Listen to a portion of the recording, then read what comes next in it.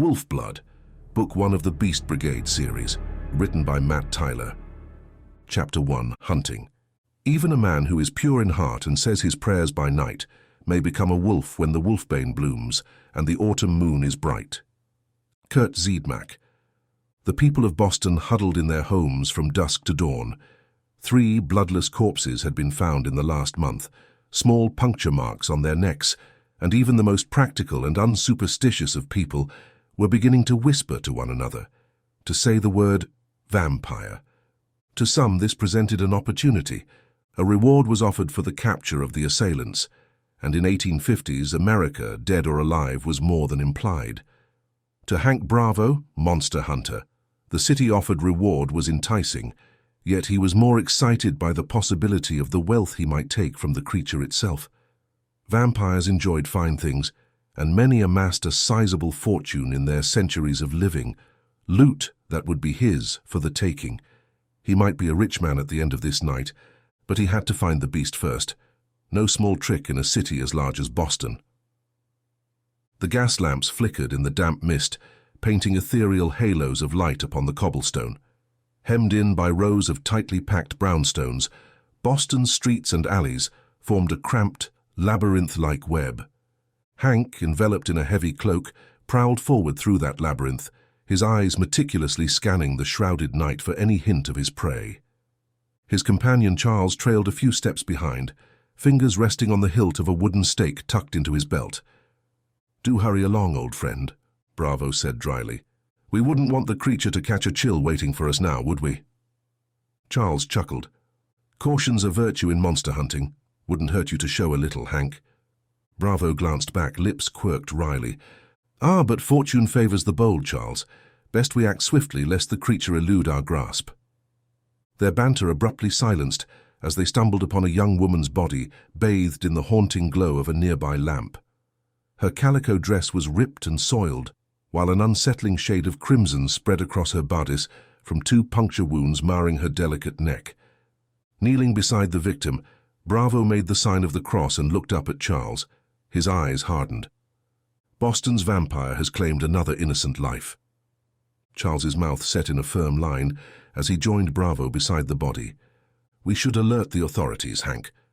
Bravo waved the idea away. "We will, Charles, after we've bagged the killer." Charles sighed yet nodded.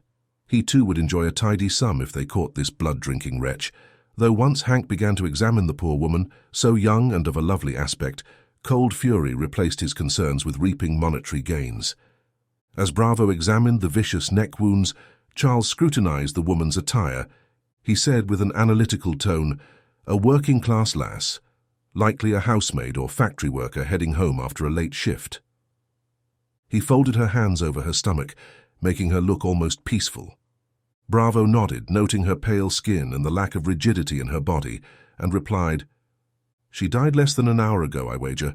She's still warm to the touch." He ground his jaw in anger. Cut down in the prime of her life with nary a soul to hear her screams. He closed her eyes gently and stood. When he turned to Charles, his eyes glinted with cold purpose. "Let us be about it and get this behind us. There's a creature needs killing." Charles tightened his grip on his stake. "It's so dark out here tonight that the mist is like a living thing," he declared. Bravo didn't notice his friend's sudden reluctance.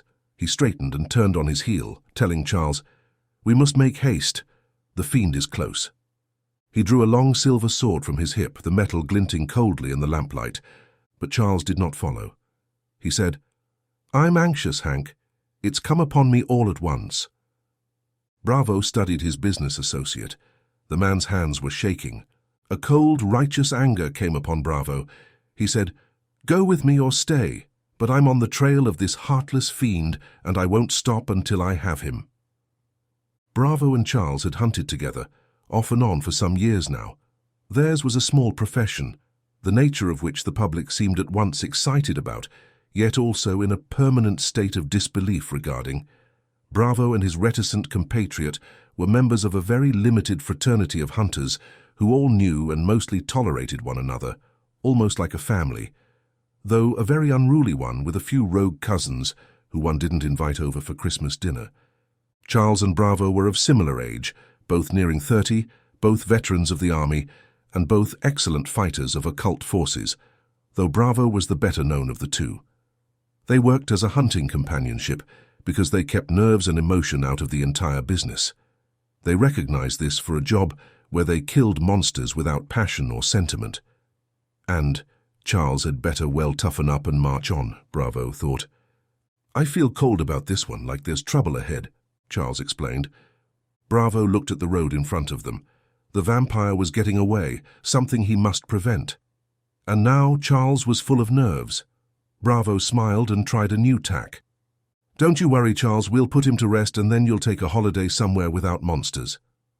Charles fiddled with his tie, then looked back the way they'd come. He swallowed hard, nodded. All right, Bravo, let's put this beast to the sword. To his credit, once he'd decided, he soldiered on with determination. They descended into a rougher neighborhood near the docks, with shabbier buildings lining the refuse-strewn streets.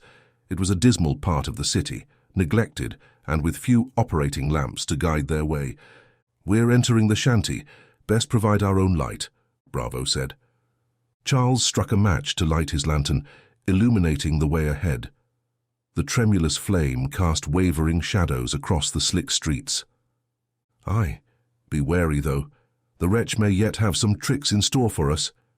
He drew his own blade with a metallic hiss. They set off swiftly, Bravo taking long, fury-fueled strides, while Charles followed at a brisk clip, holding the lantern aloft to probe the murky darkness between buildings. Ahead, a shape flitted furtively across the opening of an alley. Bravo raised a hand, halting Charles in his tracks. Moving as one, they crept forward, blades at the ready, until they spied a rakish figure slipping into a narrow side street. It moved with fluid grace, almost seeming to glide through the mists. Pausing in the glow of a street lamp, it glanced back to reveal eyes that flashed crimson in the wavering light. I've seen a ghost, Hank. There is a dead man walking, Charles hissed. You're of a nervous aspect tonight, Charles, Bravo said. I've never seen you act so. Charles's face was white as a sheet. He whispered, It was Creed. Hank stopped dead in his tracks, goosebumps rising on his arms. He could not speak. Charles told him, his voice grave, I swear it. The vampire is your own brother, Creed Bravo. Hank found a stoop near the entrance to a tenement building and sat, his mind and body overcome. I'm sorry, Hank, perhaps we should turn back. Hank knew his brother had been turned into a vampire. It had happened at Hank's own house, after all, while the monster hunter was out working a job in the Virginias, and he'd intended to go after Creed along with those responsible for such a heinous act. But he'd heard they'd ventured south, and all his leads had turned to dead ends. So, to hear that his brother was here, and perhaps was the one they hunted, caught him off his guard. What do you say? Let us go back to our apartment. We'll try again tomorrow night, Charles said. We go on, Bravo replied grimly. No man should have to kill his own kin, Charles implored. Bravo told his comrade with an icy tone, He's no longer my kin. He's a monster, a demon. It is mercy to put an end to him. Then Bravo stood and declared, Let's end this. Taking a deep breath, Hank tightened the grip on his sword and wiped a sheen of sweat that had suddenly bloomed on his forehead. Charles swallowed audibly and straightened his tie. With the quiet, assured steps of hunters on the trail of an apex predator, they followed the fleeing vampire, pursuing it through the twisting back alleys. The creature proved cunning, always staying one step ahead, slipping into the shadows whenever they got close. But Bravo and Charles matched it, stride for stride, relentless as hounds on a fresh scent. The lithe monster scurried around a corner into a wider street, lined with derelict brick houses. Halfway down the block, it darted through the open door of one, an abandoned property with boarded windows. Bravo hurried to catch up, Charles close behind as they plunged into the darkness inside, blades flashing in anticipation of the impending confrontation. Slowly, Hank. Caution will see us alive at the end of this, Charles whispered with a hand on Bravo's sleeve. Too much caution will see him vanished into thin air. I won't lose him. It was Bravo's fault that the vampires attacked his brother. The coven of blood drinkers had come after Hank, but he'd been away and they'd taken great joy in turning his brother Creed into one of their kind. Now Bravo must do his duty and end his brother's miserable existence. They found themselves in a dusty foyer, the air heavy with the chill of the grave. Rotted floorboards creaked under their feet as they scanned the gloomy surroundings for any sign of their quarry. Shadows danced ahead of them, cast by their flickering lantern. Each room they passed stood empty, tattered curtains wafting in a light evening breeze through broken windows like ghostly spectres gathered for a midnight waltz. Cobwebs draped across the peeling wallpaper, and rusty water stains marred the cracked paint. At the end of a dusty hallway loomed a partially open door, creaking on its hinges. Bravo raised a hand, signaling for silence as they approached. Pressing an ear to the warped wood, he listened intently. He heard the faintest shuffle of movement within. He glanced into the darkened interior through the crack of the door, but could discern very little. Charles locked eyes with him and gave a curt nod. His comrade extinguished the lantern while Bravo gripped the door handle, his body taut as a bowstring. Wary and experienced, they moved to flank the opening. Bravo nudged the door wider, revealing a set of crumbling stone steps descending into inky darkness. Charles squinted, lip curled, and muttered, "Have a care. The creature may yet have some deviltry prepared." Tightening his grip on his weapon, Bravo led the way down the worn steps. As they descended, the temperature also dropped, their breath pluming before them. A strange stench of damp fur and animal musk wafted up. As they reached the bottom of the crumbling stairs, an oppressive gloom enveloped them. Squinting into the darkness, Bravo saw a faint glow emerge. A pair of malevolent, moon-white slashes. Eyes, but not those of a vampire. Another pair of eyes burned brightly from the blackness like an insidious beacon. And another. "What do we have here?" a throaty, bestial voice asked. Another answered. It might have been a female voice. "I know him. Hank Bravo, a monster hunter." A third added from the gloom. "An ill-omened guest, not one we want in our midst." A tinge of fear laced the words.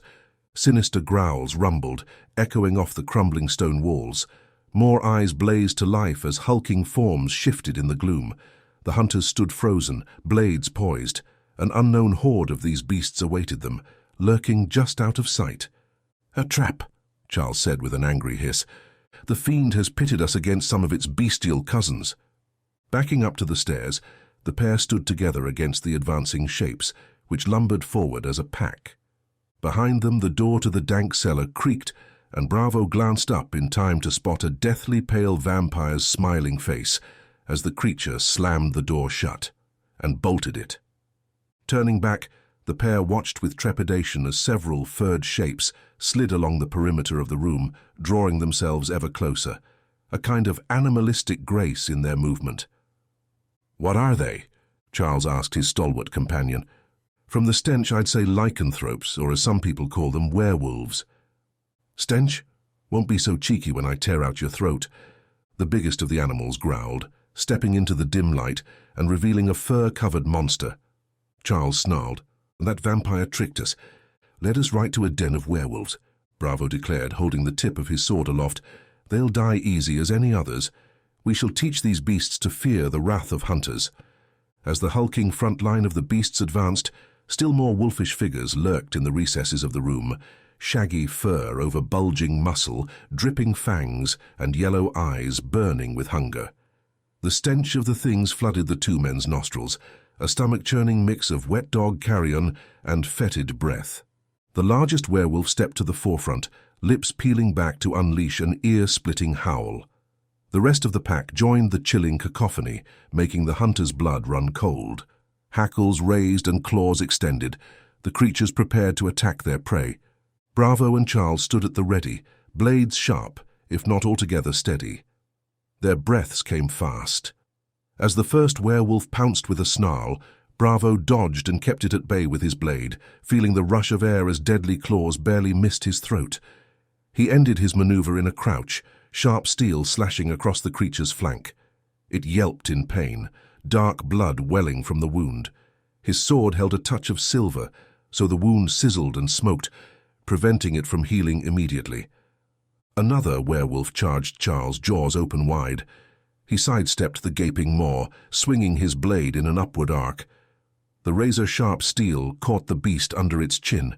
It collapsed, limbs spasming. But still the pack advanced. howls unnaturally loud in the cramped space, rattling the pair's bones.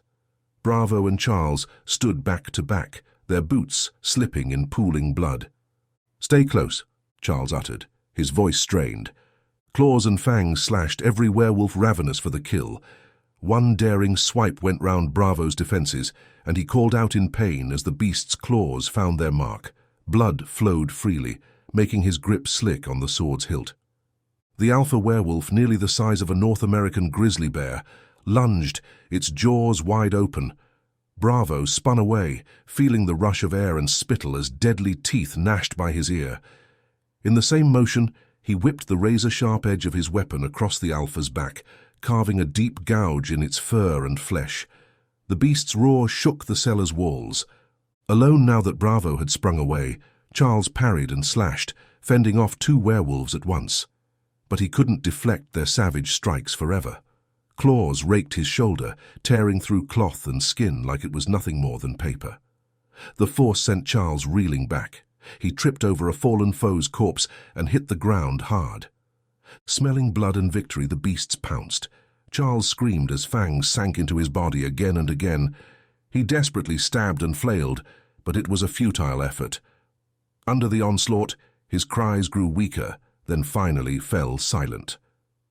With a bellow of rage, Bravo threw himself at the feasting werewolves, all efforts to defend forgotten. His sword plunged repeatedly into matted fur and flesh. Two wounded beasts fell back, but like the famed Hydra of antiquity, three more took their place. Tiring rapidly from blood loss, Bravo's reactions slowed. Pain exploded in his sword arm as the alpha werewolf's jaws clamped down. His wrist bone crunched wetly under the force. His sword slipped from his useless fingers.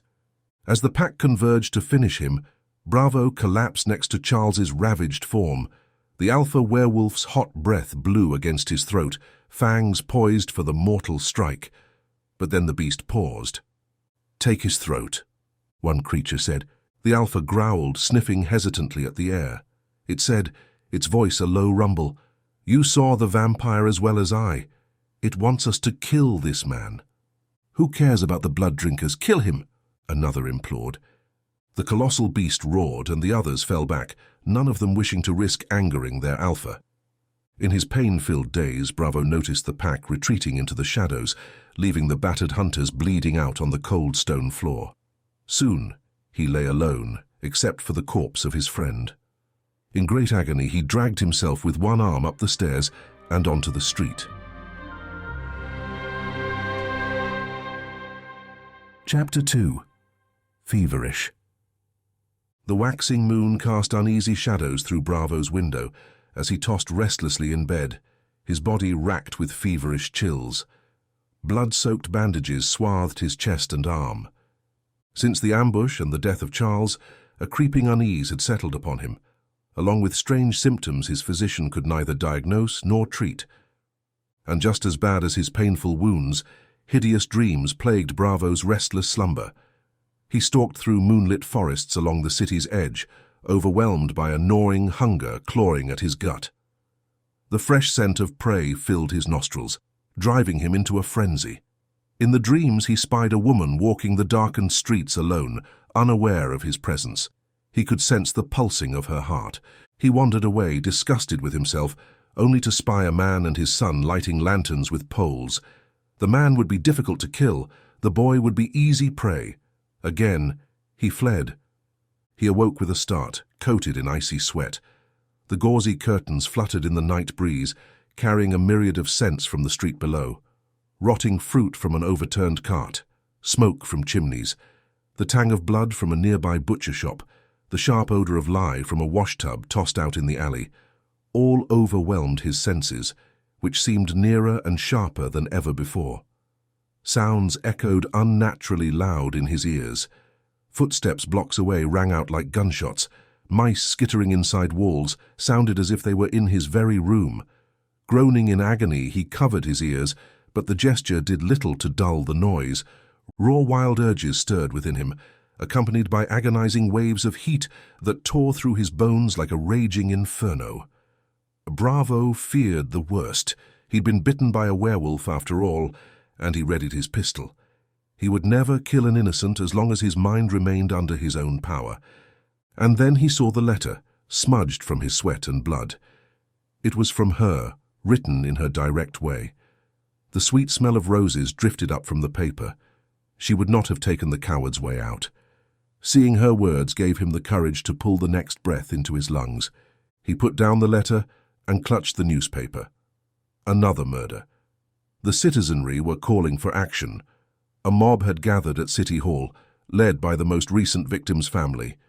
He couldn't give in to death so easily, nor could he abandon his hunt now, not when that wretched vampire still preyed upon Boston's innocent citizens. Donning his coat and hat, he gathered the tools of his trade and descended into the moonlit streets once more. He soon found that the city had become strange and disorienting to his heightened senses. Ordinary sounds were magnified tenfold, from carriage wheels rumbling over cobblestones to the scurrying of vermin in back alleys. Commonplace smells now turned his stomach. Bravo was grateful for the late hour that left the streets nearly deserted. Each small noise or scent threatened to overwhelm him, but he pressed onward through the haze of pain and nausea, clinging desperately to the frayed ends of his sanity and self-control, stumbling about like he'd indulged in one too many pints at the pub. As Hank searched, an unfamiliar scent hit his olfactory glands, dank, icy and redolent of the grave.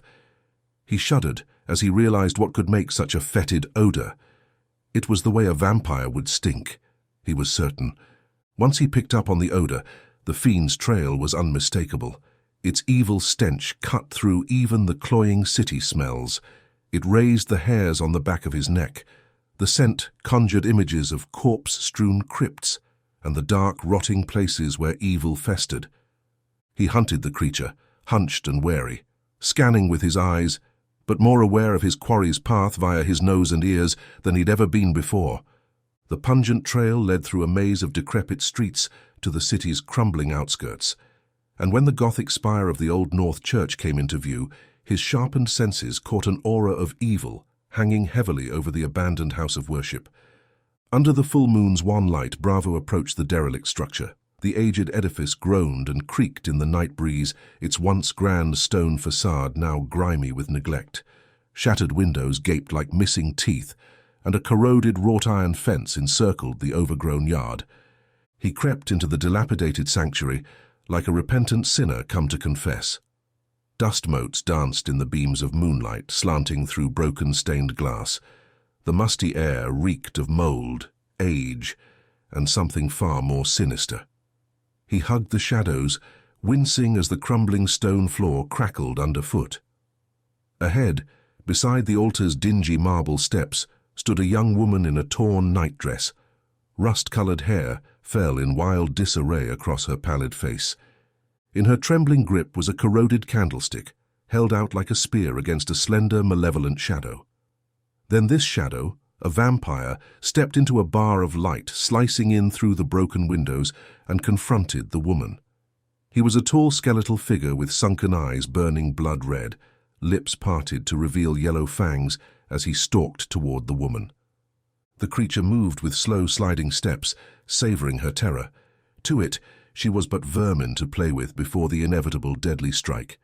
Even at a distance, Bravo could sense the cold aura of death coming off the creature, like waves washing onto shore.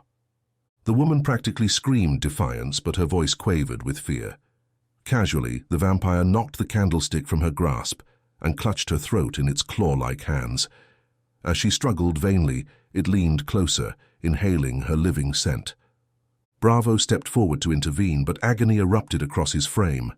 He staggered, falling to a knee, then rose again with resolve. Shakily, he declared, "Unhand her, you wretch!"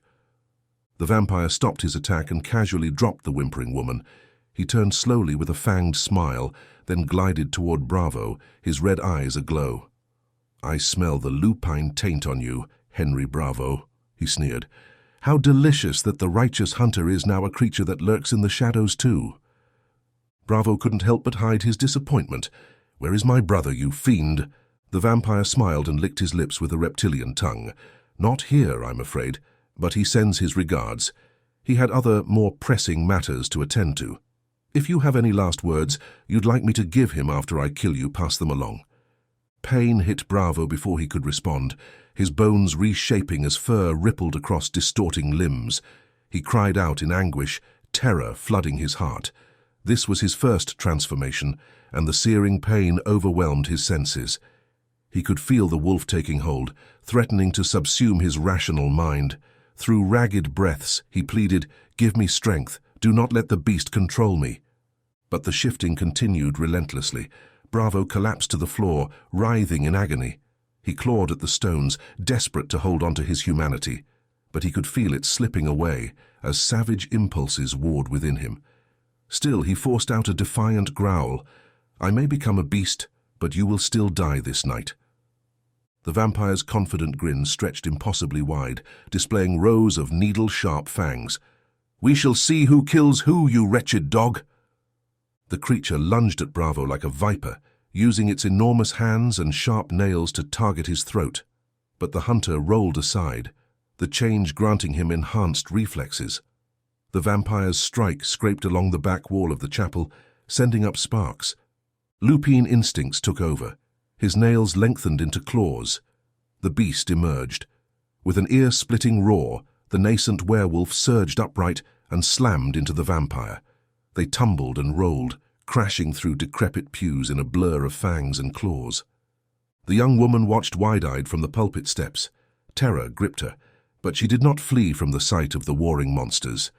Perhaps a kind of panic had settled over her, the way a deserted fawn trembles, frozen in place as wolves approach.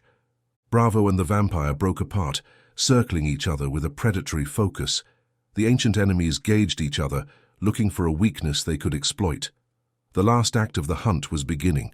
Then the werewolf pounced and the church rang with screams both bestial and infernal. Panting, the two creatures disengaged once more.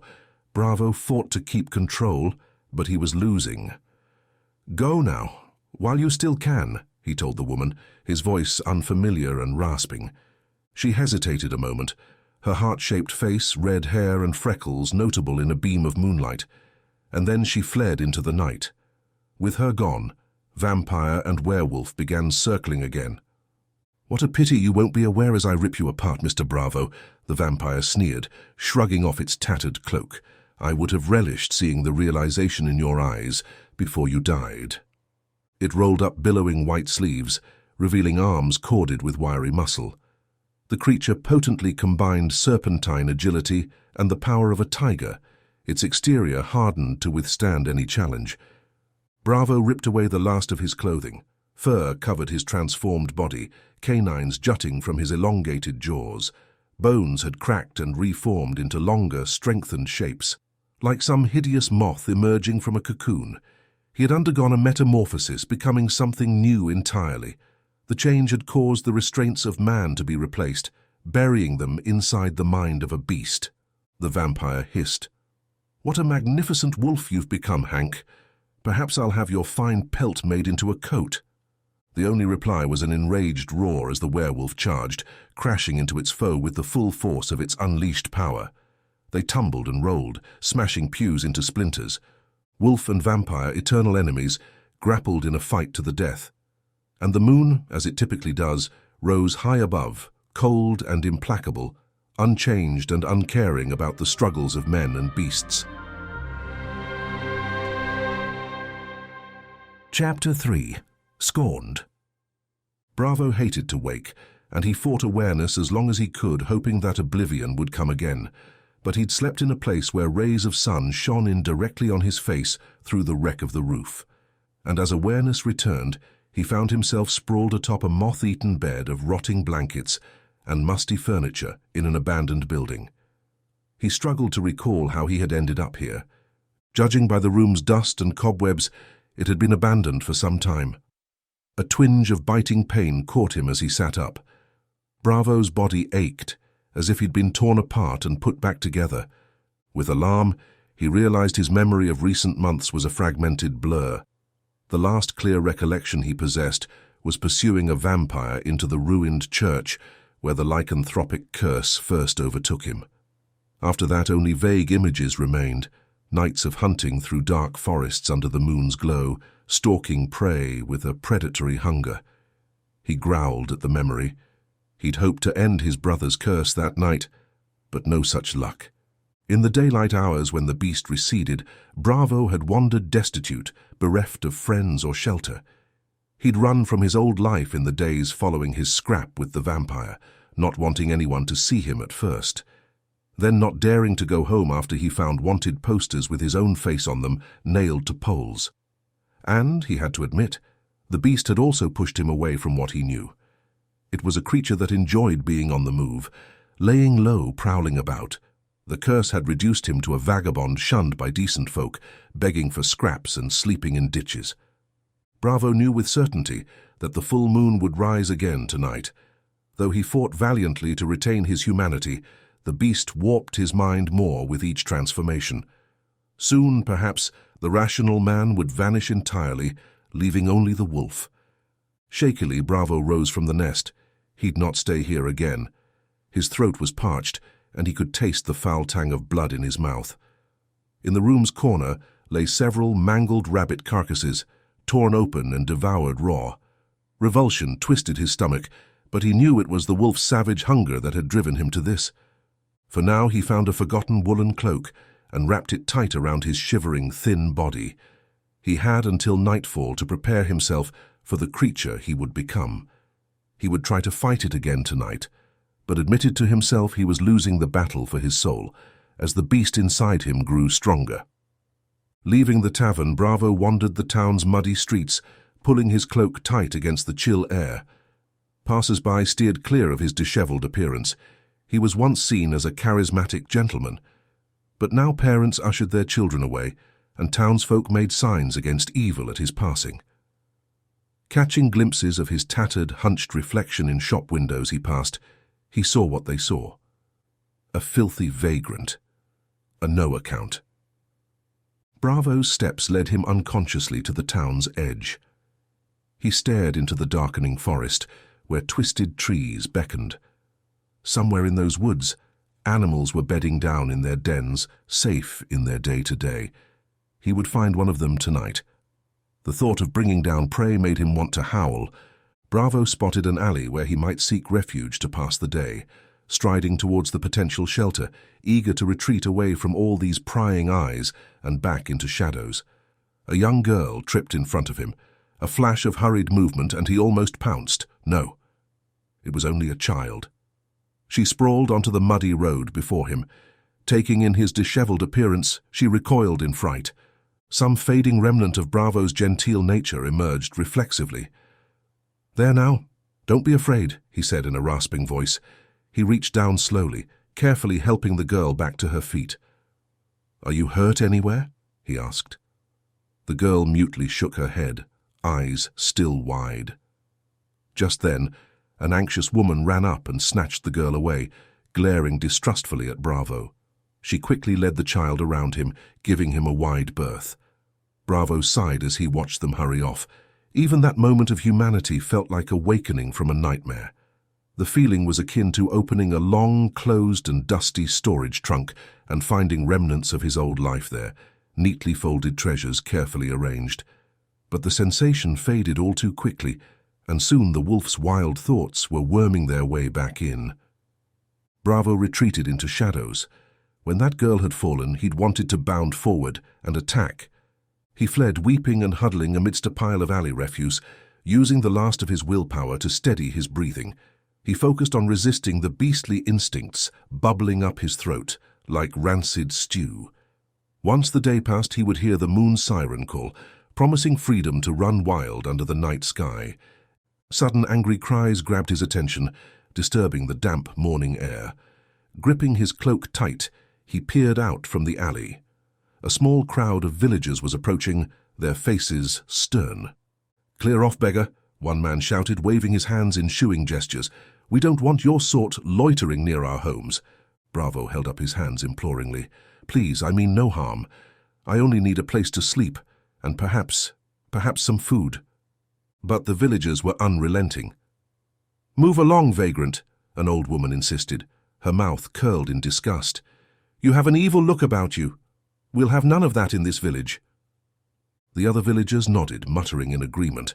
They began tossing small stones and clumps of dirt to drive Bravo out of the alley. "We'll have no vagabonds or skulkers here," one yelled. "We're decent folk." With no choice, Bravo retreated to satisfy their demands. The villagers followed close behind, continuing to pelt him with pebbles until he reached the road leading out of town. There they stopped, watching sternly until his hunched form disappeared into the shadows of the forest at the edge of their hamlet. He doubted they knew what he was. They only saw a strange and disheveled beggar, unwanted in their close-knit community. A pang of sorrow washed over him. The recollections of his prior existence as a respected hunter of monsters with like-minded companions evoked raw emotions. Now he was the monster they whispered about, an outcast bearing the very curse he had once sought to eradicate. The weight of this realization pressed heavily upon him. The ironies of life were not lost on Bravo. He was the hunter who'd become the thing he'd always hunted. The faces of friends he'd lost, the memories of family who'd turned away in fear and disgust, haunted his every step. He wondered if they ever thought about him, or if he was a tragic cautionary tale told by the fireside. The loneliness was a relentless companion, more oppressive than the chains of the curse that bound his soul. Trudging down the lonely forest road, Bravo resigned himself to another day exposed to the elements. Perhaps he would find a sheltering tree to lie under, its foliage offering a meager shield against the cold, biting wind. He yearned for the warmth of a hearth, the comfort of a home, but he knew those luxuries were no longer his to claim. A twig crunched behind him. His heart thumped as every muscle and fiber of his being became alert. Two shaggy figures appeared from behind the thickets. He considered fleeing, hiding, but they'd seen him, and they approached with intent. One was a large bald man with an unkempt beard. He had mud-caked bare feet, and his clothes were stained and ragged.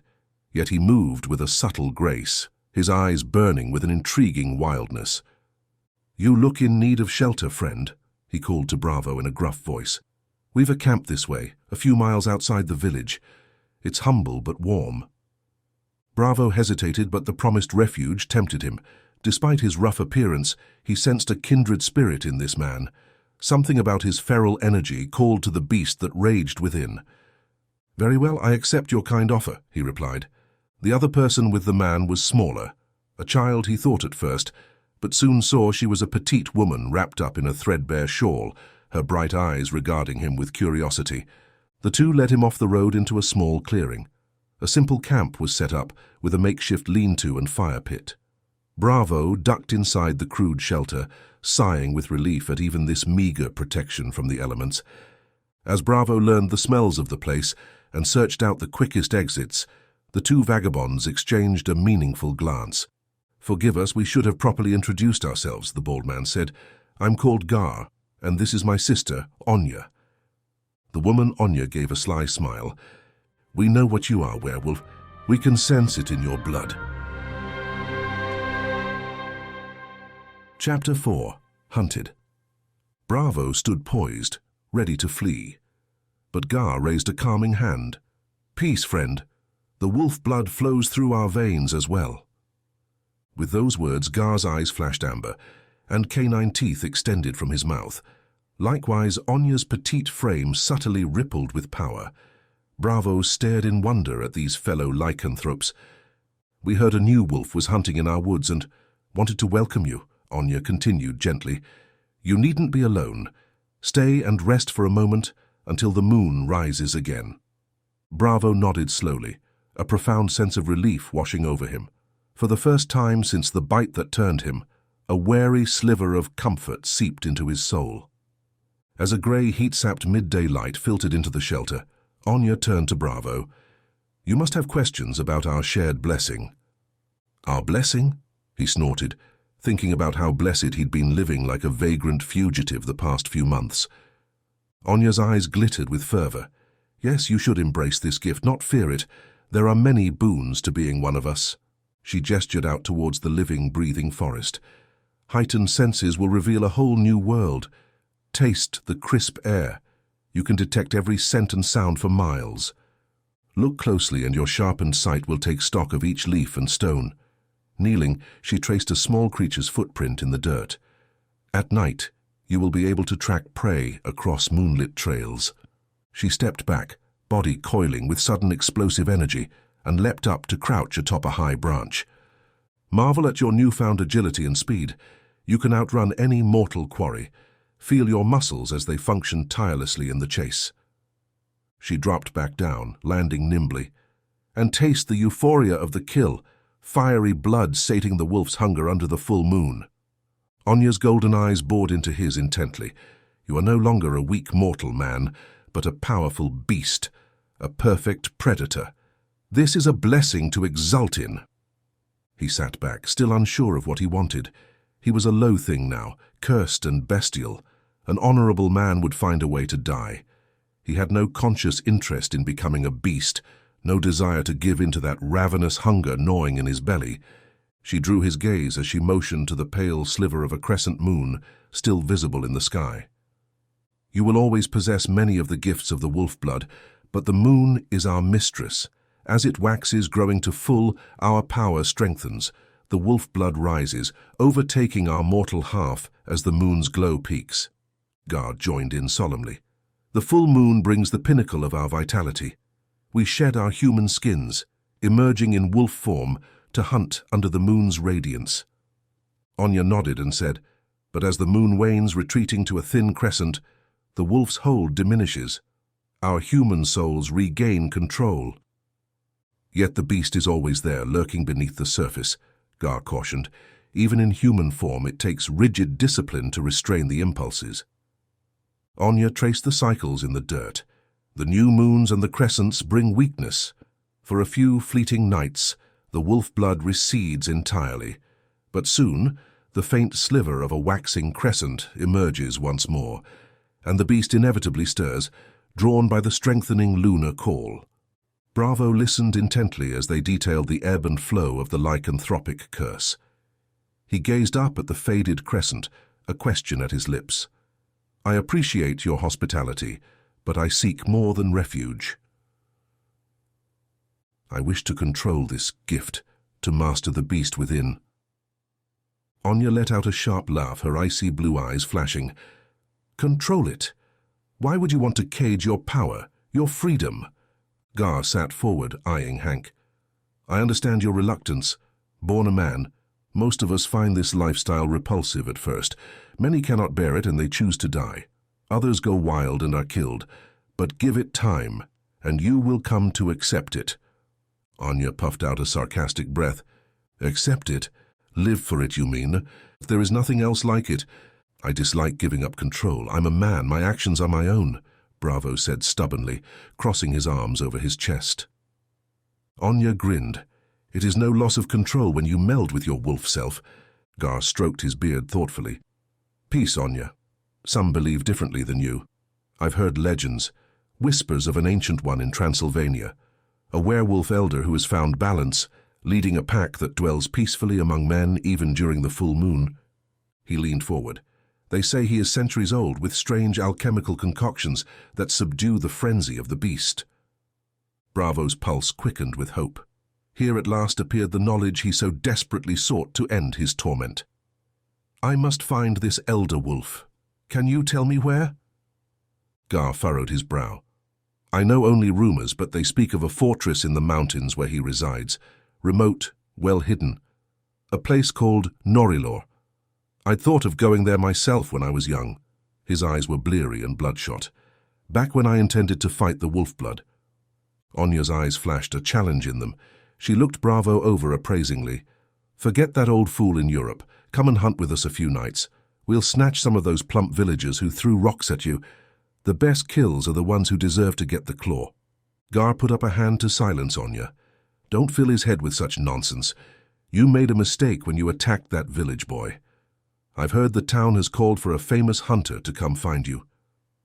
Gar's voice held anger tinged with more than a little trepidation. A famous hunter. At one point that might have been Hank coming to take care of a troublesome beast. Anya scoffed. I don't fear any of them. Gar turned to Hank. You listen to me. We must all be wary and careful. If you're going to take a human, take either the very old or the very young, and in such a way that they cannot track the deed back to us. No, We should take what we want, who we want, when we want. Her eyes flashed, a hunger and excitement dancing in their stormy depths.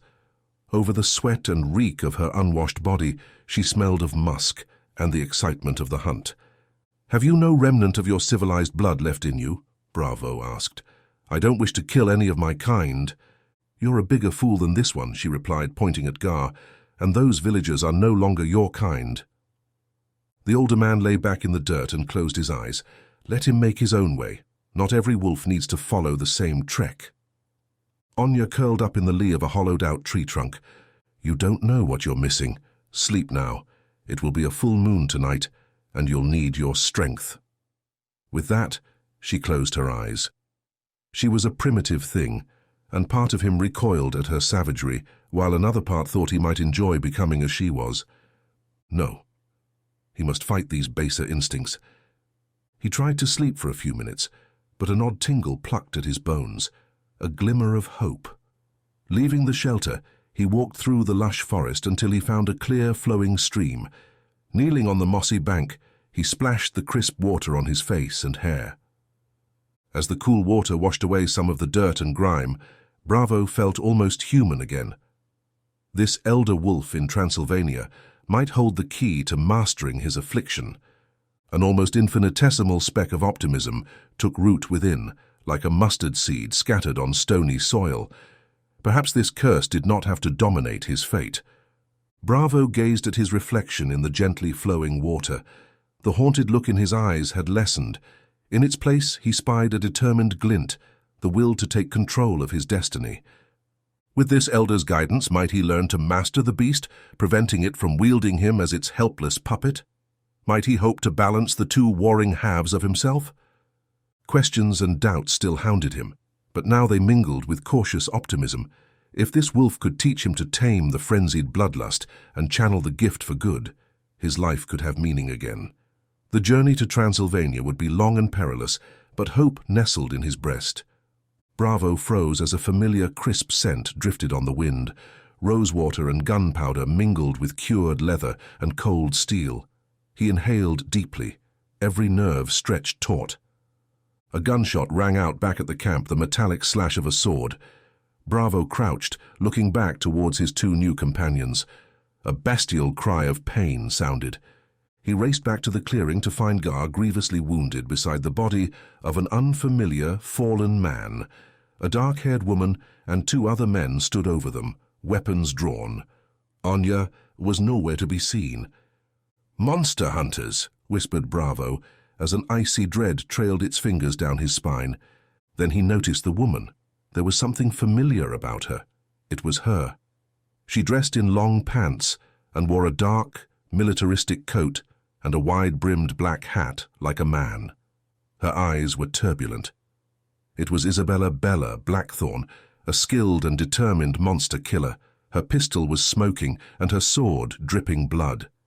Gar lay at her feet, holding a bloody wound at his side. The wound leaked smoke, and a similar smoke came from bubbling blisters on his face. It looked like they had coated him with silver powder. Silver was deadly not just to vampires but to werewolves as well, and so was a staple in many forms for those who wished to kill the evil things of the world. The wounded werewolf must have sensed Bravo, because he looked over, his eyes filled with pain. Bella swung her gore-flecked sword, sending Gar's head rolling with a hiss. Bravo cried out in anguish, "No!" Bella and her companions whirled his way, the woman striding towards him, looking all the while like an avenging angel. "So, the rumors are true, Bravo. They have turned you into one of them." He put up his hands and backed away. "I don't want trouble." Deftly, she dropped her sword point first into the earth, whipped out her second pistol and fired, her aim true. Only Hank's wolf-like reflexes allowed him to just leap clear of the burning lead projectile. He didn't spare a moment's hesitation. He fled. Gunshots whizzed past, clipping tree branches and rattling bushes. Bella's voice echoed behind him. "You can't escape me, Hellspawn.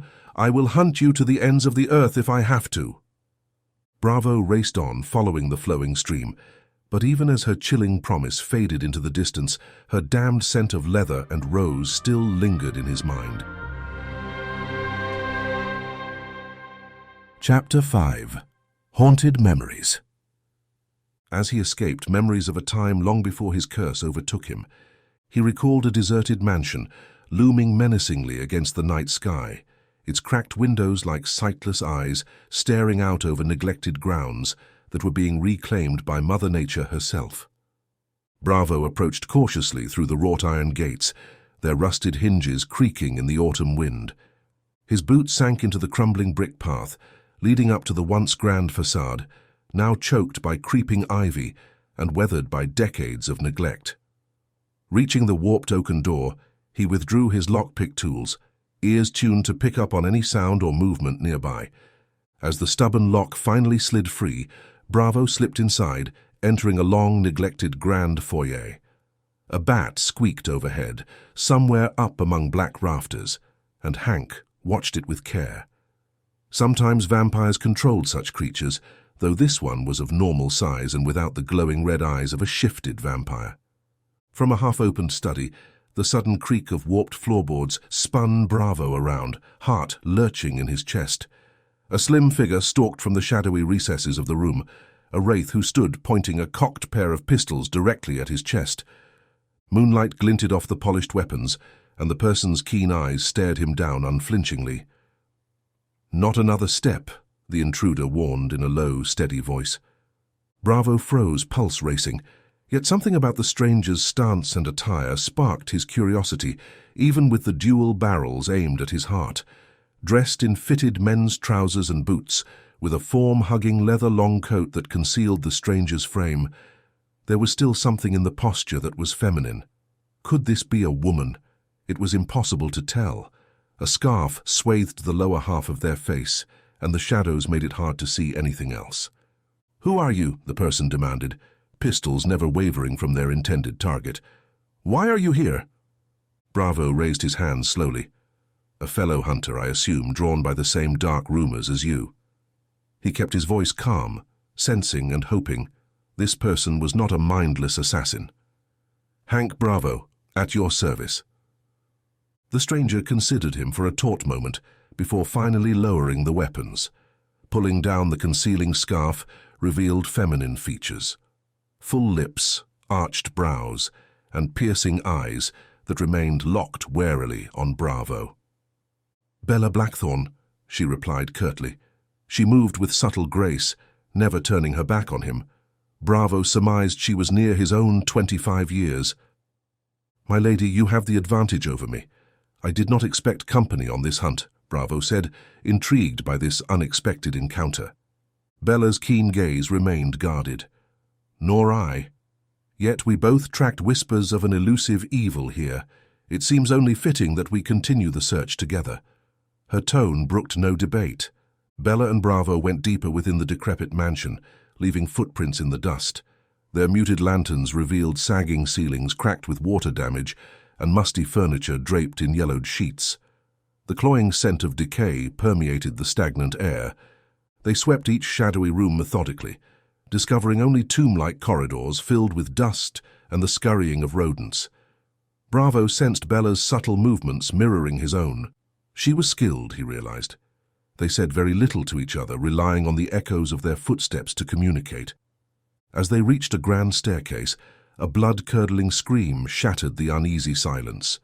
The awful sound emanated from above. Bella and Bravo exchanged a grim look and drew their weapons in unison. His blood was up, exhilaration surging through him. Side by side they ascended the groaning steps. The game was afoot. Evil awaited above. Bella and Bravo inched down the upstairs corridor, blades at the ready, tracking the faint echoes of choked sobs coming from behind a warped wooden door. Fresh blood seeped from under it, glinting wetly in the lantern light. With a shared nod, Bella kicked the door in and they burst inside, brandishing their consecrated steel.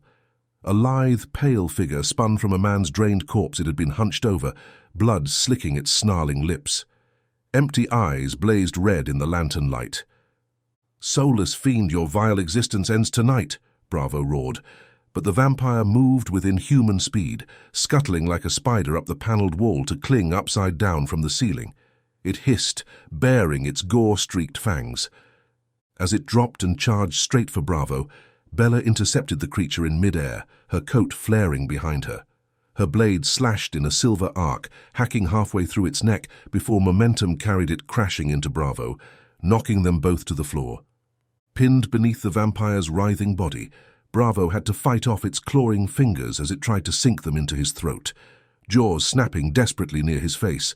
It fouled the air with the hot iron stench of blood. Just before needle-like fangs pierced his flesh, the vampire's head exploded in a flash of carnage and smoke. Its body spasmed and then went limp. Bravo shoved the creature off him and staggered up to see Bella holding one of her pistols, a fine silver sheen of smoke curling from the end. "Many thanks, my lady," he gasped. "Your timing and aim proved most fortuitous." Bella gave a curt nod, rolling the vampire's body over and searching through its pockets. "Always strike to kill, never to wound," she muttered while taking a wallet and pocket watch from the man. Despite the grisly scene, exhilaration surged through Bravo. Seldom had he encountered a fellow hunter who matched his own skill. He found himself unable to tear his gaze away from Bella's intense beauty, even as she looted the dead monster. Standing, Bella holstered her weapon and approached Bravo until only inches separated them. A renewed scream rang out from elsewhere in the mansion, but her eyes locked with his, blazing like twin sapphire flames. "We work well together, Hank Bravo," she declared. "This newly formed partnership should continue, don't you think?" Without awaiting his reply, her fingers grasped his collar, and she pulled him into a sudden kiss. His senses erupted with the taste of her soft lips. She bit his lip at the end, then pulled away. Bravo stammered, "Very wise. Yes, of course." Bella gave a fierce grin that stopped his heart, then turned on her heel. "Come, our night's work isn't over." Bravo followed in awe-struck admiration as she stalked from the room, with precise efficiency reloading her pistol, ready to slay whatever dastardly foe waited in the darkness. In the months after they met, Hank and Bella became nearly inseparable. United by their passion for the hunt, traveling and training together, their shared impetus to be the best at what they do, driving each other to heights they never would have reached alone. Bella's graceful fencing complemented Hank's rugged outdoor skills. Her patient lessons helped refine his raw power into disciplined technique, and he helped her become much more at home in the wilderness in which they often found themselves. By night, they tracked all manner of supernatural beasts, working in flawless tandem. By day, they slept and trained, and competed with one another. A commotion jerked Hank from sleep one afternoon. He scrambled from his bedroll, knife in hand. Beyond the dying campfire, Bella flowed through fencing forms like a dance choreographed long ago, lunging and parrying with practiced grace against an imaginary foe.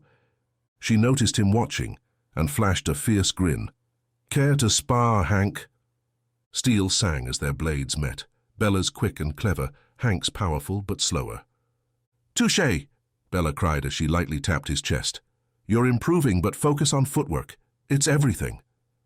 Hank shook his head ruefully and lowered his blade. "You bested me again, Bella. I'm no match for your skill." "You're a clumsy big oaf," she teased, though her smile softened the words. Both knew he was far from clumsy. "Come, let's break our fast," she said, standing on tiptoes to kiss his cheek. That same night, tracking a Wendigo through the woods, they stumbled into its den. The formidable beast charged with a bone-chilling howl. Hank got the better of the creature, using his long blade to pin it to a tree, then a dagger to stab it in the heart. But Wendigos are tricky, and this one had only feigned weakness to lure Hank in close. It batted away his dagger and grabbed Hank by the neck with its unnaturally long fingers, choking him with iron-like strength. Bella rushed to stab it, but the creature sprung a pre-laid mystical trap that hurled her back into a stump and held her pinned with rotting vine-like tentacles. Hank struggled against the creature, but it only laughed and prepared to tear him apart.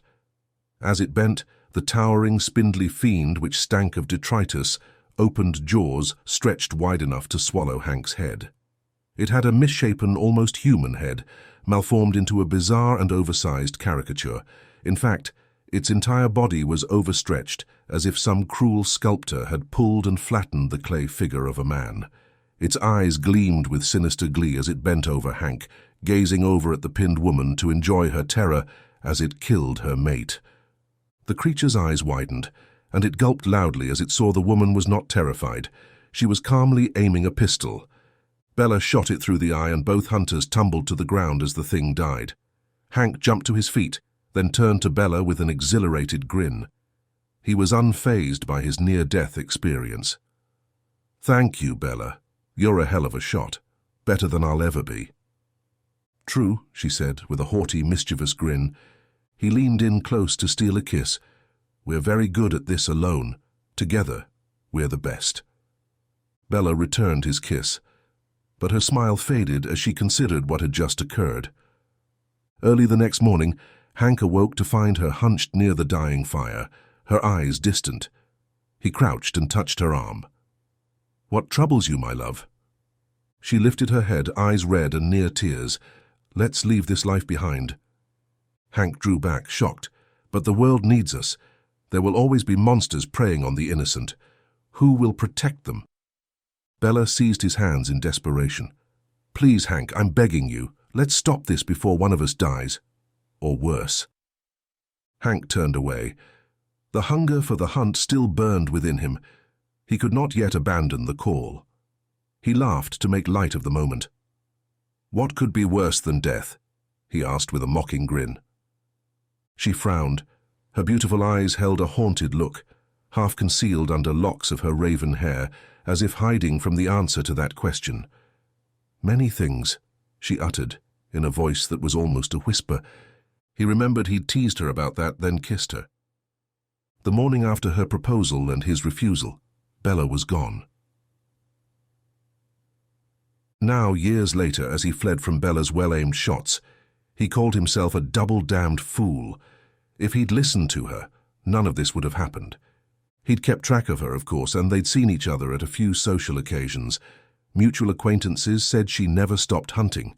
She never took a break and let no monster escape. She'd become a type of machine in the years after they'd split. A never-tiring, never-quitting engine like a locomotive. What did that mean for him now? She'd just confirmed what had been a rumor before. Soon, every hunter in the nation would know about Hank Bravo's curse. And Bella? She'd come for him, and she'd never stop. What could be worse than death? He growled at himself as he fled into the wild woods, hoping darkness would come and swallow him whole. Double-damned fool. Chapter 6. Bustling Port. The din of the bustling port of Boston drowned out Bravo's troubled thoughts. He wove through the chaotic streets, surrounded by masses of filthy, sun-reddened sailors, well-dressed travelers with their noses in the air, and grizzled dock workers. Since his harrowing escape from Bella Blackthorn weeks past, he had traveled by night, avoiding towns and villages. He'd hidden himself away, becoming a creature who scuttled from place to place, always remembering the look on Gar's face as Bella swung her sword. Even now, weeks later, Bravo's throat went dry at the thought. He'd had a lot of time to consider what he'd done in his former life as a monster hunter.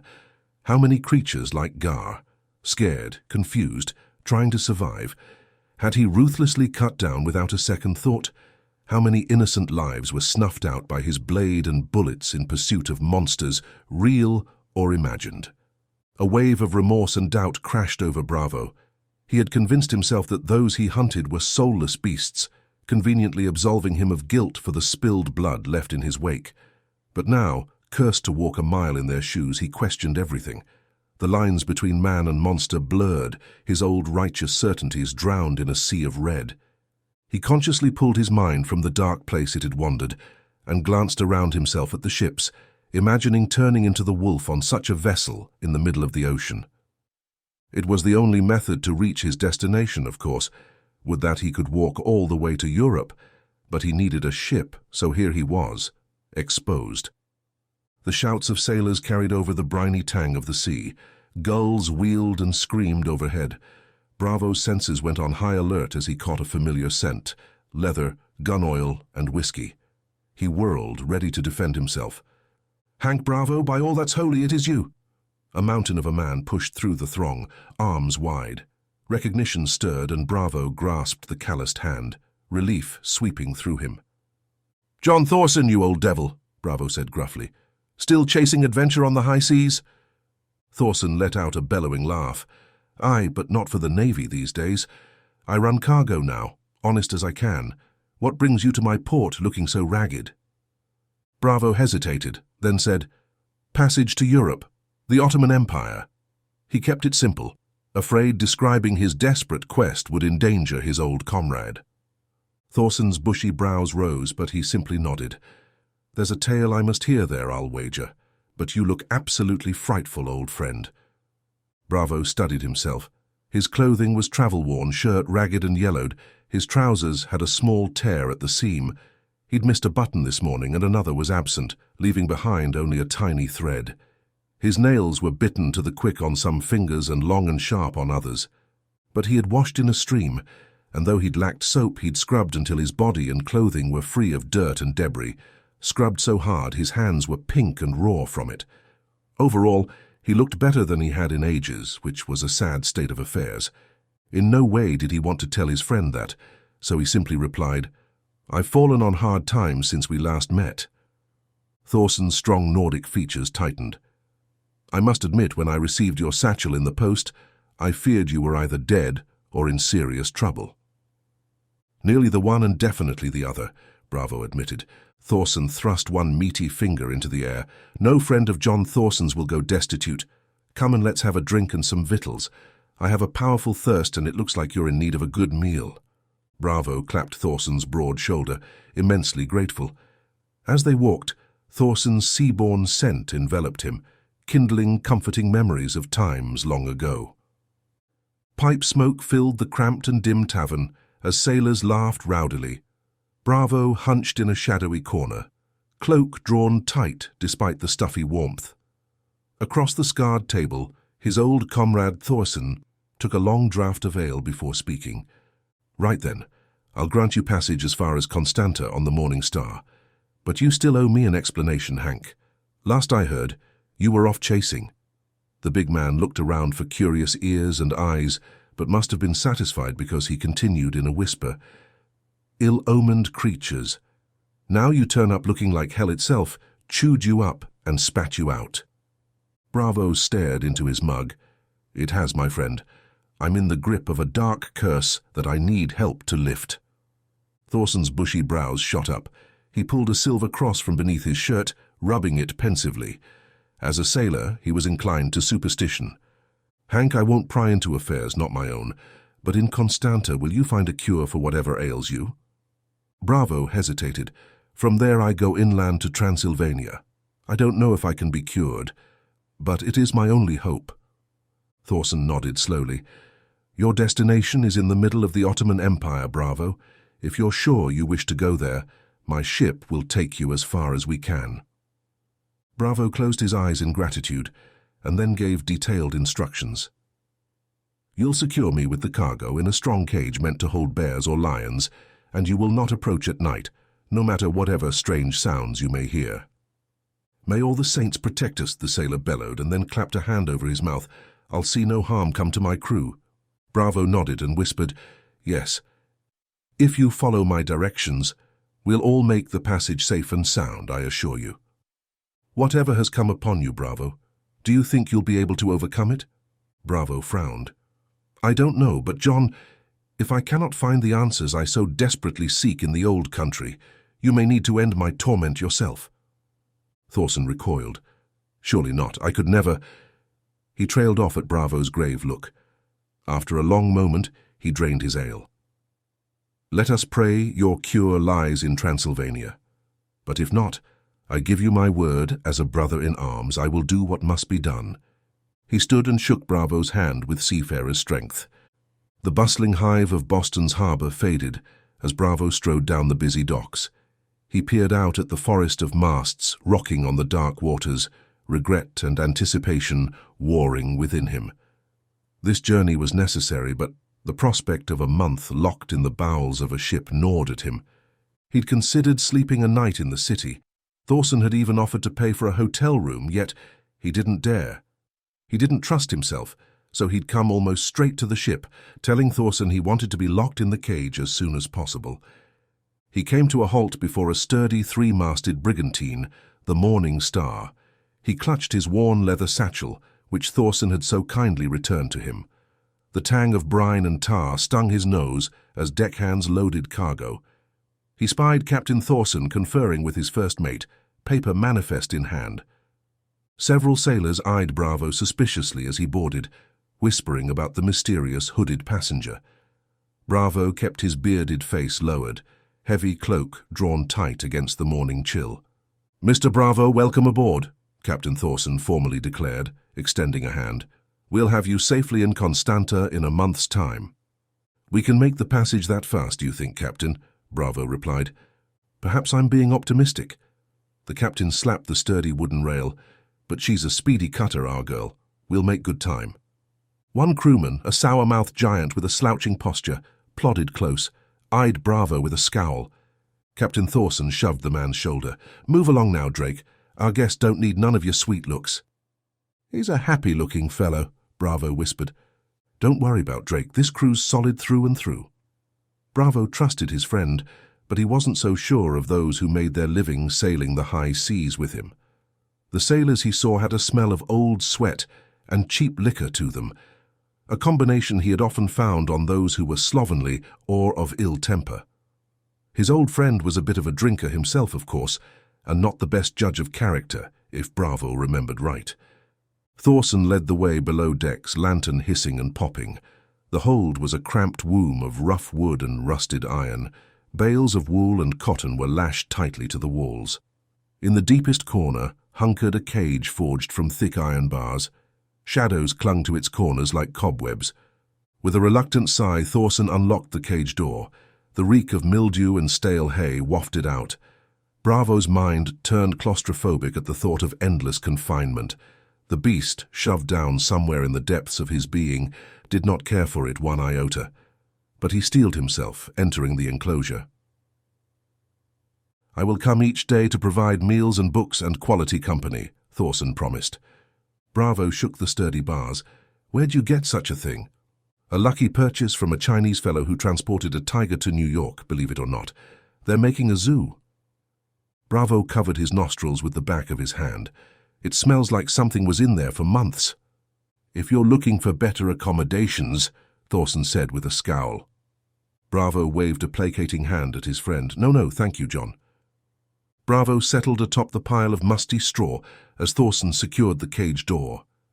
"Before we sail, tell me of your brother Creed. I hear dark rumors," the robust sailor inquired. He was not just being polite. The trio of them had ventured together for a year on the battlefields of South America and languished in Mexico for a brief stint as mercenaries before they grew sour at the life and went their separate ways.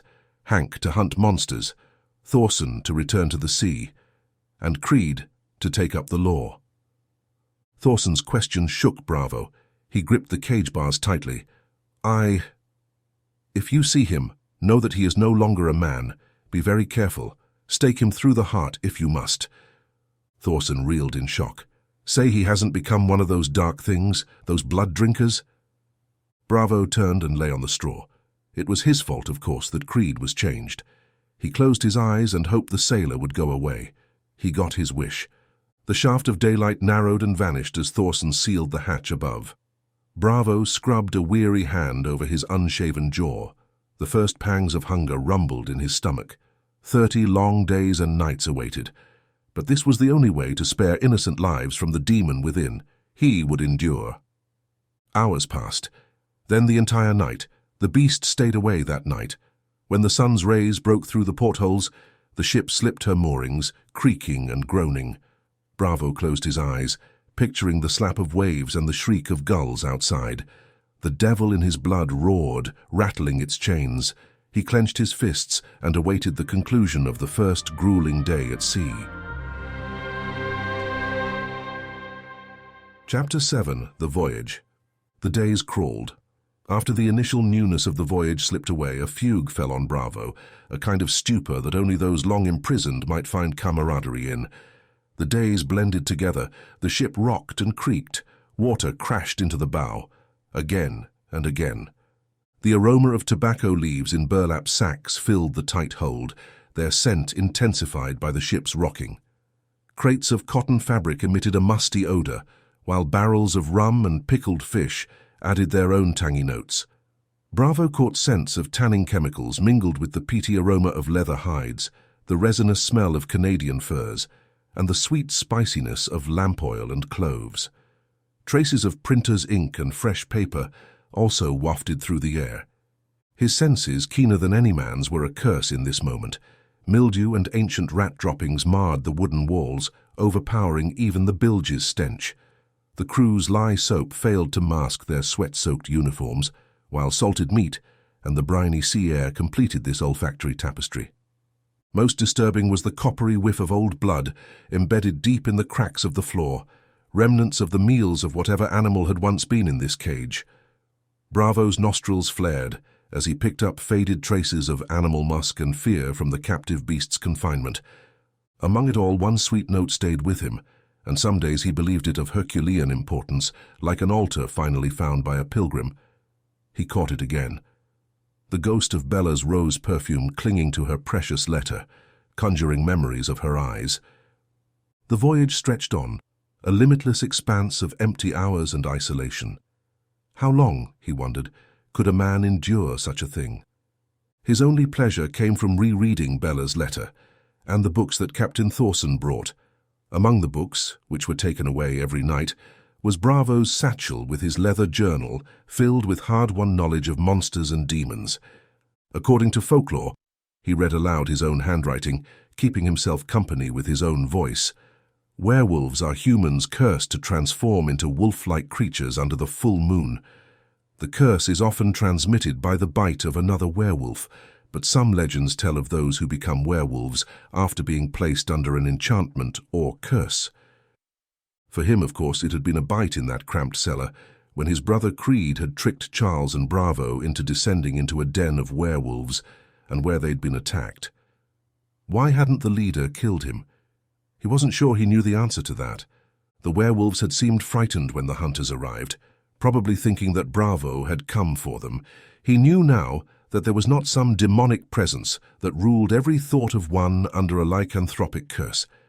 He also knew, however, that the beastly impulses were getting stronger. It would be difficult for him to resist them if they kept intensifying. He kept reading.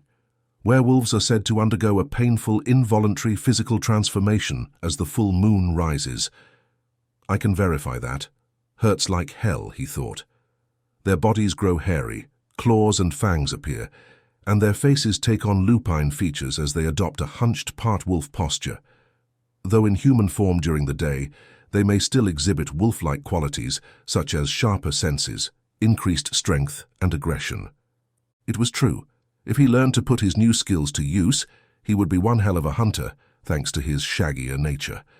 He kept reading, this time aloud. The full moon holds sway over werewolves, compelling them to hunt and kill.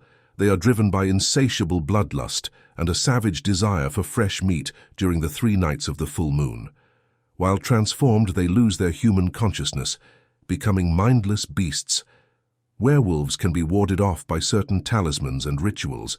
Traditions across cultures hold silver to be effective protection against werewolves. Weapons, bullets, or blades of silver can injure them. Binding their limbs with silver chains is said to restrain their supernatural strength. Wolfsbane, mistletoe, and mountain ash also allegedly weaken or repel werewolves. Silver, a monster hunter's best friend. Since his fateful metamorphosis, he had stopped wearing the silver crucifix his father had given him. It seemed not only sacrilegious, but also had irritated his skin. His father had introduced his sons to hunting, normal creatures at first, of course, but then his father had revealed that there were other things on this planet that were of the darkness. He'd given both boys a silver crucifix when he deemed them ready to fight on their own. Gold may be what everyone wants, but silver is the most important metal in the world to a monster hunter, his father had told him. Somewhere along the way he'd lost it, while traveling like a tramp from town to town. Someone had probably stolen it, or he'd sold it for a bottle of liquor on one of his worst days. That was one problem with the wolf blood. It made his excesses just so much stronger. He stopped reading. The notes were written with his former imperious attitude and with the clinical detachment of an observing physician. So impersonal and casual. He read the next bit. To permanently kill a werewolf, legends prescribe methods such as a silver bullet through the heart, beheading with a silver axe, or burning the afflicted. Other tales claim werewolves can be cured by scolding them or striking them on the forehead to restore human form. Hank got a good laugh at this. He even tried whacking himself a few times on the brow but felt no different. He read the last line. But most myths agree death is the only sure way to end their lycanthropic curse. He sagged. Death could not be the only way. He studied the words. What was written there was dispassionate, the work of an interested man, but not one as invested as Bravo now was. He damn well cared about it now. He must find a cure, or die trying. The voyage stretched on endlessly, the seas relentlessly rough. Each day a nervous crewman brought Bravo's meals to the hold, sliding a tin plate through a slit in the iron door, barely big enough to fit his arm. Captain Thorson made a habit of visiting his afflicted friend most days. He'd say something like, "Just a few weeks more, Hank. We're making good time." Hank became a madman who sang away his days. He became a dog who barked at anyone who entered. When the ability to maintain lucid thoughts returned, he felt ashamed of himself. The hours passed. Some drifted, some frozen, while others sped by unnoticed. He slept like a cat can sleep, hours and hours, and when sleep eluded him, he watched the bars of golden light trailing across the hold. He became a human sundial. He could have told the exact minute and the hour of each day by where those golden bars hung. The crew delivered his meals quickly and did not linger or even look at him, no matter his attempts to strike up conversation or to be cordial. Once they'd gone, he'd sit alone in the lantern's feeble glow, settling onto the mouldy straw pallet with his journal. The ship timbers creaked and groaned around him, the only constant sounds besides the swash of waves against the hull. He leafed through sketches of demons and detailed entries on vampires until he found the pages, recalling his harrowing werewolf hunt in the autumn of 1851. As he read this second passage of information he had about werewolves, the memories flooded back. 1851. Under the glow of a frigid full moon, Bravo navigated the tangled expanse of the Illinois forest, his rifle loaded with a silver ball. The chilling howls of the werewolf reverberated through the trees, making the hairs on his neck stand on end. His arsenal was comprehensive, designed to wound or vanquish werewolves, amulets of wolfsbane, a bag of precious silver musket balls, and a silver inlaid sword crafted to be as lethal as it was ornate. He'd embarked on this mission solo, following yet another heated argument with Bella. Hank, going alone is risky, she'd warned him, her knack for being right grating on his nerves. Aware of her point but reluctant to concede, he'd retorted with swagger, "It's just one werewolf." Her cautionary words had followed him. Werewolves are swift, powerful, and among the most ferocious beasts you'll ever encounter. They could disembowel you before you even blink. Weeks later, her warning still rang in his ears as he prepared for the final confrontation. Tonight was the end of an exhausting 3-week manhunt for the rogue werewolf that had been terrorizing a secluded settlement near the Mississippi River. The gruesome aftermath of its attacks had only fueled his determination. Finally, amid the dormant autumn-brown trees, he'd found it, a dark, foreboding cave, the entrance littered with gnawed bones and the air thick with the creature's musk. He hadn't dared go into its lair. Instead, he kept vigil near the cave mouth for hours, until finally, in the full night, with a third quarter moon, pale like a half wedge of cheese suspended in the air, the creature emerged, a hulking hybrid monstrosity. It halted, inhaling the air, then turned and charged straight towards Bravo's hiding spot with alarming speed, jaws snapping. The creature eclipsed the distance between its cave mouth and Bravo instantly, standing right on top of him, gleaming claws like daggers raised back to strike. Only an instinctual jerk of his trigger finger saved him, that and being lucky enough to hit it without aiming. The silver bullet he fired pierced the werewolf's heart. The beast staggered, its frenzied jaws still ravenously snapping even as it collapsed and reverted to human form. A young settler from a nearby Mormon community. Bravo whispered a prayer over the boy's broken body before gathering branches, making sure the thing would not come back to life by burning it to a shriveled husk. He recalled the morning howl of a distant wolf ringing through the trees, as if the pack were grieving a lost brother. Sending this poor cursed soul to its last respite brought Bravo no joy, only a profound sense of melancholy. This was the burden of all monster hunters. Man, woman, or child, their prey were once innocents too. Now back from his journey into his memories, he closed the journal, then let out a deep sigh. He couldn't help but wonder, had he really killed a monster or just a scared beast attempting to survive that night?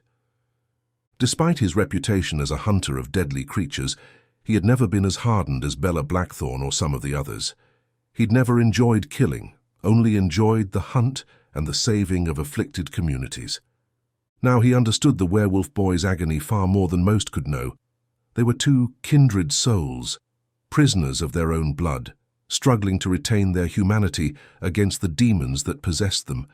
Perhaps with God's grace and their own willpower, redemption was possible for them both. Bella entered the Mercantile and Trade Office of Boston Harbor at just after 3 in the afternoon on a sunny Wednesday morning. It just so happened that it was only a few days after Hank had boarded his friend's vessel and departed for Europe. 5 minutes after she walked into the office, she left it carrying a piece of paper with 2 names written upon it, her face set in a grim, determined scowl that made those she encountered in her path step to the side. She needed to find a ship. Chapter 8. The Surly Crew. The voyage passed like sap meandering down a tree.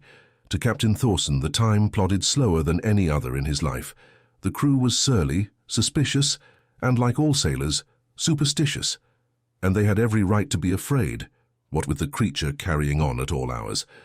On the worst nights when violent thrashing and unearthly howls erupted from below, the men whispered frenziedly of demonic possession and witchcraft.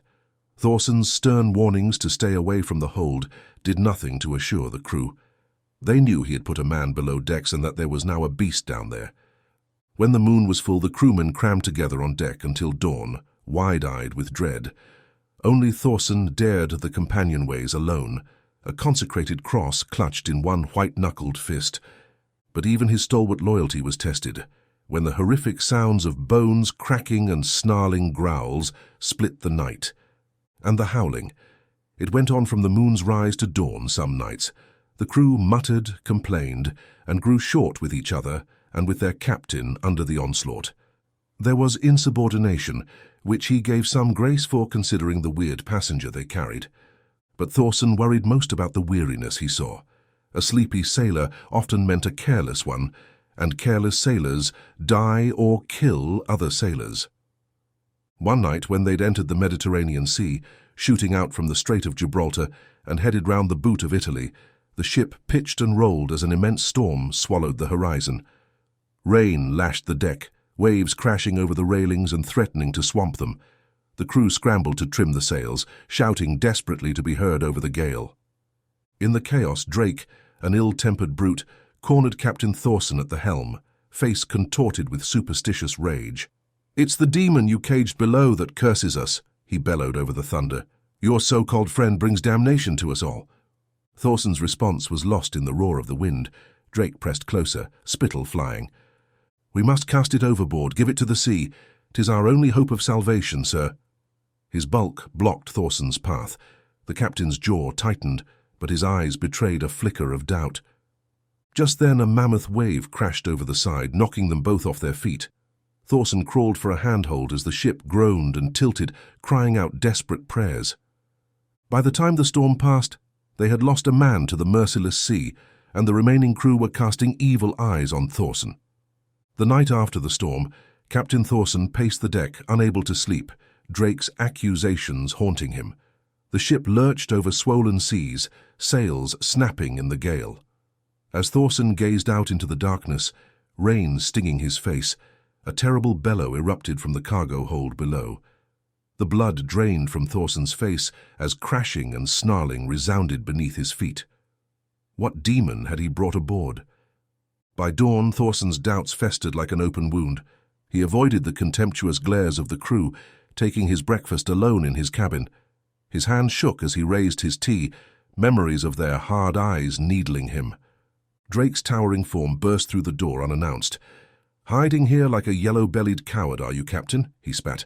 "While your so-called friend curses us all to watery graves, I won't stand for it."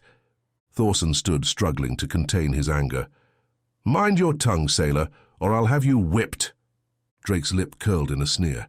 "You doom us. It's time for bold men to take action." He snatched the captain's keys and stormed out.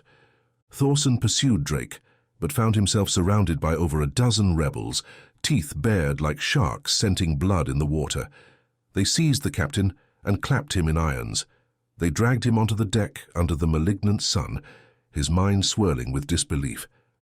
"The beast dies today," Drake exclaimed with fiery anger. He held aloft Thorson's ring of keys and descended into the hold with his mob, the men armed with pistols, knives, or clubs. Thorson collapsed against the mast, the ship creaking beneath his back. He strained his ears for sounds of battle. At first there was only silence. Then came a chorus of shouts and curses, followed by gunshots ringing out one after another. Heavy objects slammed against the wooden walls of the hold. A terrifying, inhuman roar shook the very timbers of the ship. Thorson's blood turned to ice in his veins. More gunshots echoed, then strangled, wet gurgles as if a man were drowning in his own blood. The guttural snarls of something not wolf nor man reverberated from the black maw of the hatch. Suddenly the blood-drenched mutineer Drake exploded onto the deck, crimson claw marks raking his face and chest. He staggered a few steps, then collapsed dead-eyed, his lifeblood drained. The few mutinous crewmen not in the hold stared at their fallen leader in abject terror. They slunk away to cower in dark corners of the deck, desperate to escape the hatchway's horrors. Seeing their chance, Thorson's loyal mates Vert and Nelson rushed forth to free him from the chains. Thorson ignored his chafed, bloody wrists and seized a lantern from its hook and led them toward the gaping cargo hold. The light quavered in his shaking grip. Thorson hesitated at the precipice, peering down into the dim hold. The lantern's feeble glow only illuminated a few feet into the inky blackness. As his eyes adjusted, the first thing to materialize out of the shadows was a mangled arm hanging limply over the edge of the cargo bay. Thorson recoiled with a gasp. Something had ripped the arm from its socket. The metallic tang of blood flooded his senses. Squinting into the void, Thorson glimpsed several prone, motionless figures strewn about the hold. In the lantern's flickering light, they appeared like broken marionettes with severed strings. A heavy, oppressive silence hung over the scene. The only sounds were the creaking of the ship and the pounding of Thorson's heart.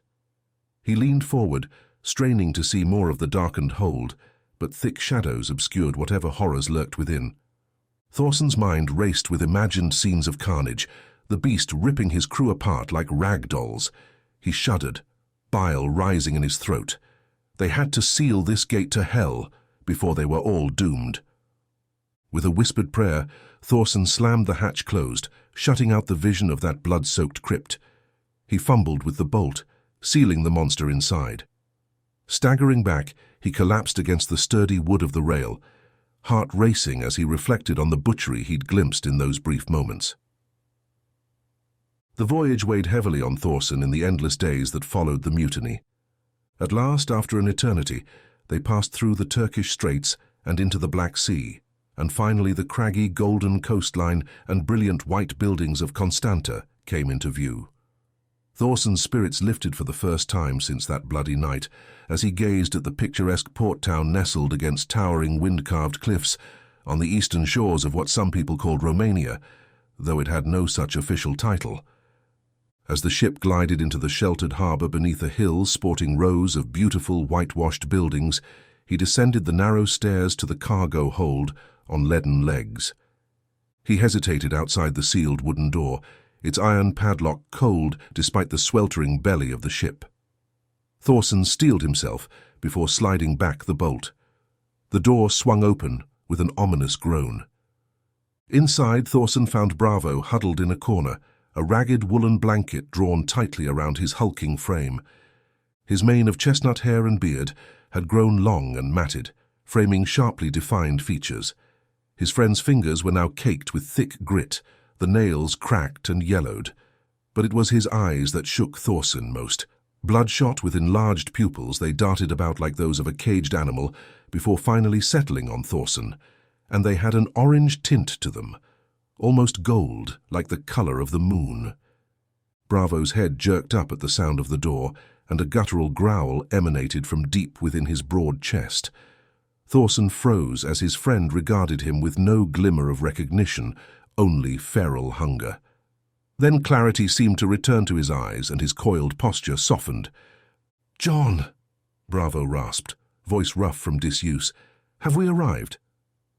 Thorson released a breath he hadn't realized he was holding. Relief washed over him at the sound of Bravo's voice. At least some shred of his friend remained. "We've reached Constanta," Thorson said gently.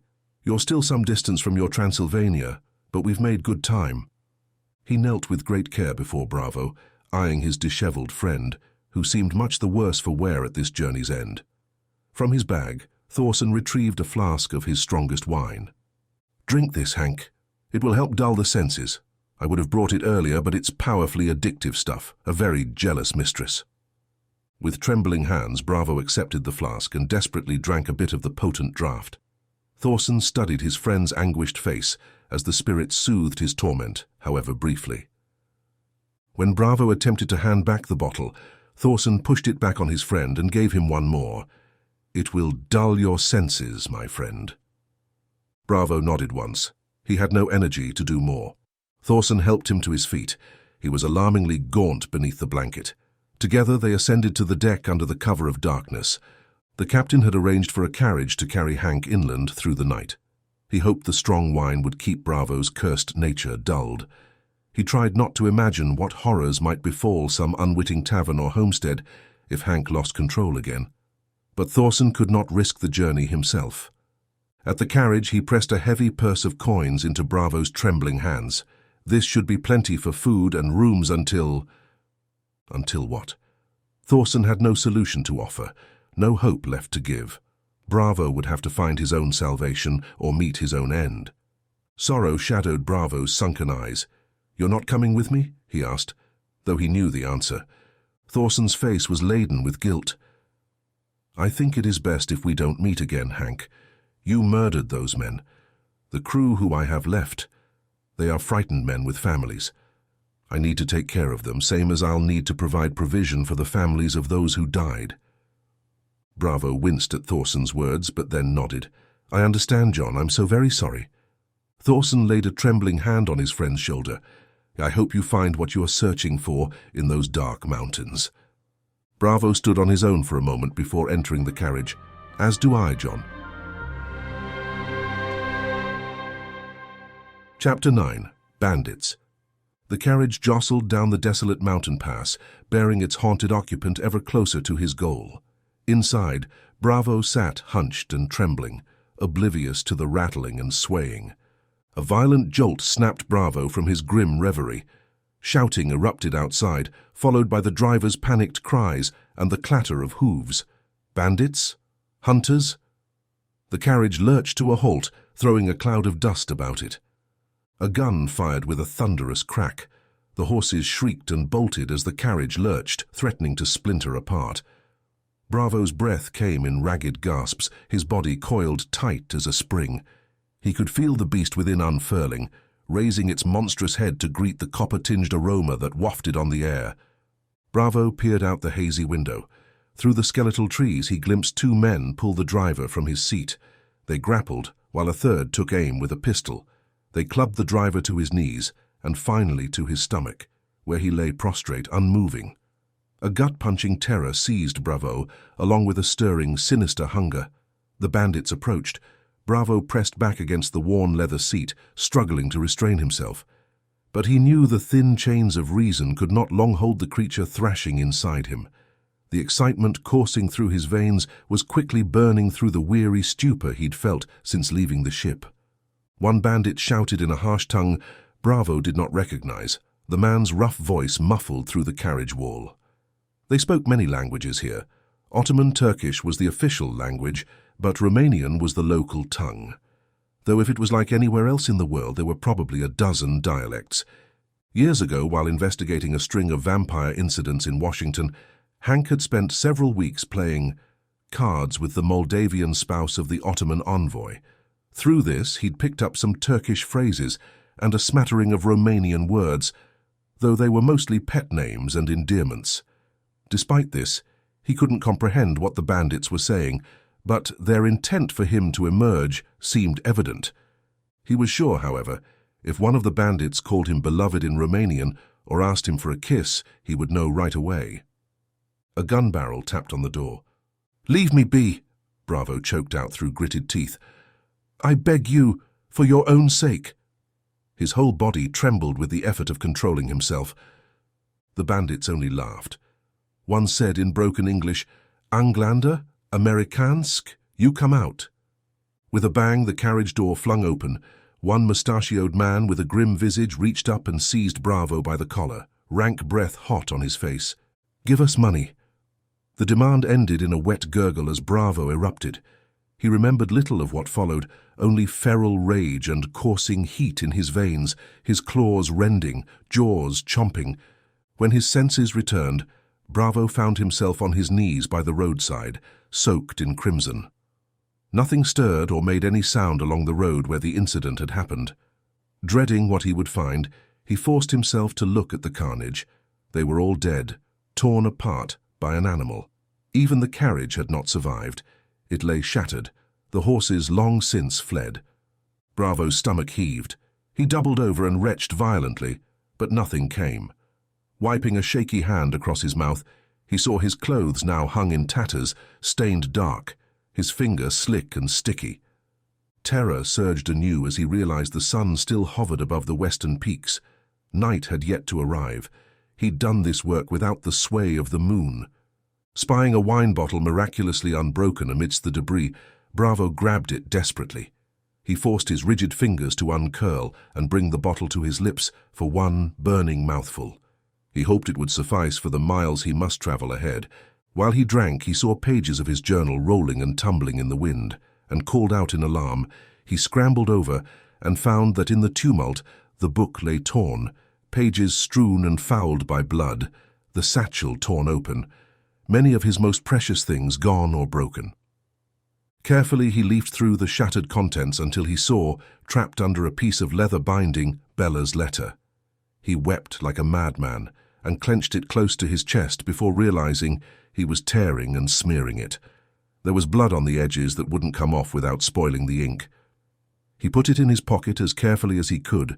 Then the blessed, mind-dulled state of the alcohol came upon him, and he left the rest where it lay. Only his destination mattered, and like a machine he let his feet move without thought. He trudged along for an indeterminate span of time. During the long hours of walking, he saw Bella watching him, but when he looked back it was not her, only a dark-haired shepherd girl who held a gnarled stick close to her side while making sure he kept traipsing down the road. Creed appeared as well, his brother's red glowing eyes accusing Bravo as the ground slowly opened and pulled him down into its embrace. "I'm sorry," he yelled at the vision, then pulled himself on. The past held nothing for him but ghosts and mistakes that he knew would haunt him until his final breath. When Bravo finally came back to his senses, the sun was on the slow descent to where it was to impale itself on the sentinel trees jutting up from large rolling hills. Had it been hours or days? He'd never know. But he did realize he'd somehow come to Transylvania if the distant line of blue-black peaks were the Carpathian Mountains, as he assumed it must be. He crested a hill. Below him stretched a valley. A deep gloom hung over a remote hamlet, though daylight yet clung to the soaring stony peaks all around. A good distance away, a crumbling castle stood stark against the twilight purple sky, decrepit lord over the patchwork of fertile fields lining a winding river.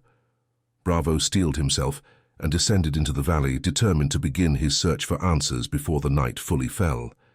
Tendrils of ghostly fog crept between the trees and along the mist-shrouded riverbanks.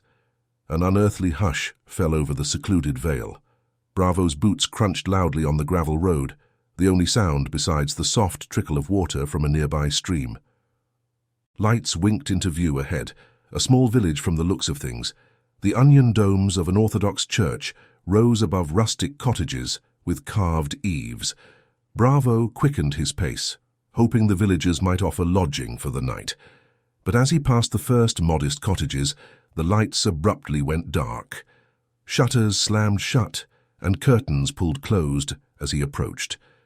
Wary faces peered out briefly before disappearing behind the lace. Could the entire world see the taint? He pulled his hat brim lower as if to hide. He was shaggy and dirty, he knew. But it was deeper than that. The evil was in his blood, and he gave off some less than wholesome emanations, he was sure. As full night descended, the shuttered village took on an aura of unnatural brightness. Candles glowed in every window. Wreaths of garlic and wild roses hung over doors as if to ward off restless spirits. Yet not a soul stirred in the mist-veiled streets. Only Bravo's echoing footsteps broke the silence. With no shelter offered in the village, Bravo pressed onward through the gathering gloom. He had no set destination, only a vague plan to wander the countryside after nightfall, hoping his cursed senses might detect the werewolves rumored to stalk this land. It was not much of a plan, but it was the only option left to him. Leaving the village behind, Bravo sensed a weak moon on the rise. He might fight it off tonight. It called to him, like a distant lover, but it was waning and slender, a bare sliver with little power. The ruins of a castle he'd spied earlier loomed from the swirling fog, a place people avoided, he was sure. Bravo noted a primitive and sudden fear of the massive structure in his gut, looming like an aging vulture perched on a hill. So instead of entering it, he sought the shelter of an oak grove encircling the walls. Forcing his way through the tangled underbrush, he found refuge as he surveyed the crumbling structure. What evil had once stalked these mist-shrouded halls? What lurked here still, that made the villagers bar their doors and hang garlic from their windows? Questions for another night, if he survived this one. For now, the day's events had exhausted him. Finding a mossy outcropping tucked against the castle wall, Bravo burrowed into it and found room enough to take shelter. He would lurk here for the night, and with the weakness of the moon, he might even sleep. Tomorrow he would hopefully uncover the answers he had journeyed so far to find. But for now, he surrendered to fitful rest, hoping that the creature inside him would lie dormant. Chapter 10. The Abandoned Keep. He might have slept for some few minutes before he came awake with a shiver. Something had awoken him, some stirring inside the castle walls. He waited, listened, heard nothing. He closed his eyes and settled himself for slumber, yet again. A mournful groan echoed from the castle above, cutting through the still night air. Bravo jolted awake, his heart pounding. He peered through the moonlit mist, straining his eyes toward the crumbling walls looming over him. Another anguished moan drifted down, filled with both sorrow and pain. Bravo's pulse quickened. Gripping his walking stick tight, he crept from the sheltered nook where he had bedded down. The damp grass chilled his feet through worn boots as he ascended the hill. Each step took him nearer to the source of those troubling cries. It turned out, he decided, that his desire for quiet, restful sleep was enough to make him confront whatever was within these walls. Reaching the castle entrance of weathered stone and rusted iron, Bravo hesitated. The towering oak door stood slightly ajar, as if beckoning him to enter. He slipped into the vestibule like a long-absent prodigal, returning to worship but not wishing the priest to see or hear him. As his eyes adjusted, Bravo made out only faint shapes, stone walls dripping with moisture, archways veiled in shadow. Another groan pierced the darkness, closer now. It seemed to come from up ahead. Bravo crept forward, one hand trailing along the clammy wall to guide himself. His footsteps echoed eerily through the halls, the only sound save for the scurrying of unseen rats which he detected with his enhanced senses. Iron lanterns hung cold and empty, their oil long since burned away. Rotting tapestries swayed ever so slightly in his wake. Rusted weaponry littered the floors, remnants of battles fought lifetimes ago. A flickering light shone from a passageway to the left. Bravo moved toward it with measured steps. As he drew nearer, the illumination took form as odd torch flames, the light blue as pre-dawn fog and as heatless as a dead man, their eerily dancing emanations guiding him toward a stone staircase winding up into blackness.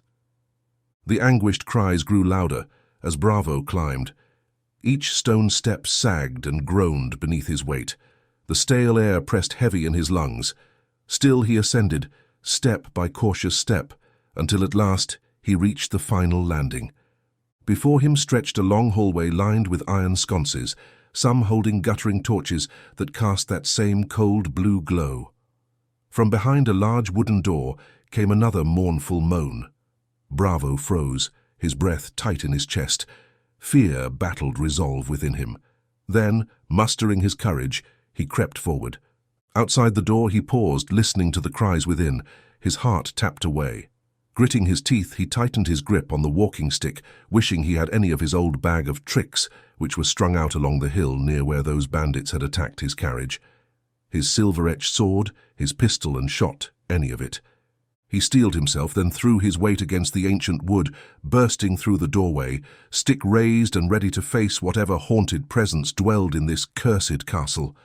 A decaying figure in tarnished armor whirled to face him, clutching its rusted broadsword. A ragged cowl framed a skull with desiccated flesh stretched tight across bone. But within the dead face glowed eyes like a child's, round and guileless. "Begone, mortal," the wraith rasped. "You trespass on forbidden ground." Bravo stood unfazed. The terror now replaced that he saw the piteous wretch before him. "I mean you no harm, spirit. I only seek refuge." The undead knight staggered closer. "None may stay in these cursed halls. Leave at once, or suffer my wrath." It raised its sword, then paused as if suddenly bewildered. The glowing eyes blinked innocently. "Where am I?" it muttered. "Who am I?" Bravo lowered his stick, regarding the pitiful creature with newfound sympathy. "You seem lost, friend. Maybe I can help. My name is Henry Bravo, though most call me Hank." The wraith's childlike eyes refocused. It swept its ratty cloak away from its legs in a grand flourish, then thrust its chin into the air. "I am Radu Tanase, sworn protector of this realm, though my flesh long ago wasted away." The creature sagged, then groaned mournfully. "And none remain for me to protect." He suddenly shook his sword. "You must go." "If you insist, I shall," said Bravo gently. "But the night is long.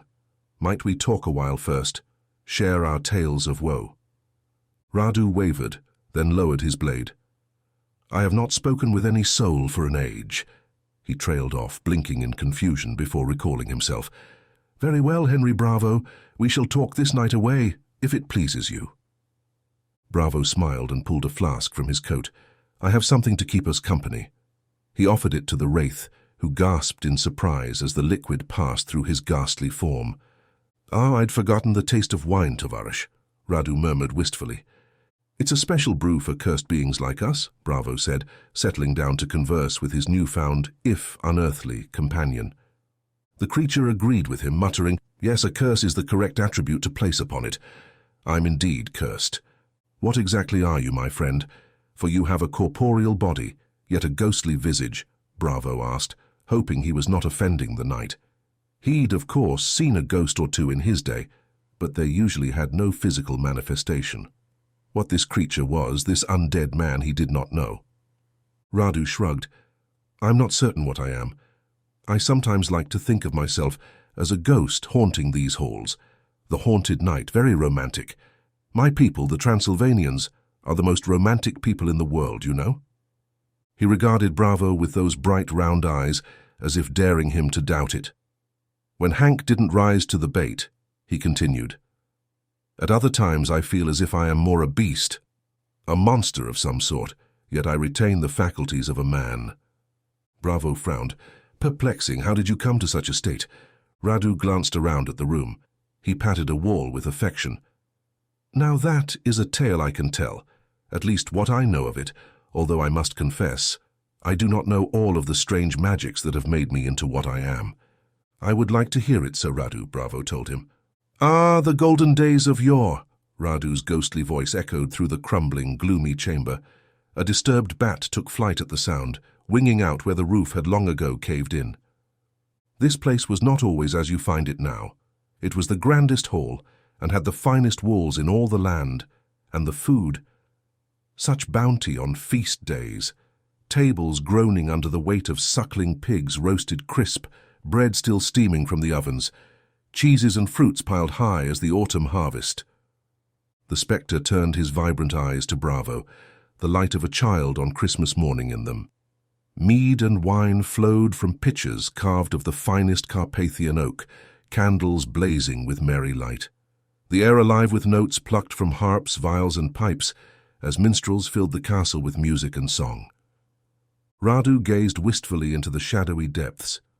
Noble knights and fair maidens whirled across the floors, their footsteps keeping time with the rhythms.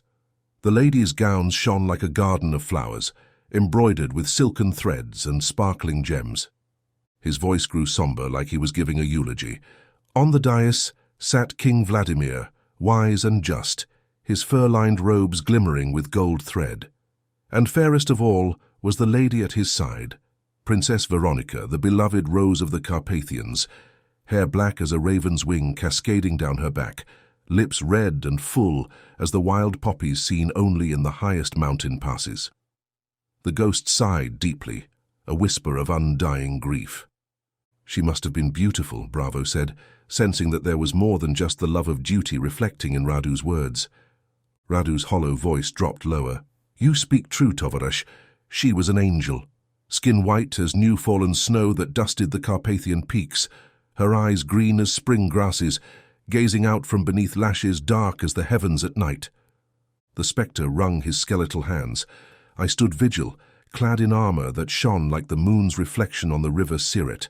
In one hand, my blessed sword, Pommeldrake, its jeweled hilt wrought by the dwarves of old. In the other, a shield emblazoned with our dragon sigil in crimson and gold.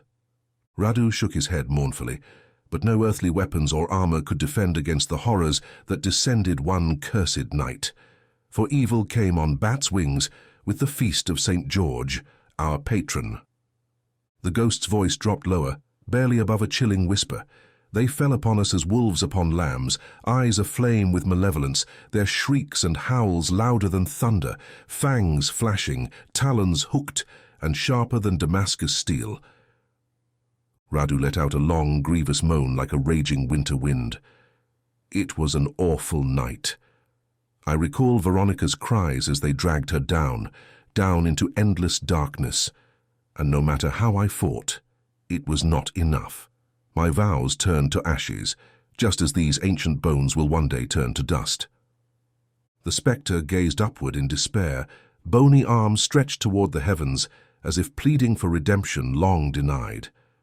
The moon's pale light filtering through Gothic arches high above illuminated his skeletal form. The ghostly Radu sank to his knees amidst the ruins, anguish etched on what remained of his features. All lost, everything gone, he moaned mournfully. Bravo leaned forward intently. Yet you did not pass into the eternal realms. What kept you here amidst the decay, good sir? Radu lifted his head slowly. It is my lot to walk these hollow-hauled ruins in torment until the end of days. Bravo considered the ghoul's sad words. Radu's eyes went blank and he groaned again. Who are you, mortal? Be gone from this place.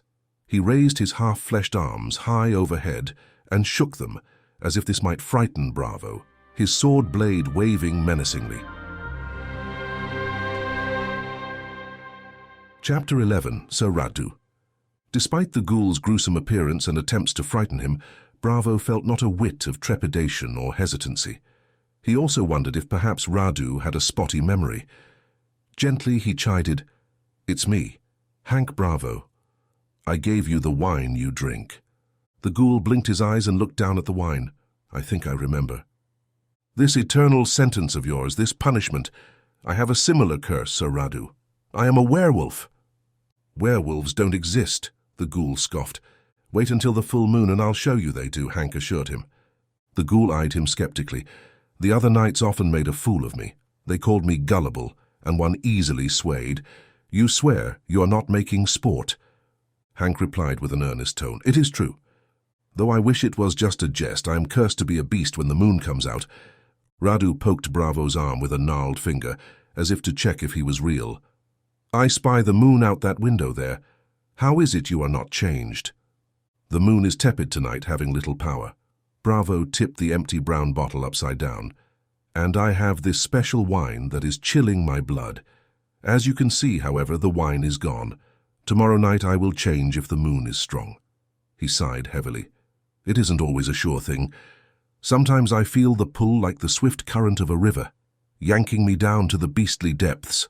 Other times I can resist without difficulty. The ghoul perched his bony posterior on the edge of a dilapidated chair. That must be a frightful thing. Bravo was afraid to even think the truth, that he was beginning to like the surge of it. He nodded instead. Yes, and I fear that one of these times it happens, I will not come back. After another eye-blinking memory lapse, Radu came back to his senses and declared, We must seek the Romani wise ones. They will know how to help you. Hank felt some excitement at the idea. There might be another method to overcome his wolf blood issue, but he decided to inform Radu about why he'd come all this way. I was told there was an elder werewolf who has learned to control the curse. I need to find him and learn his ways if he will teach me. Radu's eyes sparkled as he gazed through the broken stained-glass windows at the clouds and the inky darkness. He declared, The Romani, a sage werewolf. Either way, it sounds like a quest. Bravo pressed his lips together to prevent a smile. He didn't want to temper the ghoul's enthusiasm. Yes, a grand quest indeed. The ghost's enormous eyes grew sad, their glow faltering. I forgot. I cannot leave this place. That is my curse. Really? What is it? Does some unearthly lock and chain bind you to this castle? It does. You see, there is more to my story. Sir Radu stepped up near a dilapidated throne. Next to it was another chair. Once fine, Bravo could make out delicately carved roses and leaves on its high back. Someone had kept this chair unmarred by dust or debris, though the paint was somewhat flaky and chipped. The knight placed one hand on the back of the chair, his fingers light and soft. Princess Veronica, the most tender of women in life, as a vampire, became the most vile and spiteful. She was already a powerful sorcerer, and so the blood drinker curse made her that much more potent. Calling my failure to protect her a great crime worthy of a great punishment, she cursed my dead body, raising the ghoul you see before you, part flesh and bone and part ghost. And then she... An inhuman shriek came from outside the crumbling keep. Bravo had never heard its like, part hound and part demon. The cry was one of fury. Radu looked at the ground. They come to tear me apart. Bravo faced the door. Who comes? Her ghostly hellhounds. Every night they rip me to pieces, and every morning I rise again. Truly? Yes, every night, for hundreds of years, I cannot stop them. Bravo held up his walking stick as a weapon. Your princess did this? Radu frowned, correcting Bravo. You mean the fiend who was once my princess? Perhaps we can stop them, Bravo offered. Radu's hands shook, his voice unsteady. No, I've tried 10,000 times. They'll rip me apart. You should flee, my friend. It is me they want. I'd not see you hurt, Henry Bravo. Scratches sounded at the boarded windows, making Bravo jump. Glowing eyes peered through cracks in the rotting wood. Bravo grabbed Radu's shoulder firmly. We will fight them together, my friend. The knight's hollow eyes held only resignation. Nothing can stop them. More unearthly baying carried on the wind as Bravo barricaded the decaying door with worm-eaten furniture. Drawing out Radu's rusted broadsword, he pressed it into the wraith-like knight's limp hands. Here is your sword. What was its name again? Pommeldrake, Radu said with resignation. Bravo regarded the rusting thing, its guard corroded away, and hilt decayed down to the steel tang. It had seen better days. He licked his lips. Yes, a mighty blade. Swing it true. No, we cannot stop them. My blade has never been enough. If we cannot kill them, perhaps we can drive them off until dawn. Bravo added as much encouragement to his voice as he could, but Radu simply sank to his knees. The hellish cacophony outside swelled, joined now by frenzied clawing at the stone walls. Bravo's pulse raced. "Please, Radu, you must try." But the knight silently mouthed a prayer, awaiting his gruesome fate. A resounding crash shook the hall as the barricade split, and grotesque beasts stalked through. Bulky like boars, but covered in thick bristly fur like a shaggy dog. Their eyes smouldered like furnace coals. They fanned out, blocking all escape, hot breath fouling the air. With desperation, Bravo lunged at the nearest hound. His hard walking stick glanced off the leathery hide. Claws raked his chest, drawing blood. Still, Radu knelt, frozen. A hulking hellhound heavier than a bear charged Bravo, slamming him to the floor and pinning him beneath its crushing bulk. His ribs cracked under the force as vicious talons dug into his chest, the creature fouling the air with its rancid breath. The surge inside him started as a tremor, a subtle ripple that coursed through his body, coiling around his muscles like the air around a lightning strike. His senses sharpened with an almost painful intensity. The night seemed to come alive, revealing secrets that lay hidden to ordinary eyes. The scent of stone and decay filled his nostrils, mingling with the metallic tang of bone and the musk of fur. Every sound became amplified, from the distant hoot of an owl to the crackle of a fallen pebble beneath his boots. His amber eyes flickered, a feral glimmer taking hold, as his heightened vision absorbed the details of the surrounding landscape. The world transformed into a realm of vibrant hues. Each hair on the hellhound attacking him came into focus, and every crevice of the castle's crumbling walls etched vividly upon his consciousness.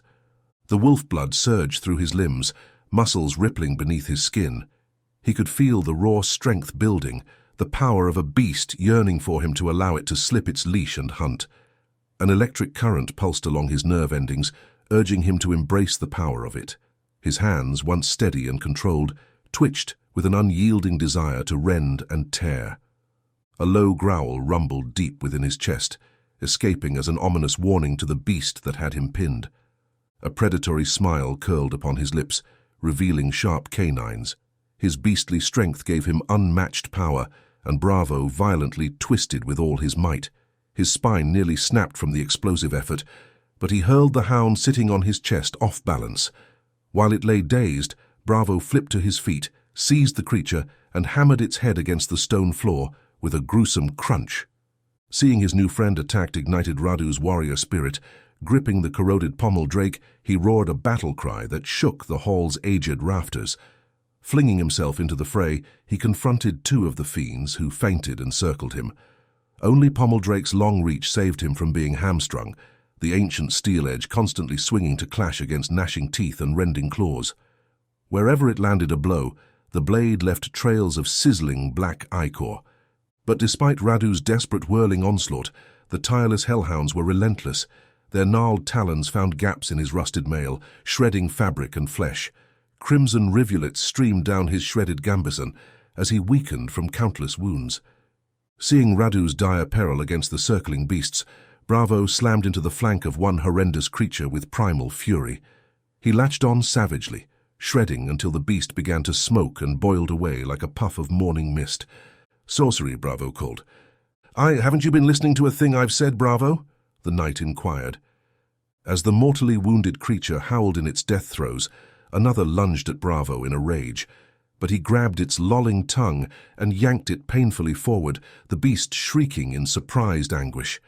He pummeled the thing until it fell lifeless, then burst into a blast of smoke. Though leaking heavily from countless gashes, Radu fought on with rekindled fervor against the remaining fiend.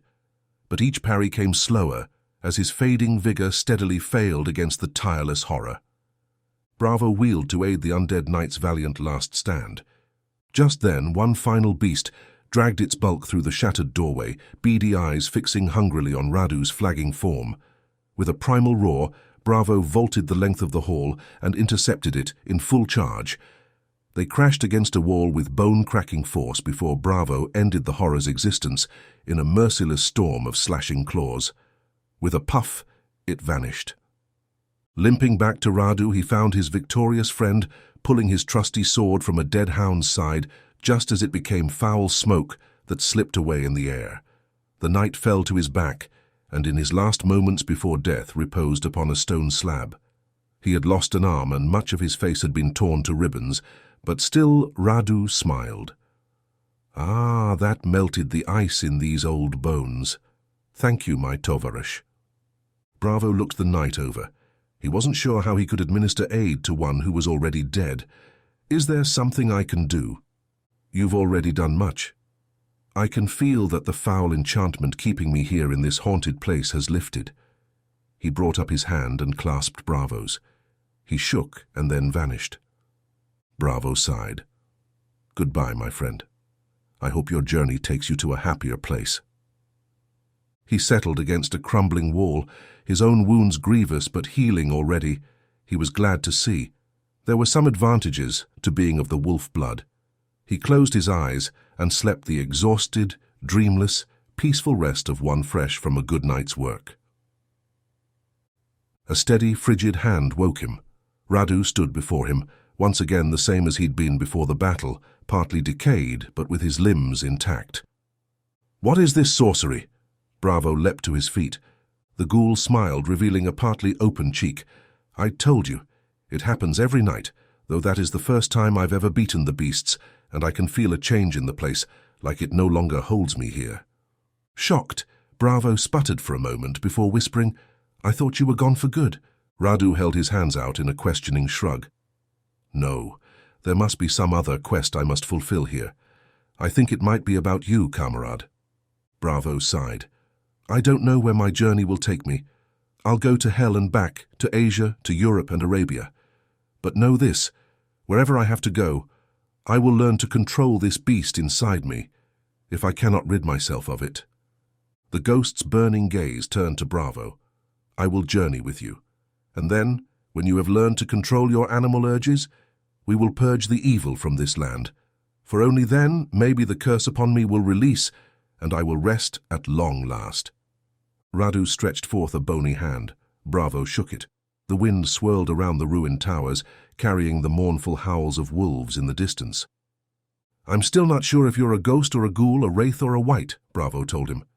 "Call me what you will, noble Hank. I'm alive with the fervor of the quest. Whether I have blood in my veins or dust, it is coursing with the thrill of the grand expedition we are embarking upon. We fashion our own truth, my friend, and today I feel alive." Chapter 12. The Search. The moon was once again, thankfully, a waning, pitiful thing, and Bravo had complete control. It cast a pale glow on the sheer cliffs rising on either side, making the rock faces look almost otherworldly, as if they were grim old people passing silent judgment on him. He'd traveled the entire day and now into the night, faithful Radu at his side.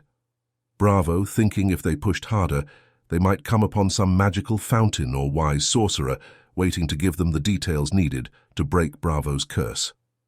He thought he might be headed back home by daybreak, ready to resume his life as a normal man, or at the very least be in complete control of himself. The first miles passed joyfully, the next few less so, and by the afternoon the realization had come to Bravo that this might take some time. Of course, he was no fool. He knew Transylvania was a large country, and he wasn't even sure what he was really looking for. He doubted he could go about asking everyone he met if they knew of a werewolf elder who could help him break his curse. Now, under the cloak of darkness, they continued their journey. Radu never requested a pause. He appeared tireless, trudging forward in his heavy boots without slowing or showing any inclination to rest. At first this suited Bravo, but eventually his own energy waned. He would need to rest soon, even if the apparently unstoppable Sir Radu could walk forever. Radu's large glowing eyes scanned the road ahead, ever vigilant and ready for whatever lay in store. Something about that steadied Bravo. Much had changed in Bravo's life since he was cursed.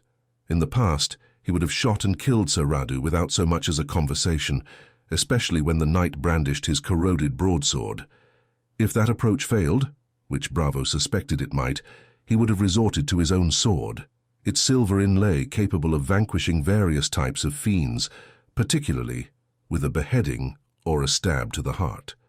If direct combat proved ineffective, Bravo would have sought the aid of a local clergyman or resorted to hexes recorded in his journal. At times, a unique artifact or a specific blend of plants and materials could be the solution. No matter the means, his goal would have been the destruction of the undead creature. Observing the earnest Sir Radu now, his armor softly clinking as they walked side by side, Bravo thought how regrettable that would have been. But what was Radu exactly? The question continued to occupy Bravo's thoughts as they walked. Radu maintained a physical form, which, to Bravo's understanding, ruled out him being a ghost. Yet his desiccated flesh and exposed bone confirmed his undead status, akin to a ghoul. However, Radu didn't exhibit the malevolent demeanor typically associated with ghouls. His large, round eyes were almost innocent, glowing a soothing blue. Occasionally, when moonlight graced the undead knight's countenance, it seemed as if a living man's face was briefly restored. During these fleeting moments, Radu's aura would flicker with a faint luminescence, almost ghost-like. But regardless of whether Radu was a ghost or some other creature, Bravo felt grateful for his unexpected ally. As he reflected once more, so much had altered in his life since the curse. Bravo's thoughts were interrupted by the mournful, bone-chilling howls of distant wolves echoing off the cliffs. The sound reverberated up and down the mountain walls, seeming to come from everywhere at once. It made the fine hairs on the back of Bravo's neck stand up, but he held control of himself. Radu's hollow, raspy voice broke the eerie stillness. Many a night I stood guard on these same hills, watching the moon traverse the heavens above. A bitter wind howled, knifing through their cloaks and biting exposed skin like needles of ice. As Bravo pulled his coat tighter, the glow of a campfire emerged around a bend up ahead. Soon the companions drew abreast of a weathered wagon adorned with charms and arcane symbols. A middle-aged woman of striking beauty sat huddled by the crackling flames, wrapped in a dark shawl. Despite the remote location and late hour, she showed no surprise at their arrival. Beckoning with a finger, the woman whispered in a musical voice, "Come, warm yourselves by Zana's fire, travelers." Bravo and Radu exchanged an uneasy glance but accepted the invitation, grateful to thaw their stiff hands and ease their aching feet. What sort of normal person might tromp about in these dark mountains alone? Up close, the woman's shapely features were lined with age but still breathtaking. Her long raven hair was streaked with silver, matching the snowy peaks overlooking the pass. But her dark eyes glittered alertly, set beneath elegantly arched brows. The woman pulled out of her pocket a worn leather pouch. Opening it, she cast a handful of small bones marked with cryptic sigils into the heart of the fire. Sparks flew upward as the bones cracked and popped amidst the flames. Thin plumes of red smoke rose, twisting into shapes only the seer seemed able to decipher. She rocked back and forth, chanting in an ancient tongue, her voice rising and falling like the winter wind. Transfixed, neither Bravo nor Radu dared break her trance. The woman's dreaming eyes reflected the flickering fire as visions took form. After long moments, she slumped forward, spent. Fixing her gaze on Bravo, she grasped his hand with shocking strength. "The moon marks you, outsider," she intoned. "Your curse is your doom, but a slim chance at salvation lies on the path ahead." "My doom? Whatever do you mean?" he asked her, yet she would answer him not. Releasing his hand, the seer turned to Radu. Placing one slender finger on his sunken chest, she said, "As for you, knight, death's bitter sting shall pierce your heart many times more before you fulfill your vows." Radu gave a heavy sigh. "I've died thousands of times, wise one. A few more will make no difference." She raised her hands and pointed one at each of them, then brought the hands together in a crisp slap. "The fates decree your paths converge. Seek the elder wolf, who dwells amid the snowy peaks where the great river springs in the fortress of Norilo. Few survive the perilous climb. Of those few, still fewer return." She fixed them both with her gleaming obsidian eyes. "Remember, the future is a river that flows wherever we direct it. Shape your fates wisely." After bidding the mystical Zana farewell, Bravo and Radu continued their journey. "I remember now, I have heard this name before. Norilor," Hank said. "Do you know this fortress?" Radu thought for a time, then said, I know of no fortress, yet I do recall a valley with the same name, located high on a mountain top. That must be the very one, Hank replied. Chapter 13. Into the Mountains. On the second morning of their journey, Bravo needed to rest. He considered stealing off into the bushes lining the road to catch some sleep. They would need to find thick tree cover, though. The sky was a blanket of heavy grey, showing smudges in the distance. Rain was coming. They walked further, Bravo hoping they'd see an abandoned cottage or tower, but before they could find such shelter, they caught the scent of wood smoke, baking bread, and the sizzle of metal being worked in fire, and as they crested a rolling hill, a village came into view. It was an old settlement with timber-framed cottages clustered around a stone well and a humble chapel. Villagers in sheepskin vests and wool dresses eyed the travellers warily as they passed. The pounding of a blacksmith's hammer rang out from a squat workshop, followed by the hiss of hot metal plunged into water. In the village circle, an old crone sat whittling bird figurines from wood while children played skip rope while singing a catchy folk song. The comforting aroma of roasted mutton and root vegetables drifted from an open window as a dog nearby dozed happily in a rare patch of autumn sunlight.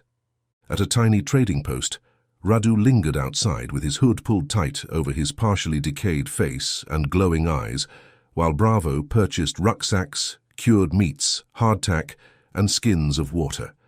As Bravo waited for his bill to be tallied, he perused the interesting mix of religious items for sale: iron icons of saints, strands of painted beads, amulets of carved bone, and flasks of mysterious provenance tied with sprigs of plants or crispy-stemmed little wildflowers.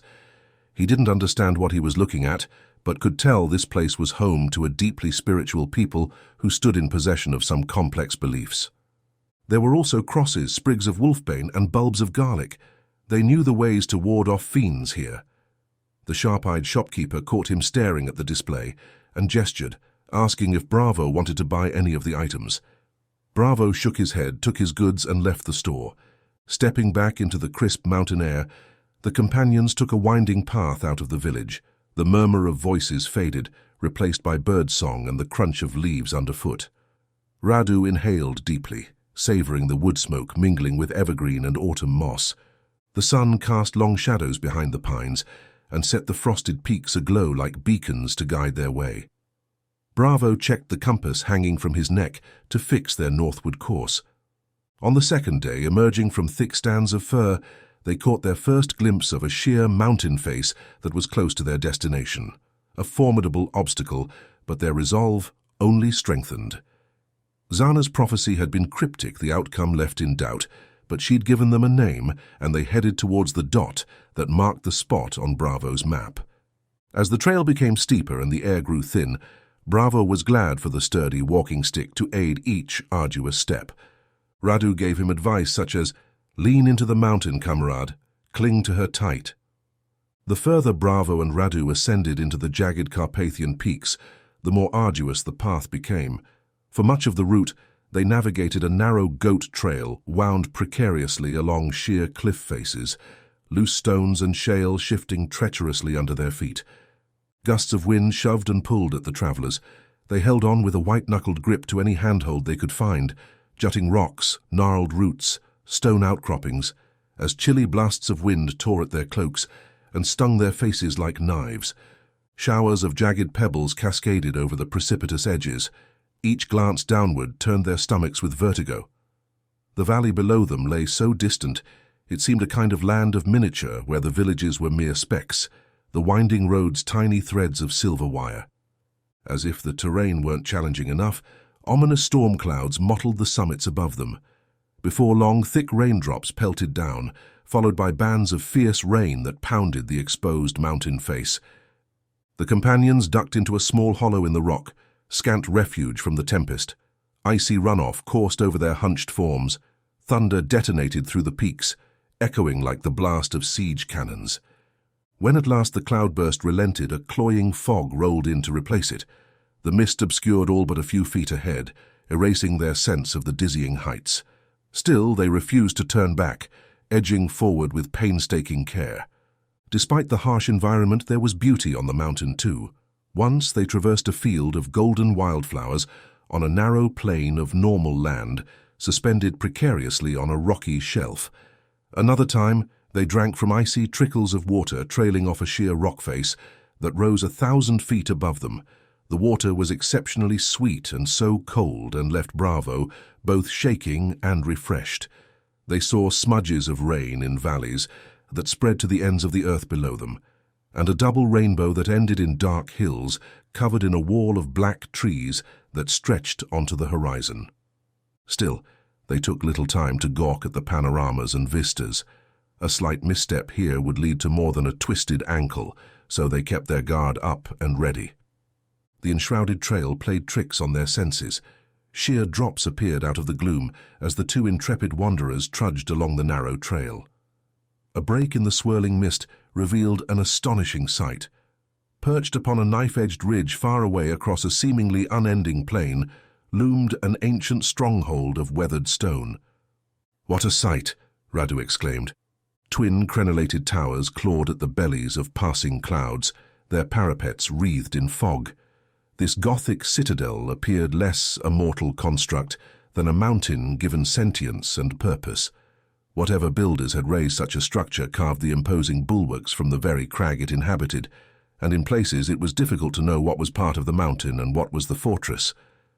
As the companions crept ever closer through veils of mist, details emerged like relics from a dream. Obsidian gargoyles crouched beneath stained glass windows, frozen in fierce guardianship. Their grotesque visages glared out from the gloom, unwelcoming of visitors. Age-greened copper domes crowned several of the lower bastions, with tall oriel windows providing views of the abyssal drop. All around, the mountain's broken teeth formed a jagged crown upon which this otherworldly castle perched. Transfixed by the view, Bravo and Radu could scarcely fathom how ancient hands had crafted such a monument in so hostile a setting. What secrets lay beyond those towering gates? As the companions descended, dusk slowly surrendered the stronghold to encompassing night. Their path ahead glimmered only faintly through the gloam. Distances deceived them, whether by some trick of the light or by the necessity to stay on land instead of flying as the crow does. The castle was not as close as they initially thought. The journey to reach it, which they now clearly observed would be an arduous one, involving more mountain trails and steep climbs. But before they could even reach those paths, they must pass through a humble patch of stone buildings clinging to the hard ground, a village constructed of the same stone as the distant fortress. As they entered, the settlement was abuzz with activity. It was market day, apparently, and villagers browsing wares choked the muddy streets. Makeshift stalls lined the main square, laden with the local bounty. Plump hens squawked in their wicker cages, while farmers' wives hawked eggs so fresh they were still warm from beneath the hen. Clay pots brimming with wildflowers added cheerful bursts of color. A boy struggled to control a pair of piglets on ropes, their indignant squeals drawing laughter from the crowd.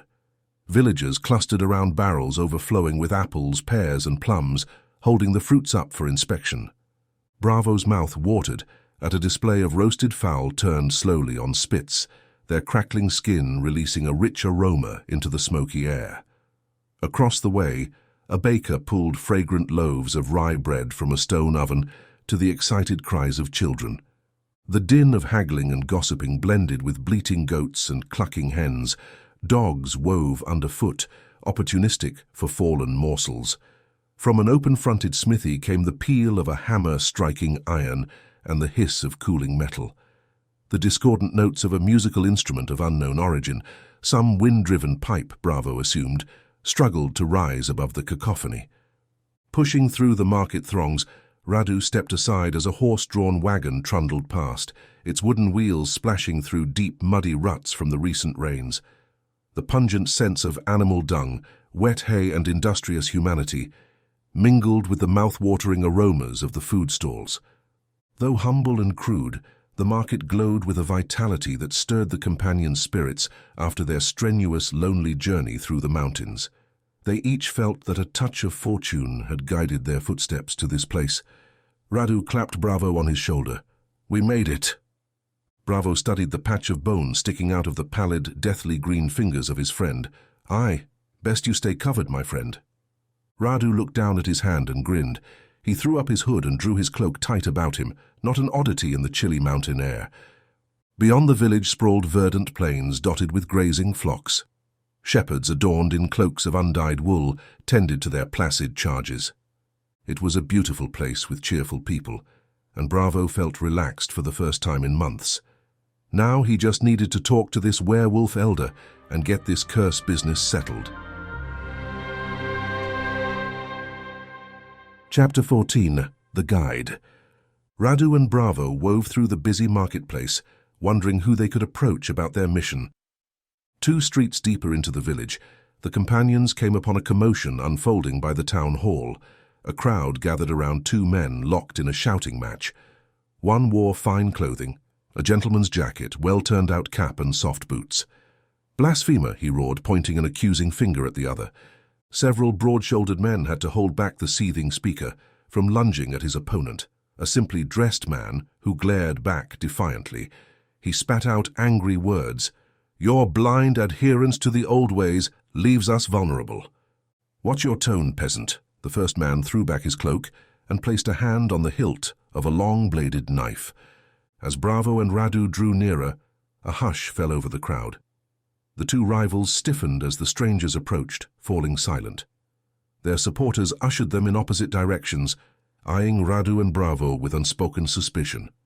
Before they could inquire about the dispute, a friendly old woman with a gap-toothed smile emerged from the dispersing onlookers. "You seek the castle, no? My son can take you there before dusk." She led them to a strapping youth who stood cleaning a saddle near the village stables. An aroma of hay and manure mingled with the alpine breeze, while inside the low-ceilinged, thatched roof building, horses neighed and chuffed. The young man's guarded nod confirmed he was a guide. He said while continuing his work, "This is not a good time to go to Norilor. Come to me in the morning." So close to his goal, Bravo pressed. "The castle is not far and there are hours of daylight left." "And I thought I was the guide," the young man said with a twist to his lips. "You can take them and see your woman," his mother began. The young man silenced her with a frown. He sighed and turned to Bravo. "If we are to make this journey, we must leave swiftly. The trail grows perilous after nightfall." Bravo gave a slight bow. "We appreciate any help you can offer." "Of course. My name is Andre. I will guide you, but first give me one moment to see to my mother." The young man spoke to his mother quickly in Romanian, pointing off towards the houses. She gave him a spirited tongue lashing, then strode quickly towards the buildings, her mouth tight and face flush with anger. Bravo noted the tension and inquired, "Something is wrong?" The young man's serious expression did not change as he turned on Bravo, but he assured them in a light tone, "All is well. However, I don't want my mother on the streets when those fools are arguing." Bravo saw an opportunity to learn more. What was the source of their dispute? The young man's eyebrows drew into a tight V. He muttered, "There's no shortage of fools on this mountain." He almost ran towards the stable. "But we must hurry. The darkness isn't kind on this mountaintop." "I haven't ridden a horse in hundreds of—" Radu began. "Days," Bravo finished for his absent-minded friend. Andre looked suspiciously at Radu, who kept himself tucked back into his thick cloak. The young man frowned the entire time as he readied 2 mares the color of driftwood. He also brought out his own mount, a small dark pony with a stout body and an agile look to her. He patted her neck as he watched the 2 others mount their horses. "This is Neklintit." Radu nodded solemnly and explained to Bravo, "Neklintit means unwavering. No finer horses for climbing mountain trails than Carpathian breeds," Andre remarked as he secured provisions behind the saddles, "and no finer Carpathian than my girl." He scratched under the horse's chin, and it nuzzled his cheek. Soon they were picking their way up a winding forest path softened with pine needles. Dappled sunlight filtered through the canopy, birdsong trilling around them. When the trail grew too narrow to ride abreast, Andre told them, "Don't attempt to guide them, they know the way." Suddenly the sides of the path fell away 1,000 feet. Bravo felt his breath quicken. The beast inside him did not like such things. It wanted to run. His horse sensed his unease and whickered, sidestepping dangerously close to the edge, its eyes white. André grabbed its reins and whispered to it, his eyes hard like coals as he stared at Bravo, as if the man had done something untoward. When they came out on a surer path, André spoke over his shoulder. "Sorry for that turmoil back there in the village square. No need to worry, though. All is well in this mountain plateau. There is nothing to fear." "Yes, obviously all is well," Bravo whispered to Radu, too low for André to hear. Radu's childlike eyes showed confusion. "I believe the exact opposite, Tovarish. There is tension here." Bravo sighed. His friend did not exactly understand the subtleties of wordplay. André made some small talk as they rode, though it was mostly centered upon his horses. "My father helped breed these mares. Steady and sure-footed, they never startle. I've had Neclintit since she was a foal." The guide reached back to rub the horse's chestnut coat. "I'd trust her with my life in the roughest terrain." "You seem to know this area well," Bravo said carefully, as a magnificent waterfall emerged beside the path. "Can you tell us anything about the castle's past?" André stiffened slightly but kept his tone casual. "Ancient, built long ago by the same family who holds it now. I know little else." They rode in silence for a time, André having apparently said all he wished to share with outsiders. As the sun dipped toward the western peaks, the dusty trail gave way to paved stones, indicating they were nearing their destination. André brought his horse to a stop before the formidable gates and turned back to Radu and Bravo. Norila Castle, home of the great mountain Magi. Bravo thought about that word, Magi. He had heard it before from street peddlers in Turkey, wanting him to pay for his fortune, and once in Arabia, from a man claiming to be able to track vampires with a wizened switch cut from a cedar tree. The Arab had been a liar, and Bravo had ignored the street peddler, telling the man that he made his own fortunes. André held his reins and Bravo slid down, thanking the young man and examining the structure before him. Set deep into the weathered stone walls, the iron-banded doors towered overhead. Strange symbols decorated their surface, angular and unreadable. The scrawls made Bravo's stomach queasy, as if he had gazed at them too long. The massive doors emitted an ominous groan. Ponderously they swung inward to reveal a tall, powerfully built man silhouetted in the entryway. He stepped forth into a shaft of sunlight, his strong features coming into focus. Though richly dressed, a weathered quality about his sun-browned face suggested a life lived outdoors. His keen dark eyes scrutinized the new arrivals with thinly veiled suspicion. "I am Nikolai, assistant leader of the Magi and commander of the castle guard," he announced in a resonant baritone, his chin held high. His piercing gaze lingered on Bravo. "State your business here and be quick about it. I've no time to talk to waifs or layabouts." Bravo stepped forward, heat rising in his face at the man's imperious tone. "I've been told there is a wise elder here who knows many secrets." The man threw his thickly muscled arm up to bar their way, but it was his sharp gaze that made Bravo pause in his tracks, sharp and angry.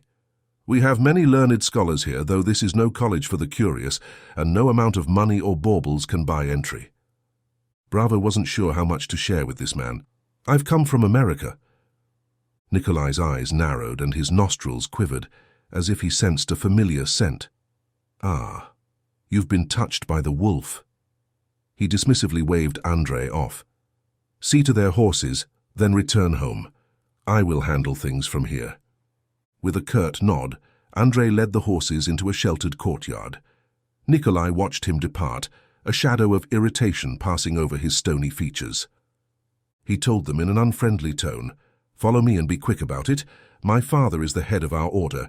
He will determine if you are to be welcomed as guests or put out as intruders." Chapter 15, The Lord of Norilor. "I would not wish to disturb him at this late hour. Tomorrow morning is soon enough." Bravo spoke these words, though he did not feel them. He wanted help now.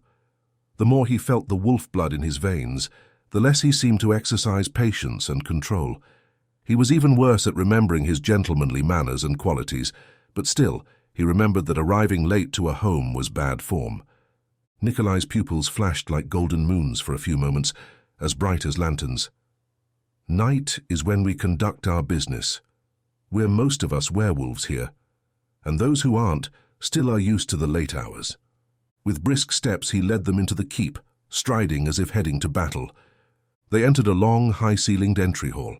Despite the grand dimensions, there was a faded quality to the stone walls, and the torches were guttering and blue, near to dying, and a smell of must and stale air met them. Their footsteps echoed across cracked flagstone. At the end of the hall, a staircase spiraled upward, the walls decorated with elaborate bas-relief patterns. As they ascended, Bravo noted the curving walls held leather books, brass astrolabes, and other esoteric objects. Faint notes from a lone flute somewhere above reached their ears, a melancholic yet hauntingly beautiful folk melody. The lonesome sound gave Bravo a prickle on the back of his neck. When he glanced upward, he saw the stairs seem to coil endlessly into darkness. Finally, they stepped off the stairs into a long hallway, and Nikolai turned to scrutinize his guests. "You never stated your full reasons for coming uninvited to these remote mountains. You have the gift, but why do we care? We cannot take in every wretch who haunts our doors." Bravo met the penetrating emerald gaze steadily. "I seek a cure for my affliction, nothing more. We intend you no harm." Nikolai's eyes narrowed, unsatisfied. "You could not harm us, no matter your intentions. I'm just trying to decide whether I should waste my father's time or have you whipped and put out into the frosty night."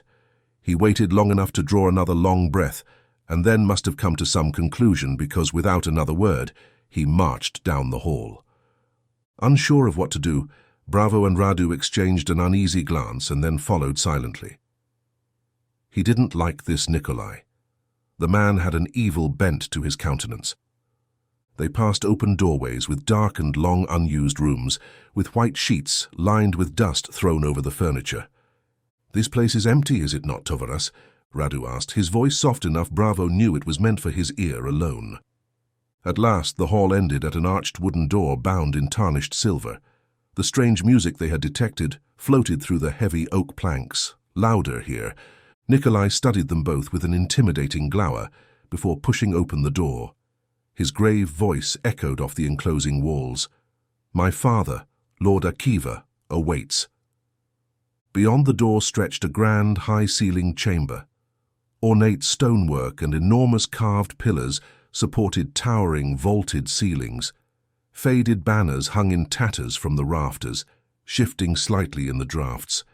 At the far end, upon an imposing throne carved with arcane symbols, sat an elderly man with long, unkempt grey hair, Lord Akiva. He was murmuring quietly to himself, eyes staring vacantly at the floor strewn with rushes. Beside him stood a beautiful raven-haired woman. Though of middle years, she retained a striking, queenly bearing. Her piercing emerald eyes scrutinized the visitors keenly as they entered. The torchlight gleamed off her opulent gown of brocaded silk. "Father, these visitors request an audience," Nikolai announced. The elderly lord glanced up absently before his eyes drifted away again. Before Nikolai could continue, the doors swung open once more. Another man strode in briskly, this one lean and with sharp features and a neatly trimmed beard. His fanciful robes suggested wealth and station. "Brother, why was I not informed we had guests?" Though polite, his question held a challenging edge. His gaze turned to appraise Bravo and Radu like a farmer examining livestock. "Welcome," he pronounced finally. "I am Victor, the youngest son of Akiva. Please excuse my late arrival." His smile was thin and did not touch his eyes. He turned and bowed to his father and the woman standing near him. "Father, Lady Ileana." The beautiful woman inclined her head gracefully. Nikolai ignored his brother and stepped toward the throne, speaking slowly, enunciating each word. "Visitors have come requesting counsel, father." The aged Lord Akiva glanced up blankly, as if pulled from a vivid dream. He squinted at Bravo and Radu with rheumy, unfocused eyes. "Visitors, you say? How wonderful. We so rarely receive visitors in this lonely corner of the valley." His reedy voice quavered with pauses between words. He smiled vacantly, eyes already drifting away. Nikolai grimaced before continuing louder. "This one is afflicted and seeks your wisdom and guidance, Father." He indicated Bravo. Akiva's wandering gaze settled on Bravo and struggled to sharpen. "Afflicted, you say? With what malady, my son?" Before Bravo could respond, the old man waved a trembling hand. "No matter. No matter. Every illness under heaven comes from an imbalance of the humours." "I suggest you consult with the elders of the Magi," Lord Akiva said with a trembling tone. He held up a shaking finger and added, "If anyone can assist you, they can, young man." His features went slack and his eyes unfocused. Victor came forward, saying to the guests, "You must forgive our Lord Father. He has more lucid days and less so, but his knowledge remains unparalleled." The pride in his voice rang hollow. "Lucid days?" Nikolai scoffed. His tone suddenly changed from the deferential one he'd shown his father before. He had a wild, base look to him now, and Hank felt a change in the air, like the giant man might turn into a werewolf right this instant. He growled, "Let us speak plain, brother. His great mind is now lost in fog and flickers like a candle in the wind." Victor bristled, eyes blazing. "Mind your tongue. You know as well as I that Father's fugues come and go. The illness that clouds his eyes will lift in time." But his tone held little conviction. "The episodes get longer and longer," Nikolai pressed contemptuously. "How long until his brain wanders into the metaphorical mists and never returns? We should move forward with myself as the Alpha immediately." Victor huffed at that, and Hank noticed the man's hackles seemed up as well, his anger directed at his brother. Nikolai gestured sharply at Akiva's vacant form. "Look at him. He barely clings to this mortal realm, yet still you refuse to prepare for what must come next." Victor advanced with fists tight, voice dropping dangerously. "Nothing will come next. Father will recover and lead us for years beyond your impatience and callous doubt." Nikolai stood firm, chin raised imperiously. "Keep lying to yourself then. But you know the truth deep down, even if you fear it." His piercing eyes gleamed with cold ambition. "When the time comes, will you yield leadership, or fight me tooth and nail?" "Mind what you insinuate, brother," Victor growled. "I act only for the good and survival of our order, not personal glory as you hunger for." He seemed to remember their audience and mastered himself with effort. Turning to Bravo and Radu, he continued through gritted teeth, "Forgive this family matter. Any guidance Father can still provide is yours for the asking during your time here." Nikolai's lip curled sardonically. "Yes, by all means petition the great Magus. Perhaps you will speak to him on one of his lucid days." His mocking tone echoed off the chamber walls. Victor stepped forward, hands dropping to his side, his posture like one ready to spring forward. "Brother, I've had enough of your biting words." "Peace, my sons." The musical voice of the raven-haired lady cut through the rancor. What had been her name? Bravo seemed to recall her being greeted as Lady Ileana. Both men looked at her resentfully. "I'm not your son, woman," Nikolai said, stroking his pointed beard forcefully. With quiet dignity, she turned and gazed at him with those strong eyes. After a few moments, he looked down, and she gently guided the mumbling Akiva toward a side passage. Pausing by Bravo, her piercing gaze probed his intently. "We shall speak again soon." Without awaiting a response, she withdrew, the elderly lord leaning heavily upon her slender frame. Nikolai, however, angrily shoved past all of them, storming out into the hall while bellowing, "Get out of my way!" Ileana barely kept her feet, and the old Lord Akiva might easily have been dumped on his rump by his angry son, yet his wife's firm hand on his arm kept him upright. Victor called one last angry insult at his brother, who ignored him as he departed. The younger son of Akiva turned to the two visitors. "I'll escort you to a room where you can rest. It will be a weak moon tonight, so you probably will not change." "And if I do?" Bravo asked. "We'll worry about such things when the time comes," Victor said with a friendly smile. "If the worst happens, we'll lock you in the kennels." His grin was sharp, and Bravo could not determine whether his remark was sincere or a jest. Chapter 16. A Late Dinner. After the tense encounter, Victor brusquely escorted Bravo and Radu to the western wing where the private family chambers were located. He led them to an opulent guest suite decorated with ornate wood furnishings and lavish fabrics faded by time. This castle attends to its business in the evening and rests during the day. The first meal will be at exactly 9 o'clock. I will send someone for you. It would be safest for you not to leave your room, he suggested. Your brother? Hank let his words trail off. Yes, he's angrier and angrier these days. I suppose we'll all soon be giving in to our baser instincts. Whatever do you mean? Hank asked. Victor shook his head as if his comment didn't matter. I've read of you, Hank Bravo, and I know what kind of man you are, so I'll give you a warning now. It would have been better if you'd never come to this place. Without another word, he left Hank and Radu staring at each other with concern. After he departed, Bravo and Radu took in their accommodations. A huge four-poster bed dominated the space, draped with velvet curtains that were now moth-eaten along the edges. Once vibrant tapestries covered the stone walls, their intricate details worn away by centuries of smoke and sunlight.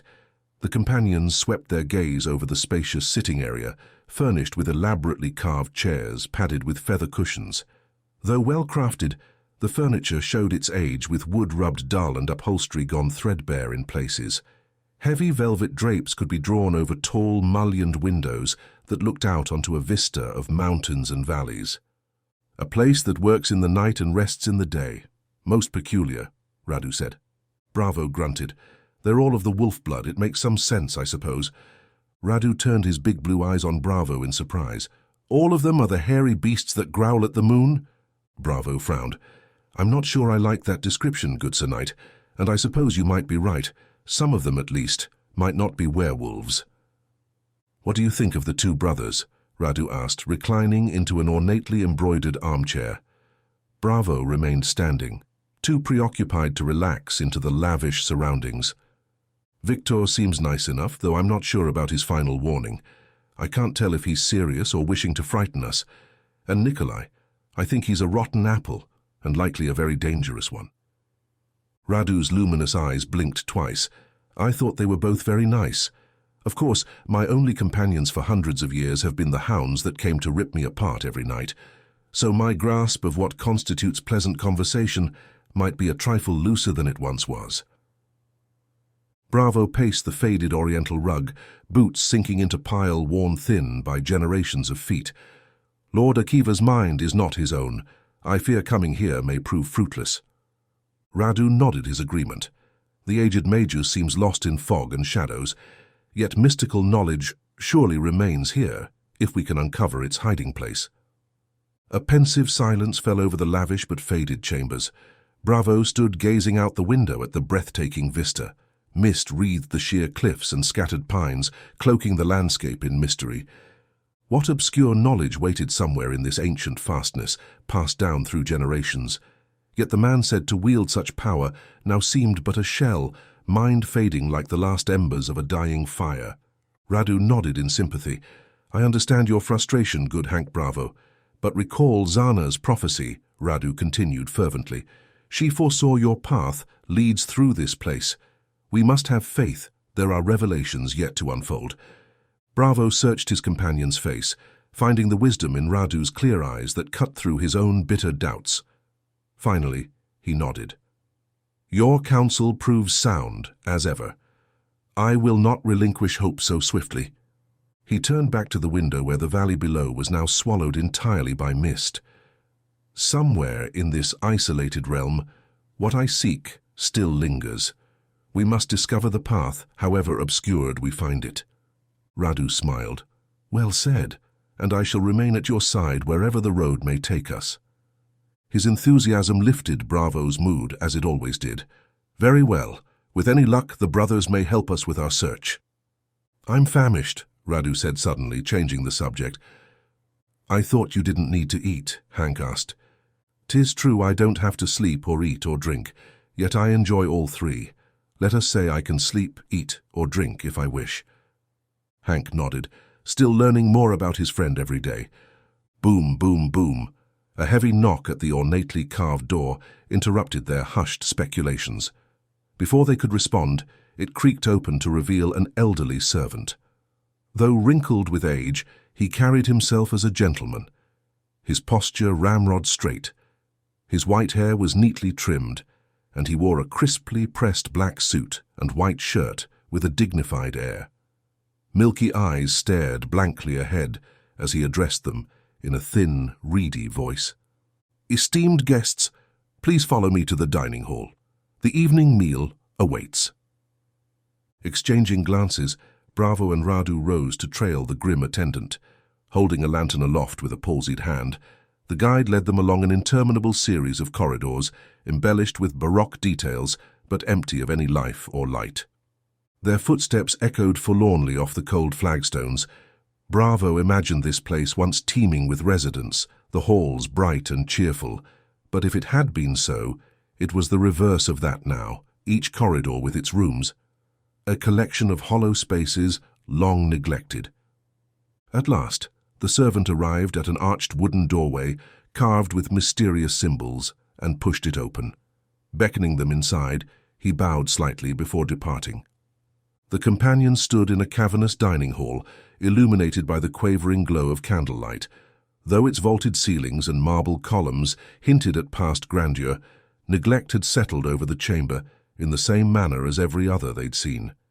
Faded frescoes decorated walls hung with time-ravaged tapestries that did little to muffle the cold draught sneaking through cracked window panes. The chill seeped up even from the worn flagstones beneath their feet.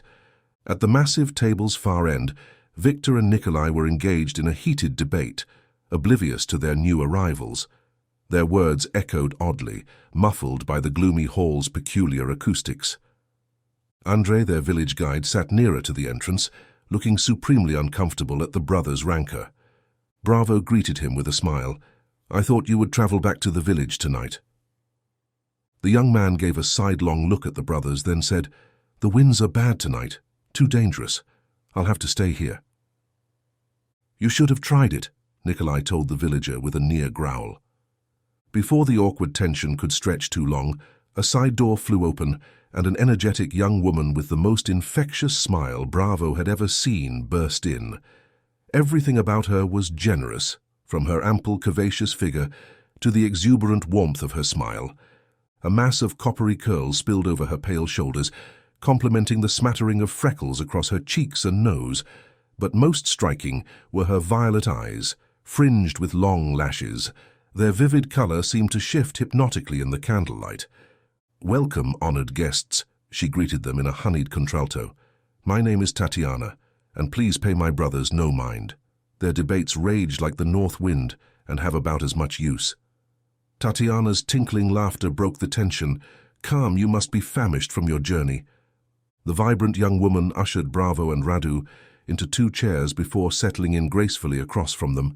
No sooner had she done so than servants emerged bearing trays of roasted meats, warm bread, tart pickles, olives, and sharp cheeses. As the companions began eating, wind howled outside the dusty window panes, and the building made groans and creaks of its own. Bravo's wild hunger emerged, and he clasped his hands together to keep from launching over the table to rip at the pig resting on one of the platters. Closing his eyes did not help, as the scent of it strengthened as it was carved.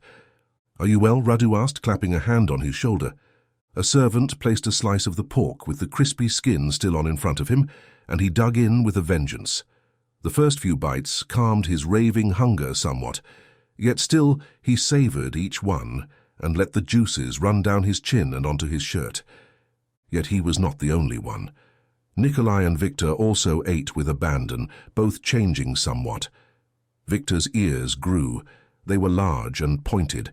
His mouth became a snout, and his teeth enlarged into fangs. Nikolai's hands grew into bestial claws, and he dug like a dog in the yard at the food on his platter. Yet still, the brothers argued. "Your rashness will bring disaster upon us all." Nikolai's voice held a monstrous tone now. He wiped his mouth on his sleeve and grabbed a wine cup and drained it with messy gulps. Victor pushed back his chair, snapping a roast bird's chest open with his hands, licking at the meat, and then chomping at it. With his mouth full, he proclaimed, "And endless obstructionism dooms this family to decay. I wish you weren't so blind." Andrei winced at the two brothers, although Bravo wasn't sure if it was their savage table manners or their words he found painful, before offering tentatively, "Perhaps there are merits in both views." But he trailed off as their wolfish glares skewered him.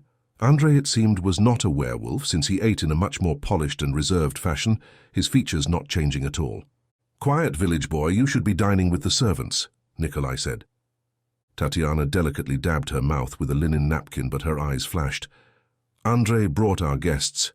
Be kind to him," Nikolai growled. "Brought our guests? Well, double damn you, Andrei the peasant boy." Andrei's face went red as a beet and he clenched his jaw. He stood, and after a lingering glance at Tatiana, he fled the room. "You supercilious bastard! You speak to the villagers as if they're your slaves." Victor's voice held its own frigid notes. Tatiana stood up and was near tears. "How dare you?" she said with a glare for Nikolai. She fled after the village guide. Chapter 17. Most Interesting Company. Nikolai smiled as his sister ran from the room, while working at bits of meat from around bones. "That was not well done," Bravo said to Nikolai, and the man's mirth faded. He sat forward, his eyes flat and dark. "What do you know of it, traveler? They are our slaves, all of them. They're here to serve us." An awkward silence took over the room. Bravo and Radu ate like the pickiest men now, appetites gone. They were bystanders to some feud they didn't have enough knowledge to understand. Tatiana returned with a glare for her brother Nikolai, her eyes red. A side door creaked open, all eyes turning to see who had entered. It was Ileana, Akiva's lovely wife. Tatiana stood and kissed her mother and helped her to get seated, while Ileana touched the girl's tear-wet cheek affectionately. The mature beauty was sober, and took no wine with her meal, eating only sparingly. She did not change into a werewolf either, and Bravo wondered if she was a werewolf. He couldn't sense any of them here, not even the brothers, who clearly had the same curse as Bravo himself. There must be some enchantment on this place that dulled his senses. Victor waited for his stepmother to sit before he resumed his argument with Nikolai with an impassioned plea. If the privileged few hoard knowledge, then ignorance spreads like a plague among the masses. We have a duty to uplift humanity by sharing our insights. Nikolai twirled a bone around his fingers and scoffed. "And what becomes of our order when mystical secrets are peddled in village squares like scarves and trinkets? Some powers cannot be unleashed without destroying all in their path." Victor's reply was sharp. Ever resistant to change, even if it betters lives, clinging to outdated hierarchies serves only your own status, not the people. Nikolai bristled, but before he could retort, Lady Ileana's melodious voice interjected, "Come now, let us speak of more civil topics, lest we spoil the meal." As she gracefully turned the conversation, Bravo noted lines of worry on her brow, though she pretended to be at ease. Victor and Nikolai sullenly allowed peace to fall, exchanging subtle glares while ripping and chawing on their food. Meanwhile, Tatiana, recovered from her bout of weeping, found opportunities to flatter both Radu and Bravo, though he thought her eyes might have moved a bit too frequently to the door from which Andrei had departed. As the meal progressed, Lady Ileana turned the focus of her keen gaze onto the visitors. "Honored guests, you must tell me what brings you to our remote valley. We so rarely receive visitors to these isolated hills." Bravo chose his words carefully. "I seek to lift an affliction laid upon me. Your lord husband's wisdom is renowned across oceans." "Is that so?" Ileana smiled gracefully. "And what is the nature of this affliction that drives you to such lengths?"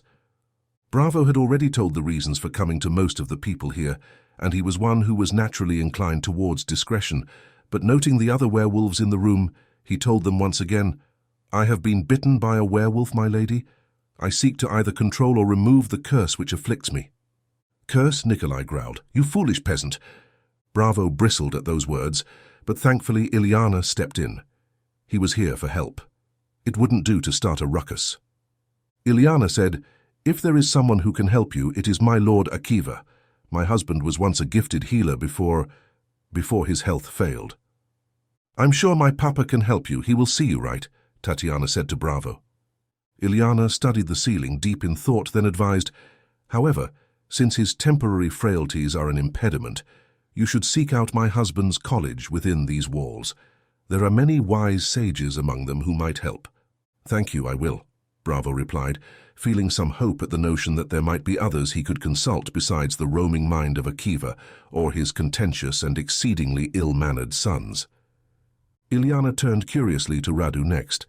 "And you, my silent friend, what impels you on this journey?" Radu bowed his head deferentially. "My name is Sir Radu Tanase, sworn knight of the realm." "A knight? How wonderful," Tatiana declared, then leaned in closer to get a better look at Radu. Meanwhile, the stalwart yet undead knight tucked himself deeper into his hood. Despite hiding himself, he gestured with a fork and pronounced with conviction, "I but keep a promise made to this newfound friend. I will see him cured or at the very least able to contain his curse." "Remarkable loyalty," Ilyana mused. "A rare trait in this world of shifting alliances." Lady Ilyana turned next to Victor and Nikolai. "My sons, what are your thoughts on our visitor's quest? Was I right in my advice to seek out the knowledge of the Magi?" Victor nodded enthusiastically. "Of course, many of us here have learned to control the beast inside us." He ripped a bone with his teeth, spraying bits of flesh about the table. "Hoarding what we have when others are in need is poor stewardship over what we've been given." Nikolai looked displeased with his brother's assessment. "What we've earned, you mean? We must be discerning about who deserves access to centuries of carefully curated wisdom. You would have us give everything away so that we have nothing left." Ilyana stoked the fire of their argument by turning to her guests. "Tell me, which of my sons strikes you as the more reasonable voice?" Bravo glanced around the room. It seemed all eyes waited expectantly for his reply. "I'm not from this high place, so I might be missing some nuances of the arguments." He turned to Victor. "Where would the world be if the knowledge of the printing press had not been shared, and of medicines that doctors use? What about the nature of fire? At some point, long ago, primitive peoples shared that knowledge. Without it, most of us would be a good deal colder come the winter." Victor raised his glass in agreement, while Nikolai's face darkened. Bravo raised a finger up near his face. "But some knowledge is dangerous. We don't give a babe access to a match or teach them how to use one until they can understand how to be safe with them. Many a house has burned and many a child has died when children play with fire." "Well spoken," Nikolai agreed. "Your response is wise but lukewarm. You tread the middle ground, neither hot nor cold," Ilyana said. "Perhaps my response is tepid, but I just spoke my views honestly. Some knowledge should be shared to the betterment of society, while other secrets are best kept limited to a few trusted souls." "And what if we decide that the knowledge you seek should not be shared with you?" Ilyana's stare had abruptly gone cold. "Well, I will have spent a month locked in a cage, tossed about in the hold of a cargo ship for nothing." "Truly? You spent a month in a cage like an animal?" Tatiana's eyes were wide. "What man did this to you?" Nikolai's brows drew in tight with anger. Bravo smiled. "I did it to myself. I felt it was the only way I could ensure I would not hurt someone." Ilyana waved a hand at Bravo. "An incredible story, if true." "That must have been a hard month," Tatiana said, her voice tinged with awe. "I've had better ones, I assure you." Bravo winked at the exuberant girl. The table erupted in laughter. As the mirth died out, Nikolai studied Radu's appearance. "And you keep your hood forward and your collar turned up. What do you hide?" Radu smiled wanly. "Nothing interesting." Ilyana could not so easily be put off. "I sense more than just a mysterious traveler here. Look at those bright blue eyes. They almost glow." Radu shrugged and removed his hood, revealing a mix of skullbone and white dead flesh. "I am a ghost." There were shouts around the table, and the brothers jumped to their feet. Radu held up his hands to placate them. "I mean no one here any harm." Ilyana looked him over with a measuring eye. "You are a zombie, you mean. Not a ghost, for you cling to bits of your flesh still." Radu looked himself over while nodding. "I did not know this word, zombie. I thank you for enlightening me." The brothers were still on their feet, hands clenched. Nikolai's chest heaved. Ilyana waved her hand at the men. "You act as if you've never seen an undead man before." "I never have," Victor declared. He turned to Radu. "And what brings a ghost or a zombie here?" He looked ready to launch across the table to attack. The brothers apparently had found something they agreed on, as Nikolai also let out a warning growl. Radu did not seem concerned. He took a bite of cooked tomato. "I told you, I'm here to help my Tovarish, the great Hank Bravo, lift his curse, or failing that, learn to control it." Radu's gentle response and lucidity must have reassured them as slowly the brothers retook their seats. Bravo was glad his friend did not blink and lose his mind at that moment. For when he did, and his jaw hung open, he looked like one of those lunatics they house away at the asylums. Tatiana's eyes sparkled. "This has been a most interesting dinner, with most interesting company." Chapter 18. The Sacrifice. Bravo's footsteps echoed as he entered the hushed sanctum, its polished marble floors and soaring ceilings giving off an air of grandeur. Gilded busts of past Magi masters lined the walls, stern stone faces turned as if to monitor all movement within their domain. He and Radu had taken Ilyana's advice and were on the way to visit the Magi College, which was contained in a wing of the castle. At the far end of an impressively long corridor loomed an imposing table and several high-backed chairs atop a dais, intricately gilded woodwork glinting in the candlelight. Beside it stood a lone attendant, hands folded behind his back. His ornate robes appeared freshly laundered and meticulously pressed. As they approached the attendant, Bravo noted the gleaming room, everything polished and sparkling. But his trained investigative eye took note of the shadowed alcoves along the way, various artifacts covered in a fine layer of dust. Their once vibrant colors faded beneath a patina of age. The corners of the room held silky cobwebs, and the glass display cases had grimy smudges on the corners. This was a place that showed well, but when one looked closely it was not quite so grand. They followed the man to a cluttered study, serving as an antechamber to the head Magi, Bravo presumed. Sunlight strained through dusty stained glass windows to illuminate overflowing bookshelves and tables.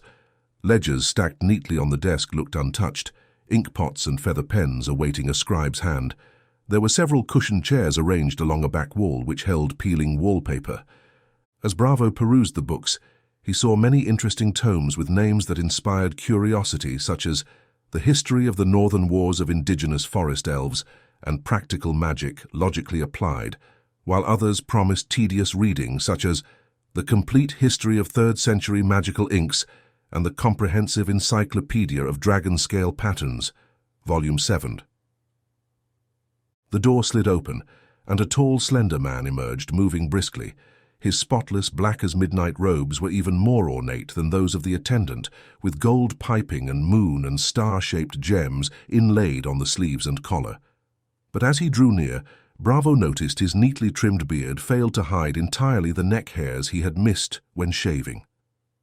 "I am Cyrus, High Magister of this great College of Learning," he declared.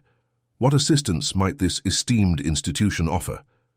Though his voice still rang authoritatively, Bravo sensed a brittle edge beneath the sonorous tones. The man made constant nasally humph and throat noises, his eyes rheumy and unfocused. Bravo recounted his desperate search for a cure, how the lycanthropic curse had ravaged his life. Cyrus murmured under his breath as Bravo spoke, as if half listening while responding to some phantom voice. His gaze grew distracted and wandering. Radu clomped closer. "Are you able to help my friend?" Cyrus blinked in momentary confusion before turning abruptly to the bookshelves. "I must consult the texts," he mumbled, fingers trailing over the gilt lettering, but seemingly unable to grasp their meaning. "You seem unsure. Can no one aid me?" Bravo asked urgently, sensing time slipping away. Cyrus paused his fussing and blinked up at Bravo. "There is only one who yet retains such knowledge, Akiva, founder of our order. Seek him out." "But we've already spoken with Lord Akiva, and he advised us to seek help here," Bravo replied. "I'm sure our esteemed lord said no such thing." He yawned. Or perhaps he did. Either way, I can offer you no assistance." Bravo ground his teeth and Radu frowned at his friend. Another dead end, it seems. Suddenly, the heavy door burst open as two robed men trudged in, dragging a disheveled village girl. She was weeping, her clothes a ragged mess. Cyrus looked her over and asked some appraising question in Romanian. The two men holding her replied with some deference. "What crime has she committed to be bound like this?" Radu asked, and Bravo could see his friend was growing angry. His blue eyes held a few sparks of red. "I no commit crime," the girl said in broken English. The High Magister turned to Radu. "Her village has selected her. It is a great honor, a chance only granted to one person every 7 years." "A chance for what?" Bravo asked. The man ignored his visitors, focusing on the girl. He barked some orders in Romanian, and the two robed men dragged the girl out. Radu explained what he'd heard to his friend. He just told them to fatten her up, that they have 2 weeks. A kind of cold realization came upon Bravo. "Fatten her up for what?" he asked Cyrus. The snooty maid showed a wolfish smile. "She is our sacrifice, during our lunar festival." "Surely you're joking?" Bravo asked incredulously. The High Magister gazed at him with flat eyes. Bravo caught sight of the raw and hungry wolf in them. "It must be done to preserve our sanity," the man told them. "Does Lord Akiva know of this barbaric practice?" Bravo inquired. The arrogant elder gave a mirthless chuckle. "He's the one who ordered it. It's vital to those of us who wish to keep the wolf blood restrained. There are a lot of scientific details. I'm not sure someone of your ilk would appreciate." "My ilk? You arrogant jumped-up scamp, I'm going to stop that girl from dying," Bravo said. A sneering reply came from the Magister. "You're welcome to try. All you need to do is kill the dozen elder werewolves here who will partake of her flesh." "I'll do what I need to do." Bravo felt a low heat rising in his gut. He wanted to turn loose his claws and teeth. Cyrus turned his head, then gave a smug smile. "A warning, pup. You're freshly changed. Have you ever seen an elder werewolf in its full transformation? We'll kill you fast as you can blink." Radu and Bravo were too stunned by the revelation that these seemingly civilized people ate human flesh to do much more than follow another arrogant attendant out of the chambers. The attendant collected them and walked them out of the drafty, unkempt halls. They passed centuries of stern portraits, the subjects' painted eyes seeming to judge these outsiders in their midst. Bravo wondered if the young attendant knew. Did Andrei know? Did his mother know? They were from the village, so they must. Radu was also furious, but he waited until they were out of the college and in a deserted main corridor before giving voice to his feelings. "I can't believe it. They're going to eat her." "We must stop it," Bravo declared. "Do you think Tatiana is aware of this, or gentle Lady Ilyana? And what of wise Lord Akiva? Do they all accept it?" Bravo's companion asked. "I don't know." Radu shook his head.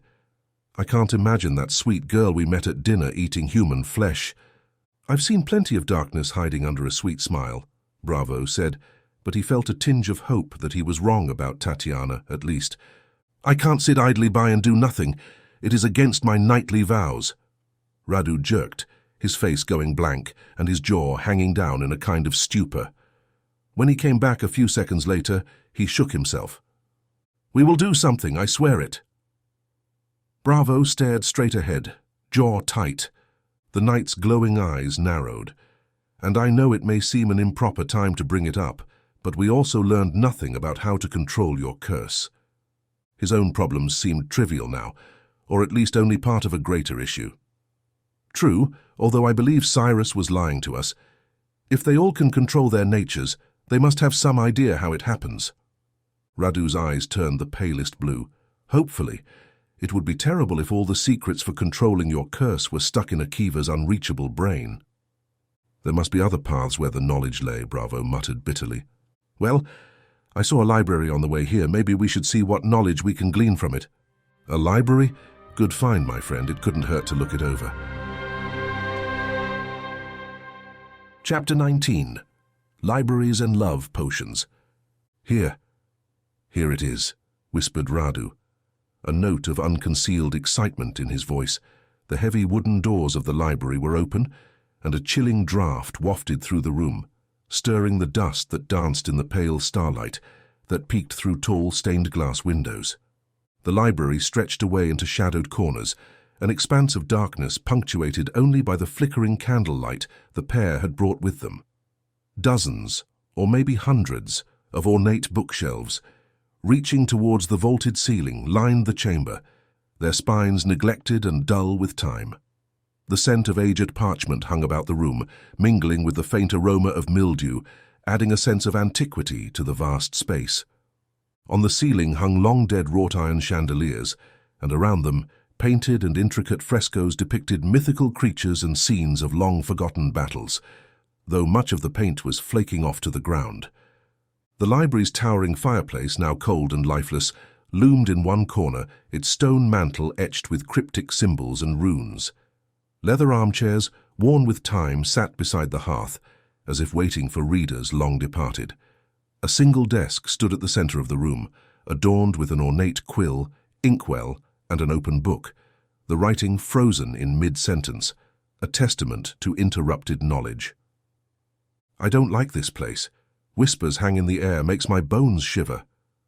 Radu's voice was low and tinged with dread. "You're a ghoul yourself, Radu. What have you to fear from haunting or even death?" "I can still feel fear, believe you me, and getting killed hurts." They deftly navigated the labyrinthine corridors of knowledge. Bravo's heart raced with a mix of excitement and dread, hopeful that within these hallowed halls lay the cure to his curse, if only he could find it. Radu stayed close behind him, his large eyes glowing with their blue, otherworldly light. Bravo found comfort in this small reminder of his loyal companion, whose unwavering support had kept him from succumbing to despair in this desperate quest on more than one occasion. "A question, Bravo," the ghost whispered, his voice barely audible above the creaking of ancient wood and rustling pages. "Do we have any idea what we're looking for?" "No. Perhaps a book entitled Werewolves and Their Curses." He jested lightly and ran his fingers along the spines of countless books, their titles hinting at forgotten knowledge and arcane secrets. In his mind he fervently hoped that one of them held the key to breaking his dreaded lycanthropic curse. Radu was excited. "Yes, let us hope we find such a book." As they rounded a corner, a soft, melodic humming caught their attention. Bravo froze, his senses heightened, his body tense with anticipation. He motioned for Radu to hang back, then slid forward until he glimpsed a pool of candlelight and a figure seated at one of the reading tables. Tatiana, the ebullient daughter of Akiva and Iliana. Her lips moved as she scanned the pages of an old book, a lock of fiery copper hair tumbling over her eyes. Bravo's pulse quickened. What was she reading? He inched closer, straining to see over her shoulder. A recipe for a love potion? His throat tightened. Radu shuffled up beside him, armor clanking. Bravo silenced him with a glare. But it was too late. Tatiana glanced up, eyes widening. "Oh, you startled me." She snapped the book shut, color rising in her cheeks. Hank felt silly to be caught spying over her shoulder and grinned guiltily. "Hello, Tatiana." "Ah, Monsieur Bravo," she said with a smile. "What brings you and your ghostly friend to the library?" "Merely seeking knowledge," he replied, his voice betraying a hint of unease. "Though I must admit, I did not expect to find you here." "I spend a good deal of time here. Reading is one of my pleasures," she confessed, her eyes sparkling. Bravo glanced at the book on the desk in front of her. Elixirs of Love, a compendium of potions and charms. He raised an eyebrow, intrigued by her choice of literature. A wistful sigh escaped her lips. The library holds many secrets. Secrets indeed. Bravo studied her, wondering whether she was an ally or an obstacle. "Love potions?" he asked, unable to keep the curiosity from his voice. "Even a lady of my standing has desires, Bravo. But let us speak no more of it," she said, setting aside the book as if it held no significance. Her cheeks flushed a delicate rose color. "You are here for a reason, are you not? Perhaps I can be of assistance." As Bravo hesitated, weighing the risks of revealing his true purpose, Radu spoke plainly.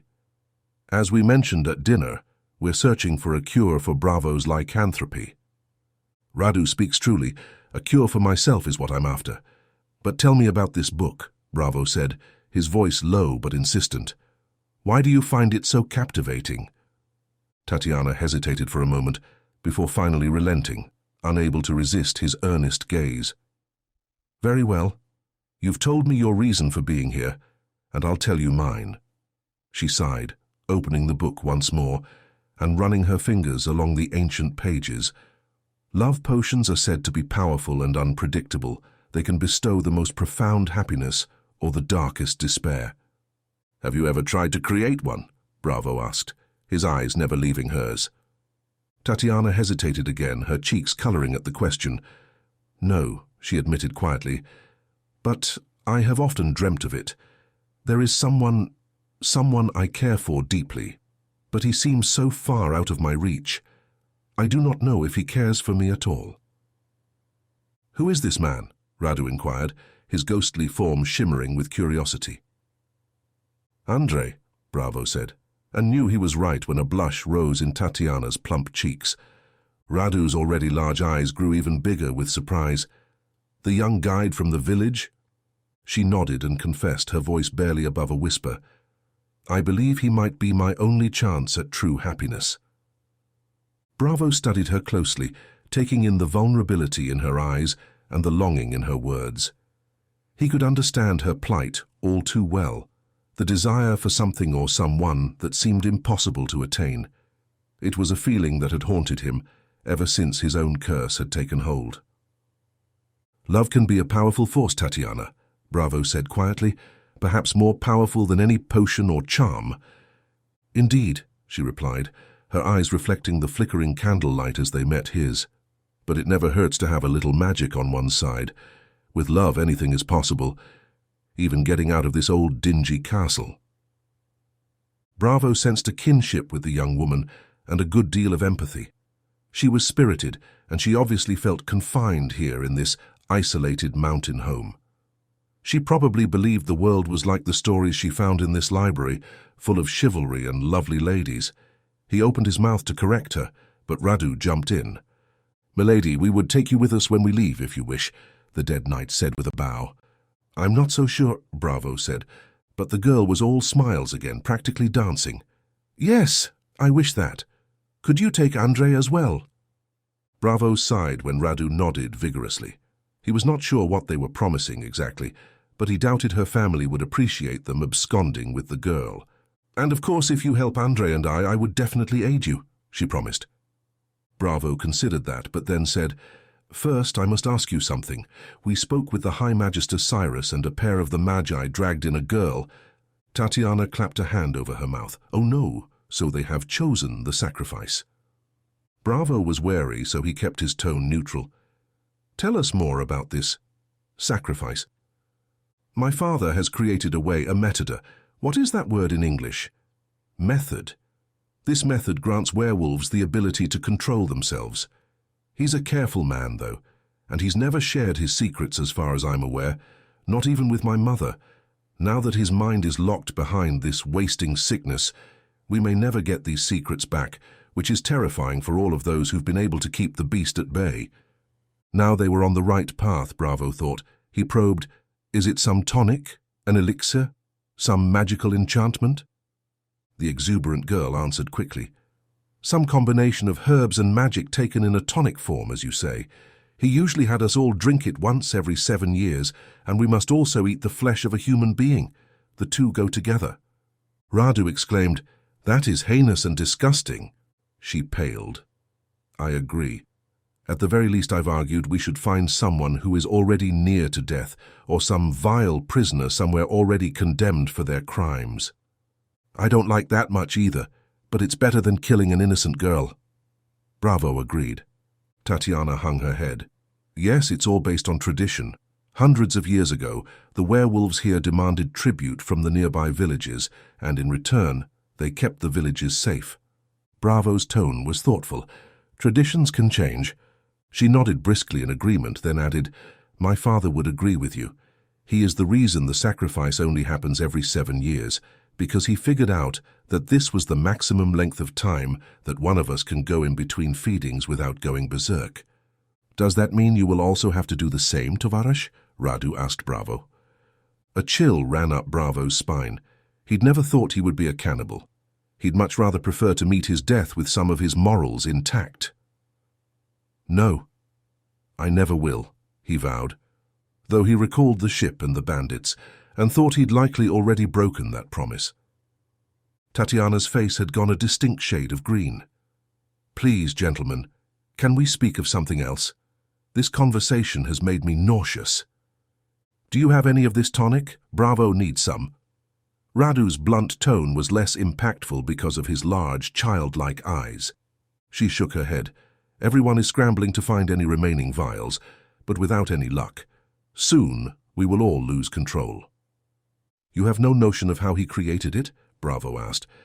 None, though I wonder if there might be some cache of it somewhere we could analyze in order to make our own.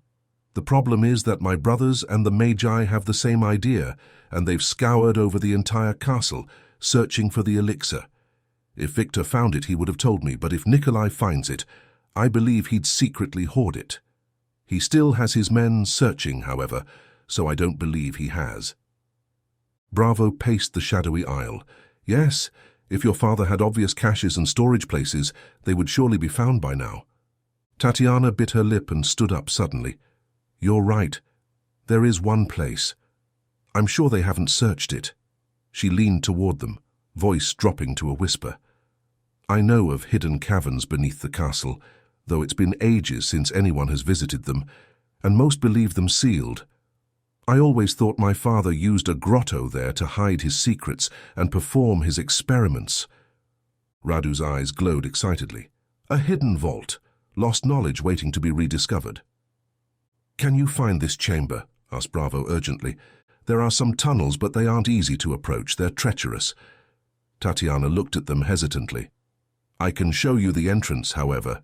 It is a perilous route. Bravo felt a bounce in his step. Take us to these caves. With luck, your father's lost secrets await below. Chapter 20. The Cliffs. The sheer cliff face plunged thousands of feet to the rocky valley floor as Tatiana led Bravo and Radu along the precarious mountain path. They edged sideways, heels scuffing along narrow ledges with barely enough width for a footprint. Gusts of wind buffeted them relentlessly, threatening to hurl them headlong into the abyss. Bravo kept his eyes fixed ahead, focusing on each measured step, but his heart hammered against his ribs, pulse roaring in his ears. Since becoming afflicted with the curse, heights affected him strangely, stirring the beast within. He'd noticed it on the perilous trek to get here, though these trails were half the width of those. Just a bit further, Tatiana called over the whipping winds, her copper locks dancing wildly around her face. She clung to the rock wall beside her, knuckles white. Though also frightened, she squared her shoulders and forged ahead. The path ended at a sheer wall split by a narrow crevice. Tatiana slipped inside and Bravo followed, senses heightened. The temperature plummeted and the light faded as they descended into the mountain's depths. The claustrophobic confines closed around Bravo. His breathing grew ragged, the beast surging dangerously, though the moon was but a sliver. He stumbled over jagged rocks, struggling to restrain the mounting feral instincts. Steady, Bravo, steady! Radu's voice echoed, distant and muffled. But Bravo teetered on the edge of control, muscles spasming as canine features emerged. Tatiana turned back, violet eyes wide at the sight of Bravo, convulsing, half transformed. Are you well, Monsieur Bravo? She reached out a steadying hand, but yanked it back when he snapped at her with his sharp fangs. He let loose an anguished howl.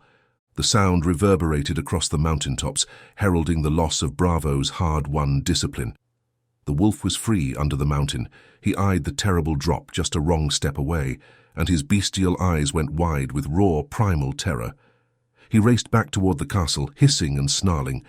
His lupine form tore along the narrow cliffside paths in a frenzy, reduced to sheer animal instinct.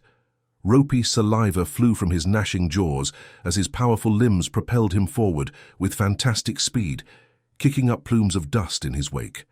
Tatiana and Radu's panicked cries were lost, drowned out by the mournful, howling winds, as the crazed werewolf rapidly outdistanced his companions.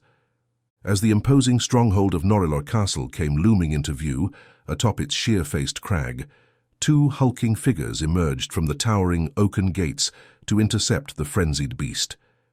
Victor and Nikolai, elder werewolves of the dwindling Magi Order, sons of the great werewolf Lord Akiva, moved with terrifying speed that belied their bulky frames.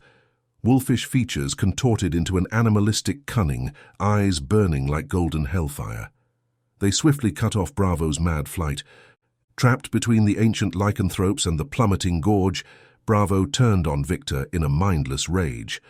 He leapt at the grizzled youngest son, who was still a vaunted and powerful elder werewolf, Bravo's wolf form, seeking to rip into sinew and bone with his curved black talons. But Victor's brawny arm shot out quicker than a striking viper, a massive hand encircling Bravo's throat. Calloused fingers hardened by centuries of life, squeezed like unrelenting iron bands. With a guttural snarl, Victor hurled Bravo effortlessly against the sheer rock face. Stone cracked and splintered under the crushing impact, leaving a ragged indentation as Bravo's body bounced off the unforgiving cliffside. He tumbled to the ground, bones rattling and vision swimming from the skull-cracking force. Before Bravo could rise, Nikolai was upon him. Using his dense mass like a battering ram, the hulking elder werewolf slammed him viciously back against the mountain, pulverizing rock to powder. The brutal onslaught came relentlessly as Nikolai unleashed devastating blows with his massive fists. Bravo's writhing efforts to break free were useless against such overpowering lycanthropic strength.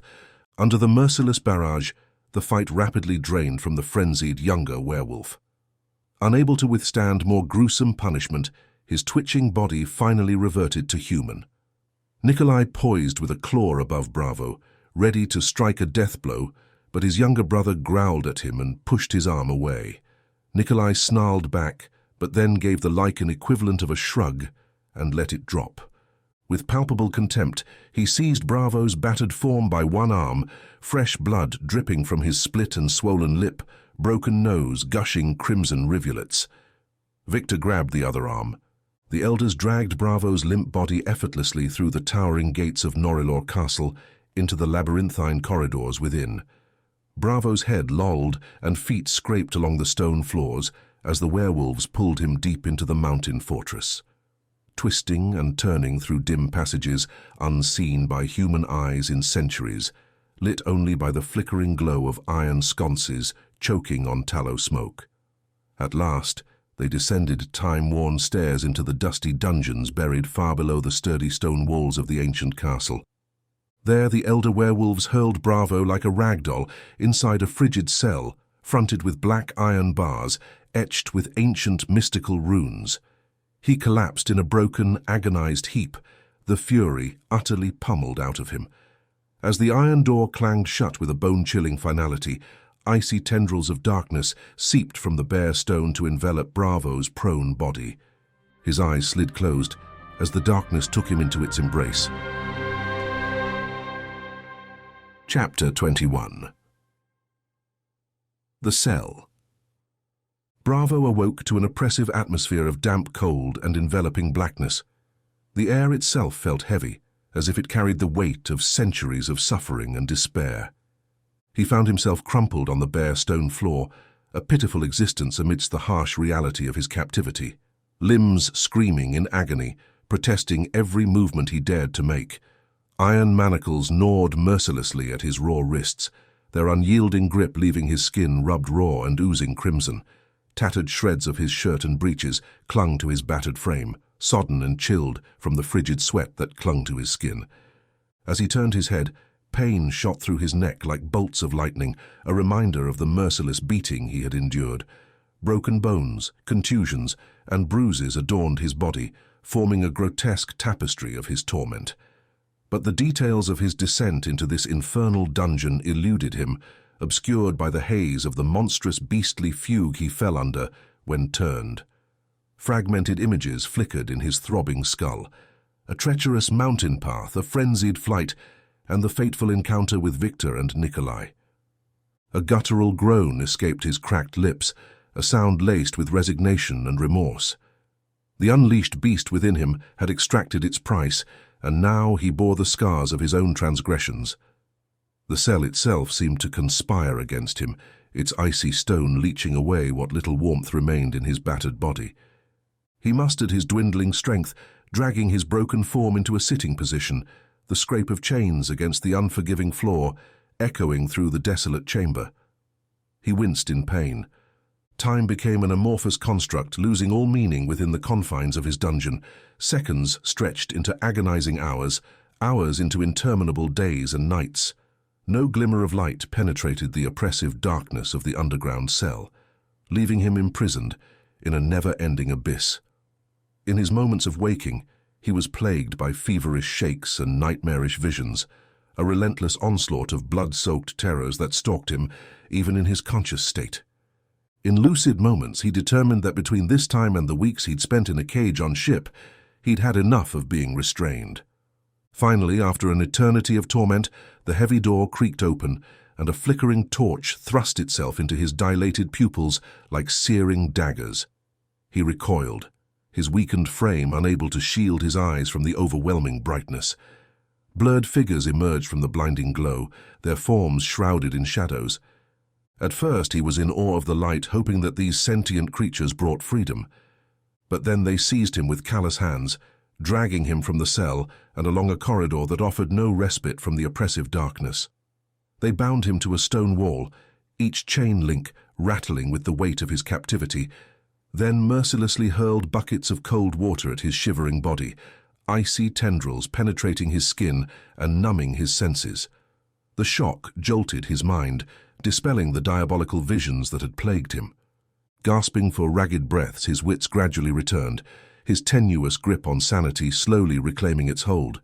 The figures jeered with sadistic pleasure, fading back into the suffocating gloom, leaving him dripping and frozen yet momentarily lucid. The haze of madness lifted, and for a fleeting moment, his humanity reclaimed its fragile dominion amidst the abyss of his torment. The same hardened hands hauled him back to his cell and dumped him there like refuse. Later, maybe only seconds or maybe months when there was light outside his cell and movement, Bravo recoiled, sure they meant to subject him to some awful treatment again. He glimpsed two silhouettes hovering there, voices familiar beneath the pounding in his skull, Tatiana and Radu. Hope flickered weakly in the confused confines of his mind. The two looked in on him with wide eyes. "My friend, we've come to break you out of this foul place," Radu whispered urgently. "This'll just take a moment," Tatiana whispered, slipping a metal pin from her hair. She turned to the cell door's ancient lock, fiddling delicately. The minutes stretched taut as she struggled to spring the stubborn mechanism. Bravo watched helplessly, hardly daring to breathe.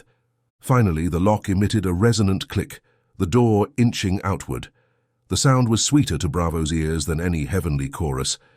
Tatiana's delicate hands felt along Bravo's chest, probing his injuries with care. He groaned, the pressure of even the lightest touch igniting fresh agony through his battered frame. Tatiana motioned urgently for Radu to help as she slid her slender arms under one of Bravo's shoulders. "Quickly now, before someone wanders by," she hissed through gritted teeth. With a sympathetic wince, Radu went to Bravo's other side, jostling his throbbing ribs. Bravo choked back a cry as they carried him swiftly from the cell, fresh agony coursing through his body with each faltering step. Gritting his teeth against the searing pain, Bravo let his head loll as Tatiana and Radu hurriedly carried him from the wretched cell. Each jarring footfall sent new shockwaves through his battered frame. They stole swiftly through the dim stone halls, the sputtering torches barely piercing the gloom. Bravo's pulse thundered in his ears, nearly loud enough to drown out the clanking of Radu's armor. He willed himself not to pass out, to remain alert for any sound of approaching guards. Rounding a corner, Tatiana stifled a gasp. A hulking jailer was trudging toward them, whistling tunelessly. They shrank into the shadows, holding their breath as he lumbered past obliviously. Once his footsteps faded, they continued on, faces taut with fear. The rendezvous point was near, but every second brought peril.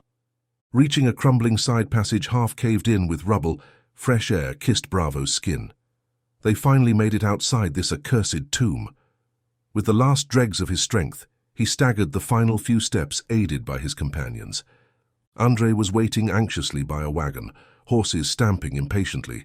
At the sight of Bravo's ruined body, his eyes widened in dismay. But there was no time for shock. He helped hoist Bravo into the back, draping scratchy wool blankets over his trembling form. The others scrambled in behind, concealing themselves hastily beneath hay bales. "Hurry now, let us be away," Radu urged. With a snap of the reins, the wagon jolted forward, pebbles crunching under squeaking wheels as they rumbled into motion. Bravo slipped into shallow, feverish dreams of wolves and moonlight as André spurred the horses on, headed towards the village. As the wagon jostled down the winding mountain pass, Bravo drifted in and out of consciousness. When lucid, he focused on taking slow, shallow breaths to minimize the fiery pain in his ribs. Tatiana dabbed the crusted blood from his face with a damp rag, shushing him gently when he moaned. "Almost there," she whispered. "Just hold on." "Where do we go?" He managed through lips that felt clumsy and unresponsive. Tatiana cradled his shoulder as she gave him some water. "To the village." He recalled the perilous journey on horseback to the summit. "On a wagon?" "Yes, we're very close to the edge," Radu informed him, and Bravo settled back and let delirium take him.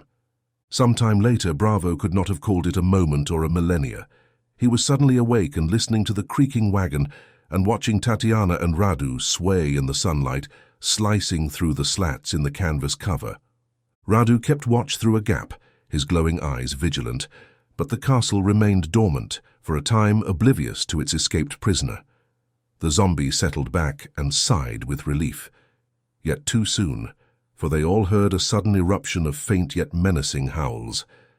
André's knuckles whitened on the reins at the sound. "They've discovered your escape," he said through gritted teeth. "The hunting party will be swift on our trail." Another chorus of baleful howls echoed across the rocky peaks and valleys. Tatiana trembled, making the sign of the cross. Bravo peered back the way they'd come through swollen red eyes, but could see nothing. Spurred on by desperation, André snapped the reins, recklessly hurtling the wagon down treacherous inclines. Its contents bounced and rattled violently at every jolt and rut, but he did not dare slow their breakneck pace. Now and then André glanced back at the towering castle receding into the distance. "There," he called out, and Bravo fought through the pain enough to sit up and look back. Tiny torchlights bobbed along the castle ramparts and mountainside, but remained remote pinpricks.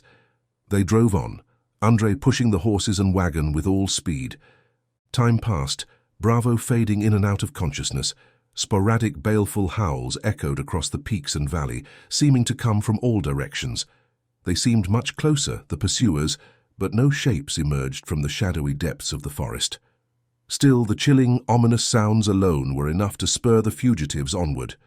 At last, the crumbling, overgrown buildings of the village outskirts emerged from the gathering night. André guided the wagon off the main track, choosing a winding path through the dense underbrush to throw off any trackers. Before long, they arrived at an ancient, sagging barn on the fringes of the village, hidden from casual view. As André drew the horses to a halt, the distant howls arose once more. But for now, the pursuers remained far behind. Chapter 22. Hiding. In the musty shadows of the derelict barn, Bravo reflected on all that had transpired since he arrived in this mountain valley. Why had the brothers attacked him? Was it because he had been in a state of frenzy, or for some other reason? Nikolai had been ready to kill him, he was sure, but Victor had stopped him. Certainly neither brother had any interest in releasing him. He'd still be rotting in that cell if Tatiana and Radu had not freed him. He shifted slightly in the straw, expecting some pain, but there was only a little. Some gentle probing of ribs that had been broken found them only lightly bruised. He pressed his tongue against his teeth, expecting to find one of his front molars missing, but no, it was there. He was sure he'd spat it out after being attacked by the brothers. Nearby, Radu kept watch through gaps in the weathered planks. The ghost's eerie blue glow provided the only light. He looked back at Bravo. "You're healing up well, my Tovarish."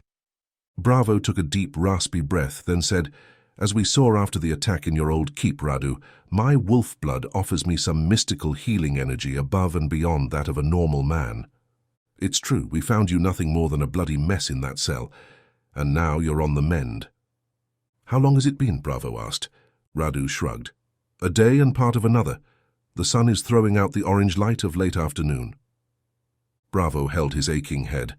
Any idea how long they were going to keep me in there? Did Tatiana or you discuss it with them? Radu turned away from the boarded window and sat. Tatiana tried, but Victor and Nikolai are once again fighting, and neither would see her. You'd gone berserk, though, Hank, and so I believe they did it to protect both you and the others. You might meet while in your grisly killing form. They definitely had little sympathy for me, considering they are also werewolves. They treated me poorly in that cell. Radu considered that. I don't think Victor had a hand in your ill treatment. He seemed to want to help you, but Nikolai is the eldest child and head of the castle guard, and so there wasn't much that he could do. Victor might be the younger brother, but you'd think he'd still have some say in how things are run. You'd think, but Tatiana says that Victor has never been interested. Also, the Magi apparently have this concept of the alpha wolf, and with Akiva no longer able to rule, Nikolai has been acting in that role. Why has Victor never been interested? Bravo was curious now. Tatiana says that Victor cares more about science and about helping people. He would like to be a physician. Really, very interesting. A werewolf doctor? Best pay your bills, eh, Radu? Radu looked at Bravo blankly, a little put off by his companion's inability to grasp the finer points of Bravo's clever wit.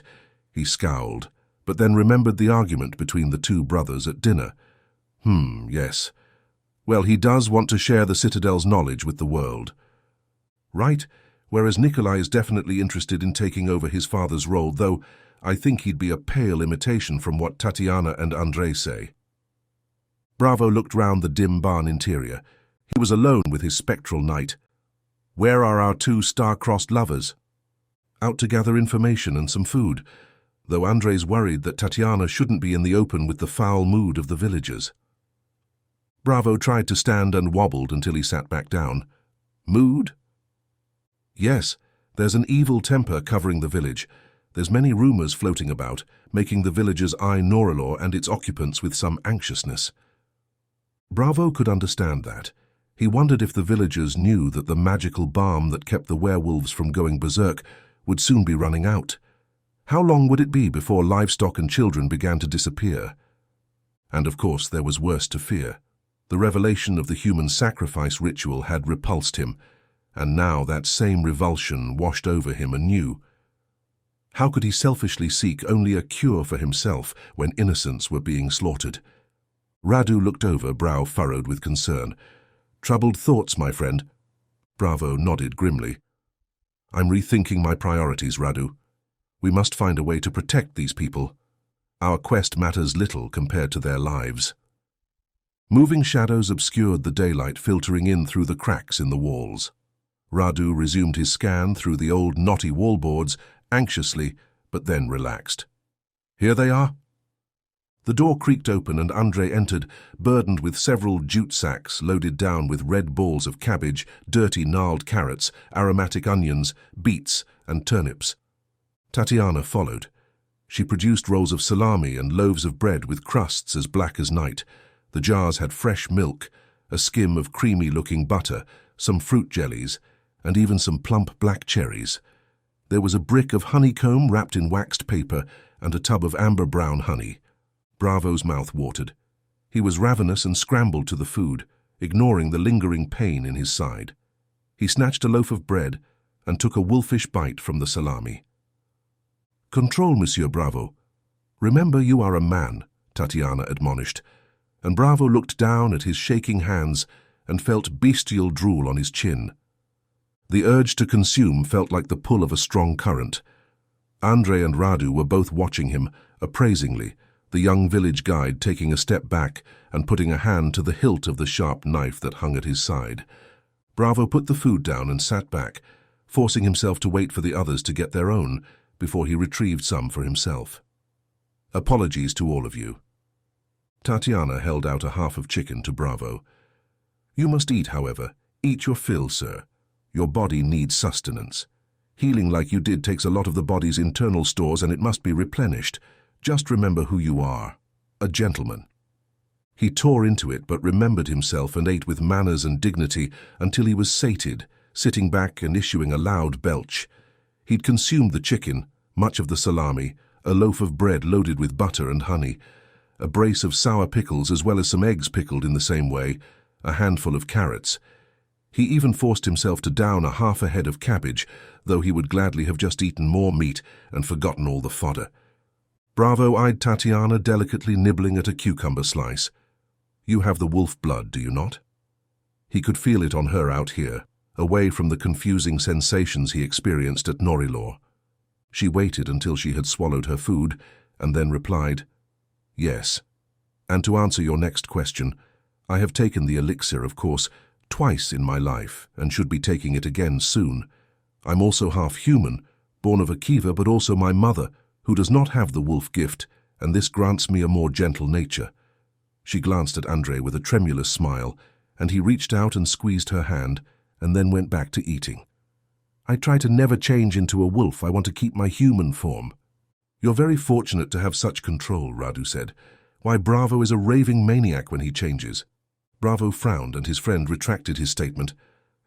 "I mean, that you're a beast. No, that you're trying to control the, beast." Bravo smirked at his bumbling, good-natured friend and let him off with a gracious nod. After the satisfying meal, Tatiana and Andre relayed what they had learned during their time in the village. "The townsfolk are filled with unease," Tatiana said. "They make signs against evil at every turn and whisper of beasts descending from the castle at night." Andre nodded grimly. "Some speak of livestock being mauled recently. Rumors fly about monsters roaming the woods." Bravo eyed his companions thoughtfully. "How many werewolves are at Norilor, and are they all of the ones in this area?" Tatiana squinted at the ceiling of the barn, doing some quick arithmetic before she spoke. "There are at least 24. Most elders. I'm the youngest. There are no others nearby. The wolves of the Magi are like the alpha pack of this region. There was once a challenger many years ago. The story is called The Folly of the White Wolf." Chapter 23, Wolves and Hunters. Andre grunted. "It might be good for them to hear the story, my love." Tatiana blushed at the endearment. Something had passed between the two while Bravo had been ill, some acknowledgement of their feelings. He was glad to see it and hoped, despite their differences, that they could be happy. She squeezed Andre's hand, then spoke. "Very well. We have a story that we tell of a rival pack who gathered 100 strong wolves to come and take the riches, the stone castle, and the knowledge of the wolves of the Magi. This was some time ago, maybe a century or more. The rival pack stalked through the pass like ghosts, encroaching in the darkness. No pack has 100 members, so this must have been some aberrant, fused-together pack of packs, led by a fearsome giant white wolf who had never lost a fight.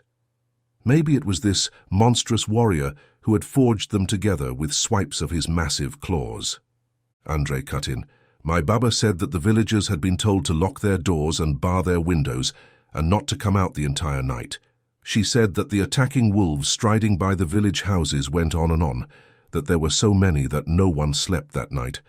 One old rascal ignored what he'd been told and opened his door and was ripped to pieces." Tatiana took the story back over. "Wolves don't like fire and they don't like silver, and more than any of that, they don't like magic. And that great wild pack of wolves found all three waiting for them on the mountain that night. It is said that the few who were allowed to flee had their hands sheared off so that they'd never raise a claw against the wolves of the Magi again." Andre leaned forward, as if imparting a great secret. "Akiva the Great himself carried the white wolf's head to our village square the next day and impaled it on a spiked pole. No one is sure why, but Baba said she believed that some in the village had perhaps sent for this white wolf, maybe even guided his pack through the mountains, that they'd wanted to replace Akiva with this rival." Tatiana tried to suppress her pride, but didn't do a great job.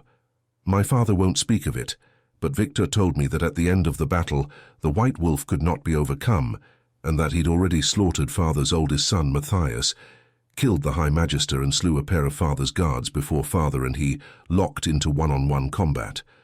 At the end, the White Wolf fell, and Father hadn't even been touched. "Your father must have been a great warrior." Radu's voice held more than a tinge of awe. "I'm glad such a staunch warrior is not my enemy," Bravo said. Then, changing the subject, he asked, "Is it possible some of the wolves of the Magi are already losing control?" Andre, being a human, looked alarmed at the thought. Tatiana's face colored and she wouldn't meet her love's eyes.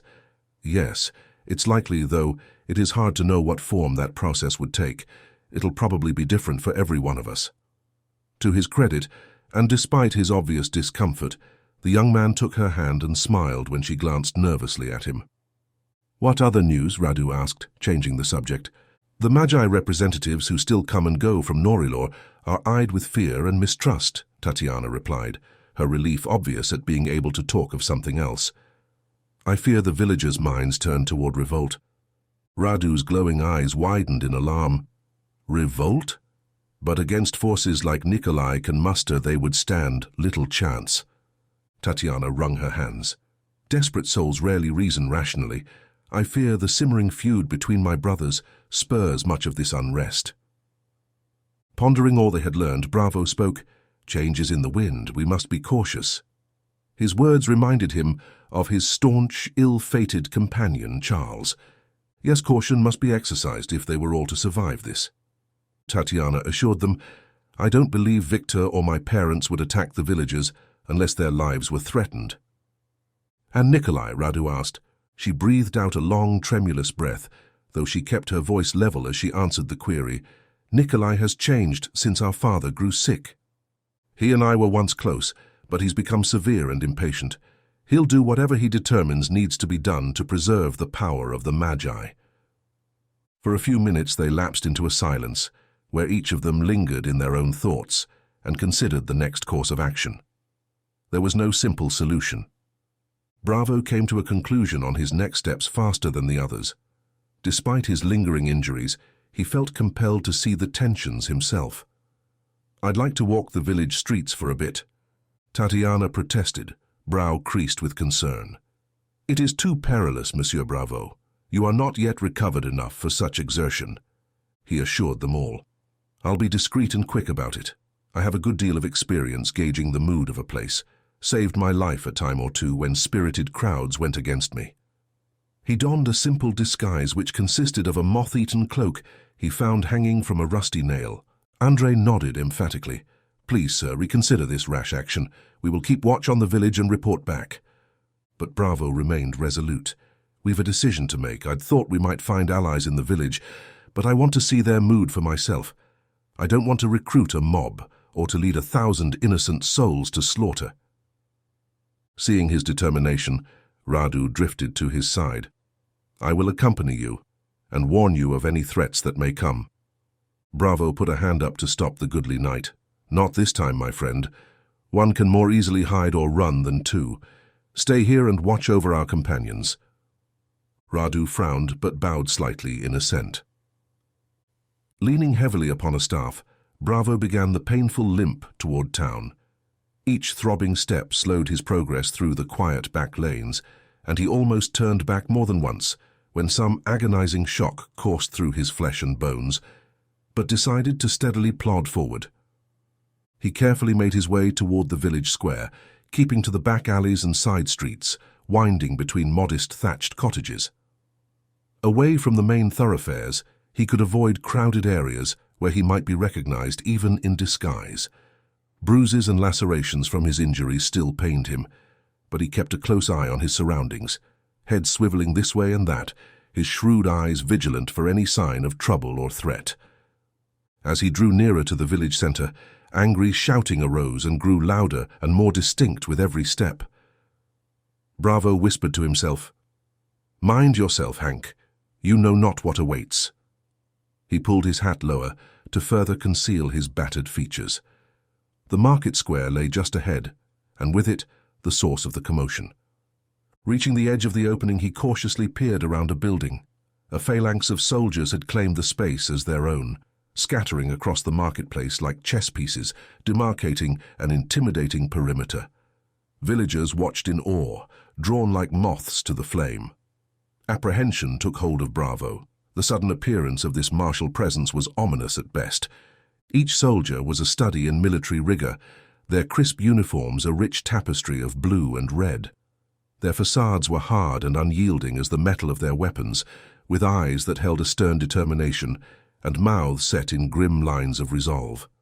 The glinting bayonets affixed to their muskets danced menacingly under the afternoon sun, while the vibrant feathers in their shakos bobbed rhythmically with their movements. The air around them hummed with a crisp rhythm, punctuated by the sharp barks of the sergeants, issuing orders in accents thick with authority. The officers, in contrast, wore an air of haughty confidence, their gazes sweeping over the villagers with an almost imperious disregard. Their immaculate uniforms glimmered with ornate embroidery and an abundance of gold braiding. Plumed hats and polished boots enhanced their regal stature, making them appear as kings among pawns. From his shadowed observation post, Bravo felt an icy dread coil within his stomach as he identified the commanding figure at the center of the formation, the infamous Bella Blackthorn. Her lovely yet stern features carved a daunting silhouette, her imperious demeanor thick with confidence. A jolt of adrenaline surged through Bravo at the sight of her. What grim turn of events had drawn this relentless predator to their humble village? But suddenly he knew she must be here to capture or kill him. The soldiers and villagers interacted in a friendly way to Bravo's eyes. In contrast to their typical wariness towards outsiders, the townspeople welcomed the troops eagerly, reaching out to pat shoulders and exchange greetings.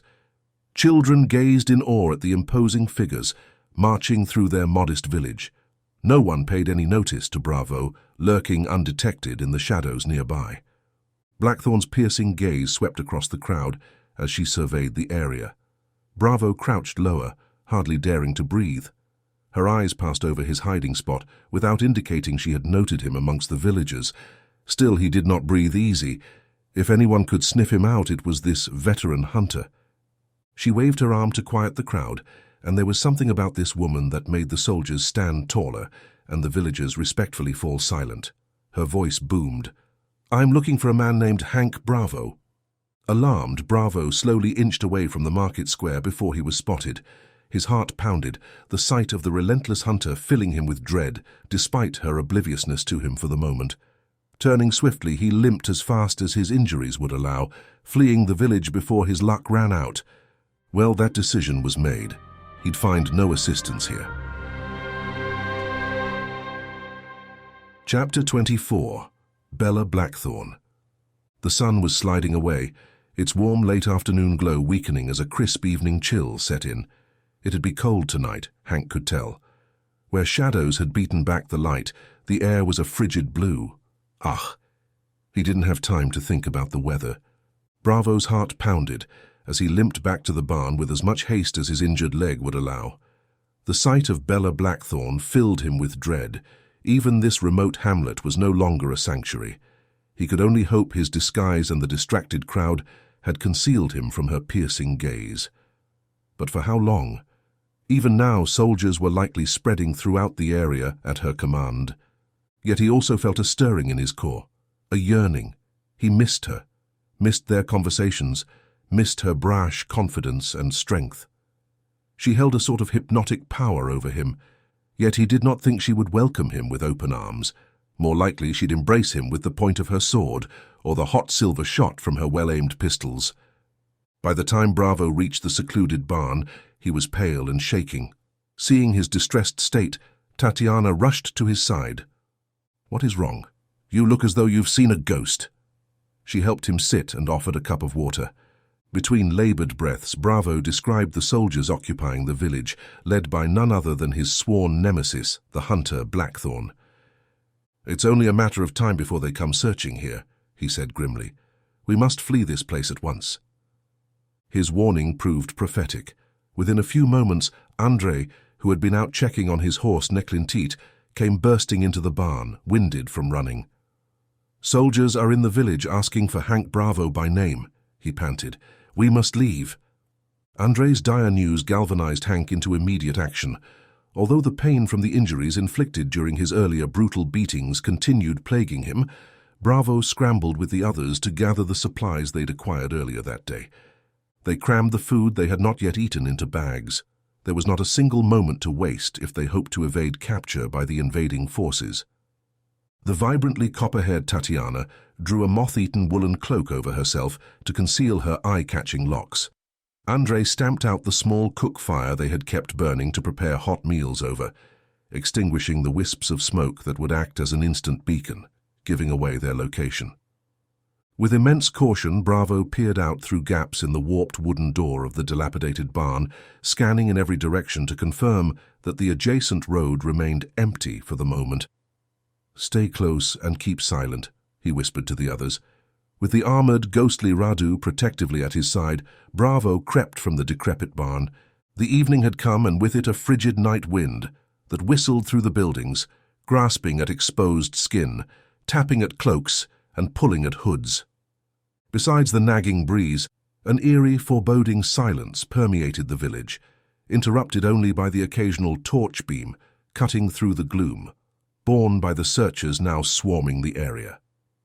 Bravo felt a spike of adrenaline course through his veins at the raw exposure of being outside in the open, but firmly pushed down any sense of encroaching fear or panic. He focused on the task at hand, moving stealthily on steady feet as they slipped through the back alleys and side streets, avoiding the primary thoroughfares now teeming with squads of hostile troops. Although the various injuries he had sustained, the gash on his thigh, the blows to his side and arms, continued throbbing with each hurried step, Bravo marched on like a war-weary soldier, with the reserves for yet one more battle. He peered about, ears straining for any sound of potential pursuit, nostrils flaring as he inhaled the pungent scents of livestock and wood smoke permeating the village, now amplified by his lupine abilities. Bravo froze, his sharpened senses detecting the unmistakable sound of boots tramping on packed dirt somewhere ahead, at least 2 sets of heavy footfalls echoing off the close-set buildings from the muffled sounds. He threw up a hand to halt Tatiana, Andre, and Radu in their tracks, then pressed a finger to his lips, signaling for renewed quiet from the group. Moving slowly to avoid any noise, they melted into the deepest pool of shadows that they could find. A small, lightless alcove, beside a timber-framed workshop. Heart thudding against his ribs, Bravo scarcely even dared to draw breath as the ominous figures drew nearer, their footfalls measured and steady. 2 soldiers emerged around a bend in the alley, just paces ahead of where they concealed themselves, kicking up small clouds of dust with their heavy boots.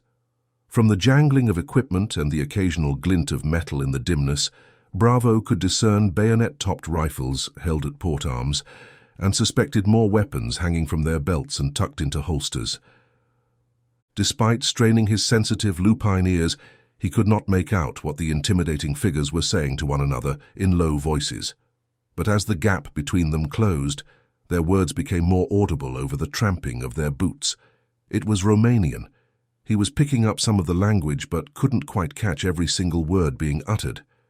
He'd been a soldier, though, and he could tell by the tone they were complaining to one another, as soldiers do. One whispered something in an angry, resigned voice. The other scoffed in clear derision.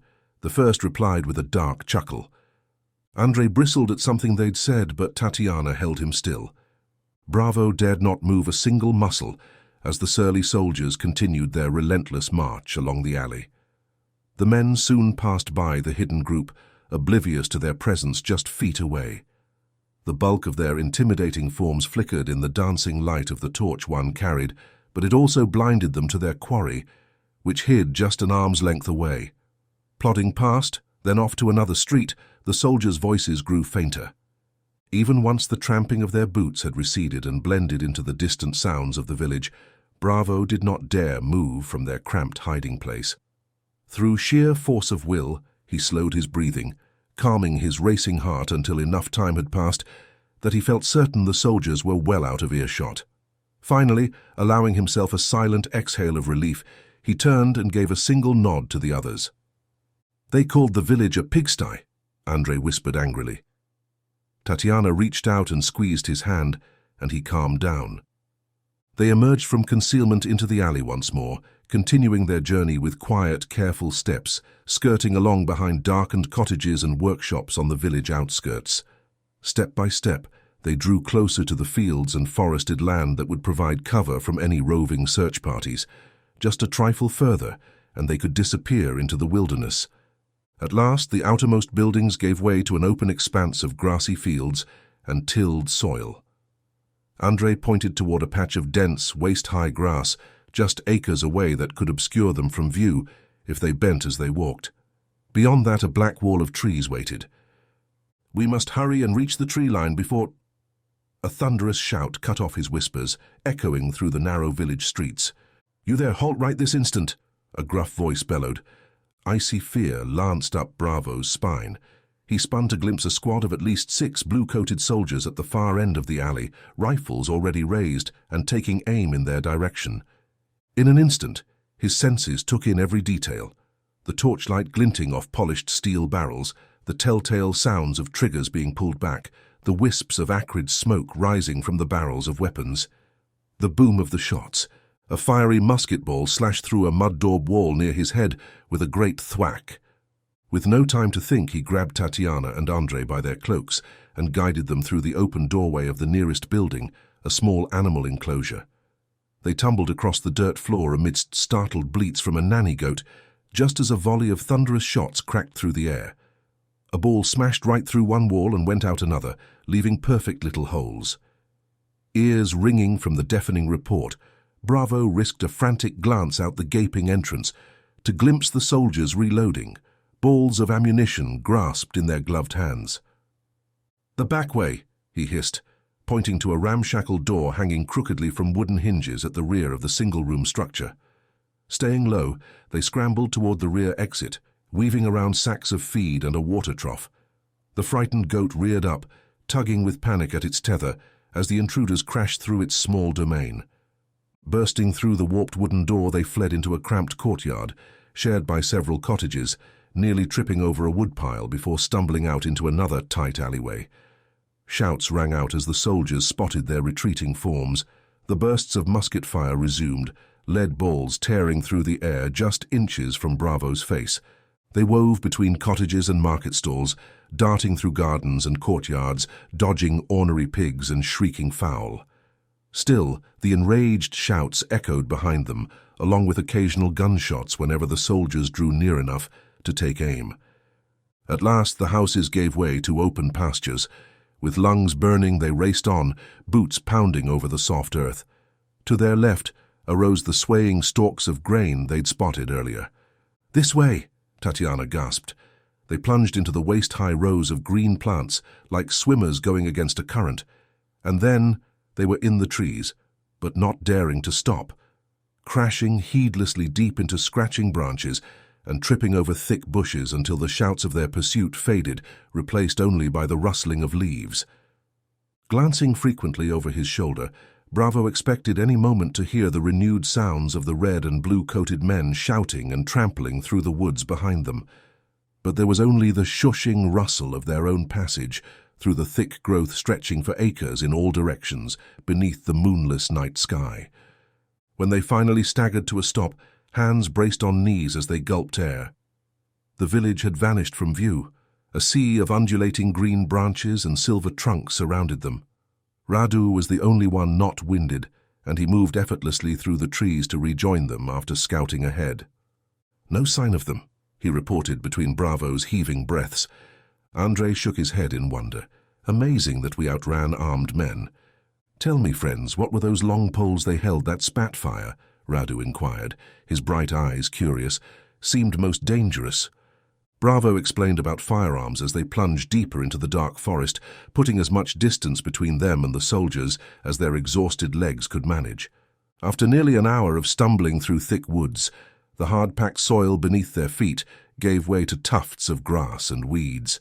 Winded but alight with relief at having gained the road leading to Norilla Castle, the group collapsed in a small clearing dotted with lichen-spotted boulders, ideal for resting upon. Bravo gratefully settled onto one of the weathered rocks, the stone cool and solid beneath him.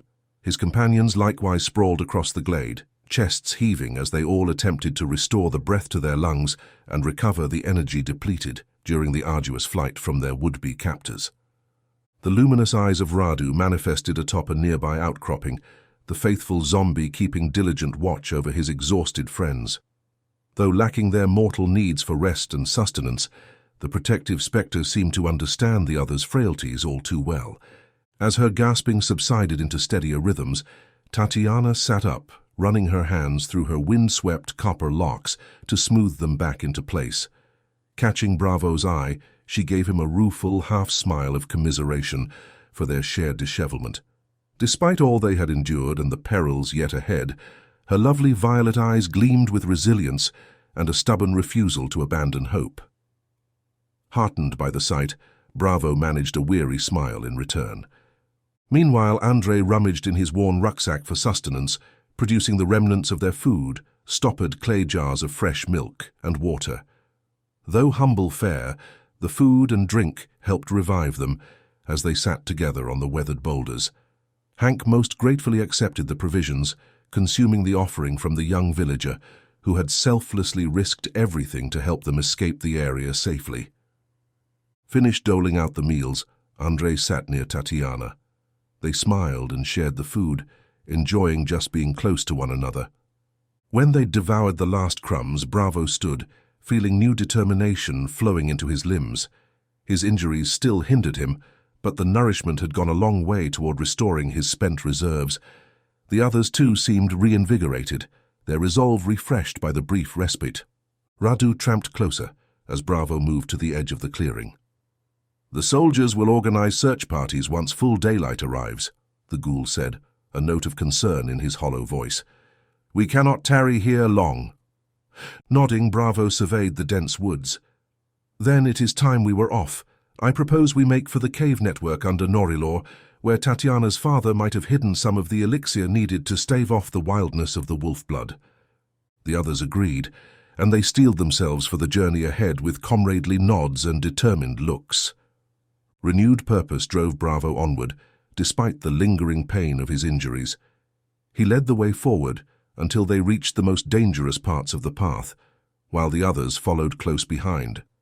After that, Andrei took the lead, the experienced guide's grey cloak the beacon which they all followed, stepping only where he stepped on the treacherous path. Bravo made the mistake only once, of looking to the side of him, and saw nothing but a yawning black chasm that dropped away only inches from the edge of the trail. It seemed as if it took forever, but they eventually came to steadier ground, and as the first hints of dawn peered through the misty peaks overhead, Bravo grew wary. Blackthorn would canvass the area at first light, unleashing her forces to sweep the terrain. What would happen when she realized the castle was garrisoned by a force of werewolves? He wasn't certain, but he knew there'd be blood spilled on all sides when that occurred. "Freezing," Andrei said, shivering, and Bravo saw the man's lips were blue, his face pasty enough to match Radu's deathly countenance. The chill did not bother Bravo, though he felt it, and so he took off his cloak and gave it to the grateful guide after checking that Tatiana was also comfortable. There must be something in the wolf blood that lent them warmth. Renewed somewhat, Andrei took them off the path to the fortress and along the face of a stony cliff, walking right up against its sheer surface, with only a foot or two off their left side before a breathtaking drop. And then, just ahead, loomed a rocky outcropping dotted with shadowy openings, the cave network. "Here it is," Andrei said with some trepidation. He then slipped into a cave opening that looked like the open jaws of some primal giant, followed by the others. Chapter 25. The Caves of Norilor. They'd arrived. As his vision adjusted to the dim interior of the caves, Bravo took stock of their new surroundings. The cavern ceiling arched high above them, the weak dawn light filtering down from the entrance. Some distance behind them now, insufficient to pierce the musty gloom that clung to the subterranean space like cobwebs. The rocky ground underfoot was uneven, but solid. Gnarled tree roots snaked overhead in places where they had bored through cracks and fissures, seeking sustenance over untold years. The air hung cool, damp, and stagnant, with a loamy fungal scent and without even a hint of a breeze. The chamber they occupied was spacious, but clustered with natural rock formations jutting at odd angles. Narrow, twisting passages bored further into the earth from here. Seemingly an entire network of tunnels and caverns awaited them. Andre lifted a small oil lantern he had presciently thought to bring, its quavering light pushing back the cloying darkness somewhat as they peered about. Radu's spectral eyes likewise helped illuminate their surroundings with their pale blue luminescence. "Which way should we go?" Andre whispered, voice hushed as if fearful of awakening spirits that may dwell in this subterranean realm. Tatiana stepped forward, holding the tattered cloak she'd used as a disguise in the village round her shoulders, biting at her lip. "I may know the way." Bravo, Tatiana, Andre, and Radu descended deeper into the cave network, underlying the ancient mountain stronghold of Norilor. Guided only by their meager, trembling light, they picked their way over uneven, rocky terrain pockmarked with stalagmites jutting up precariously from the gloom. The air grew heavier and more oppressive as they left the outside world further behind with each step. With only her vague childhood memories to guide them, Tatiana led the group through the shadowy tunnels. They crept past enormous limestone formations built up over eons of minuscule drips and rivulets. The route divided and Tatiana hesitated, brow furrowed in concentration as she tried to recall the correct path. When she chose incorrectly, it forced them to double back and retrace their steps after reaching a dead end or cave-in. But steadily they progressed deeper through the subterranean maze, seeking the grotto that Tatiana believed might harbor her father's abandoned alchemy laboratory. Bravo tried to quell his simmering unease at being sealed so far beneath the impenetrable stone layers overhead. The wolf stirred just under the surface of his skin. The deeper they delved through the claustrophobic tunnels, the more signs of structural instability they encountered. Jagged fissures mapped the cave walls and ceilings, leaving piles of rubble strewn along their path. In several locations, entire sections had collapsed, sealing off connecting passageways with tons of debris. It forced them to scale crumbling slopes of smashed rock and dirt to navigate around the cave-ins. When the rubble proved impassable, they turned back to seek alternate routes, but each detour cost them precious time and energy. Bravo felt a growing dread that they would become trapped or lost in the treacherous underground maze. Worse still was when they reached areas where ancient wooden supports, installed generations past by unknown hands, had long since rotted through. They inched along narrow ledges skirting yawning chasms, or else scrambled over perilous gaps, relying on the remnants of the failing supports and buckling wooden beams.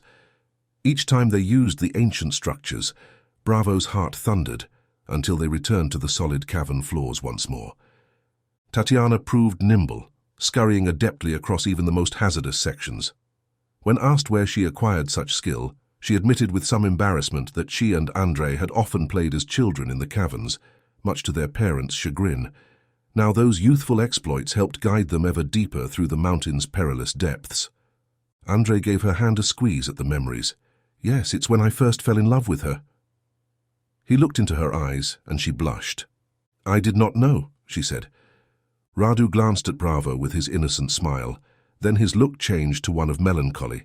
Bravo was sure he was remembering his own beloved princess and the curse she'd placed upon him once changed into her vampiric form. Someday, Bravo thought, he must take his friend to wherever the lovely fiend now called home and free him of her grasp. They pressed on, and after navigating a narrow chasm bridged only by a collapsed wooden scaffold, Tatiana paused to gather her bearings. Her brow furrowed in consternation. "I fear we're traveling in circles," she confessed. "So much looks the same, yet nothing is familiar." Andre lifted the lantern, casting wavering light over the claustrophobic tunnel walls surrounding them. "Don't lose hope yet," he urged. "We knew it would be like navigating a maze. Let's rest a moment to regain our strength before we continue on." While they sat, Bravo's unease grew. This subterranean labyrinth could become their tomb if they weren't careful. His nerves already felt frayed after the repeated close calls on faulty scaffolding over fathomless pits of darkness. His heart thumped. The wolf wanted out. Radu rested a bony leg on a stump-like rock, then reassured his comrades with a determined wave of his fist. "Courage, friends," the zombie said. "I sense we draw nearer to our destination." Heartened by their undead companion's declaration, they ventured forth once more down ever-narrowing passages until the tunnel opened into an elevated cavern. Along one wall glowed a shelf of luminous blue fungi, bathing the space in an ethereal aquamarine light. "I remember these mushrooms." Tatiana rushed to the shelf, a grin breaking across her smudged face. "My father's hidden workshop must be close by." She kissed Andrei's cheek, and the young man put a hand up to the spot where her lips had touched in wonder. Radu, who stood near Bravo, whispered with a sigh, "I'm glad to see that young love still happens in this strange modern world." Bravo put a hand on his stalwart friend's armor-clad shoulder. Bolstered by their discovery of the man-made shelf with its mystical contents, they continued with fresh vigor. Before long, ornately carved stone archways emerged from the gloom. Intricate symbols decorated the weathered portal. Beyond lay Lord Akiva's lost sanctum and their desperately needed answers. Stepping beneath a dilapidated stone archway, Bravo felt as if he'd entered a lost world. The spacious grotto before them bore little resemblance to the barren tunnels they had traversed to reach this sanctuary. Above, mineral deposits built up over untold ages had formed into glittering crystal stalactites dangling from the lofty ceiling like fiery gems in the light of their torch. Dominating the broad chamber was a sprawling workshop of enormous wooden tables cluttered with tools of esoteric purpose. Scattered across the worn surfaces sat countless alchemical containers and vials gone dusty and dry from lack of use. Coils of glass tubing winding aimlessly, and mortars still containing hints of ancient pigments and powders within their bowl-like forms. Bunches of desiccated plants and roots dangled overhead from the crossbeams and rafters, their vibrant colors long since dull and faded.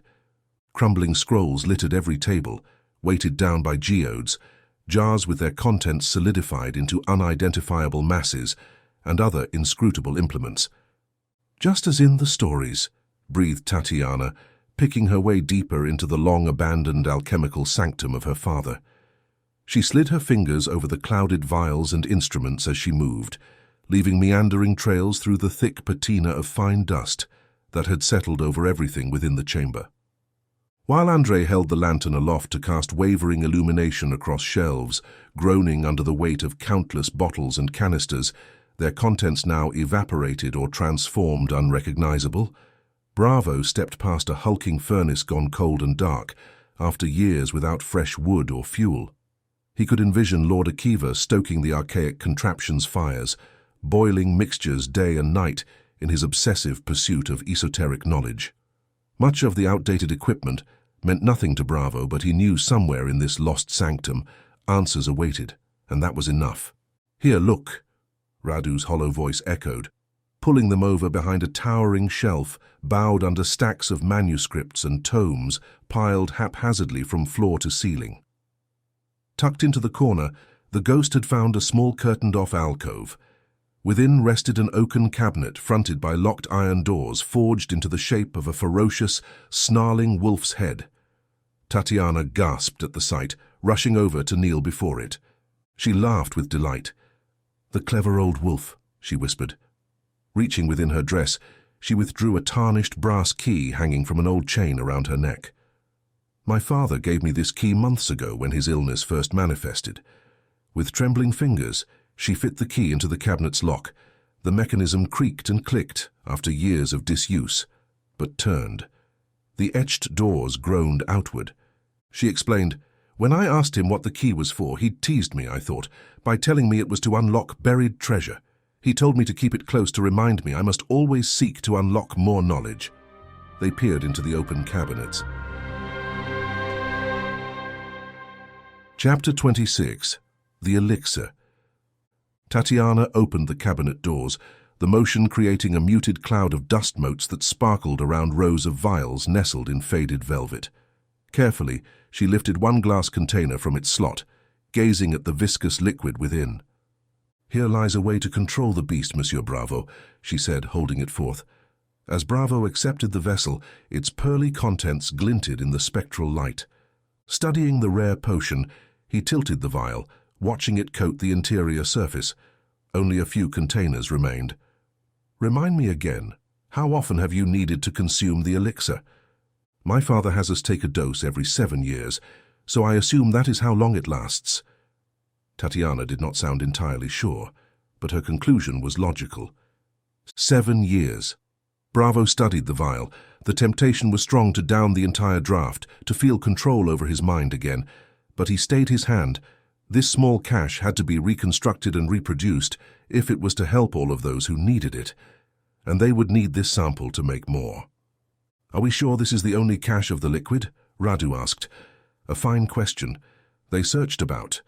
There were no closets, cabinets, or other storage places in the immediate vicinity that held any more of the precious potion.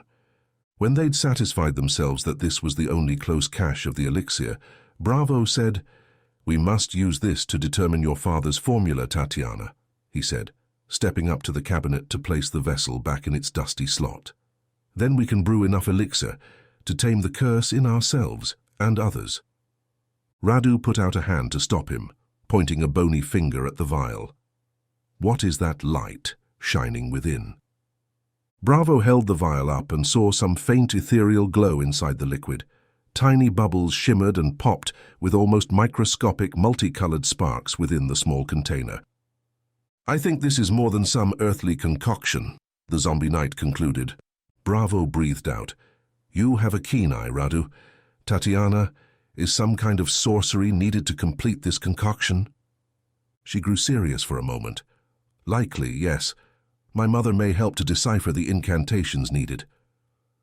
Bravo remembered the graceful woman who he'd met upon first arriving at the castle.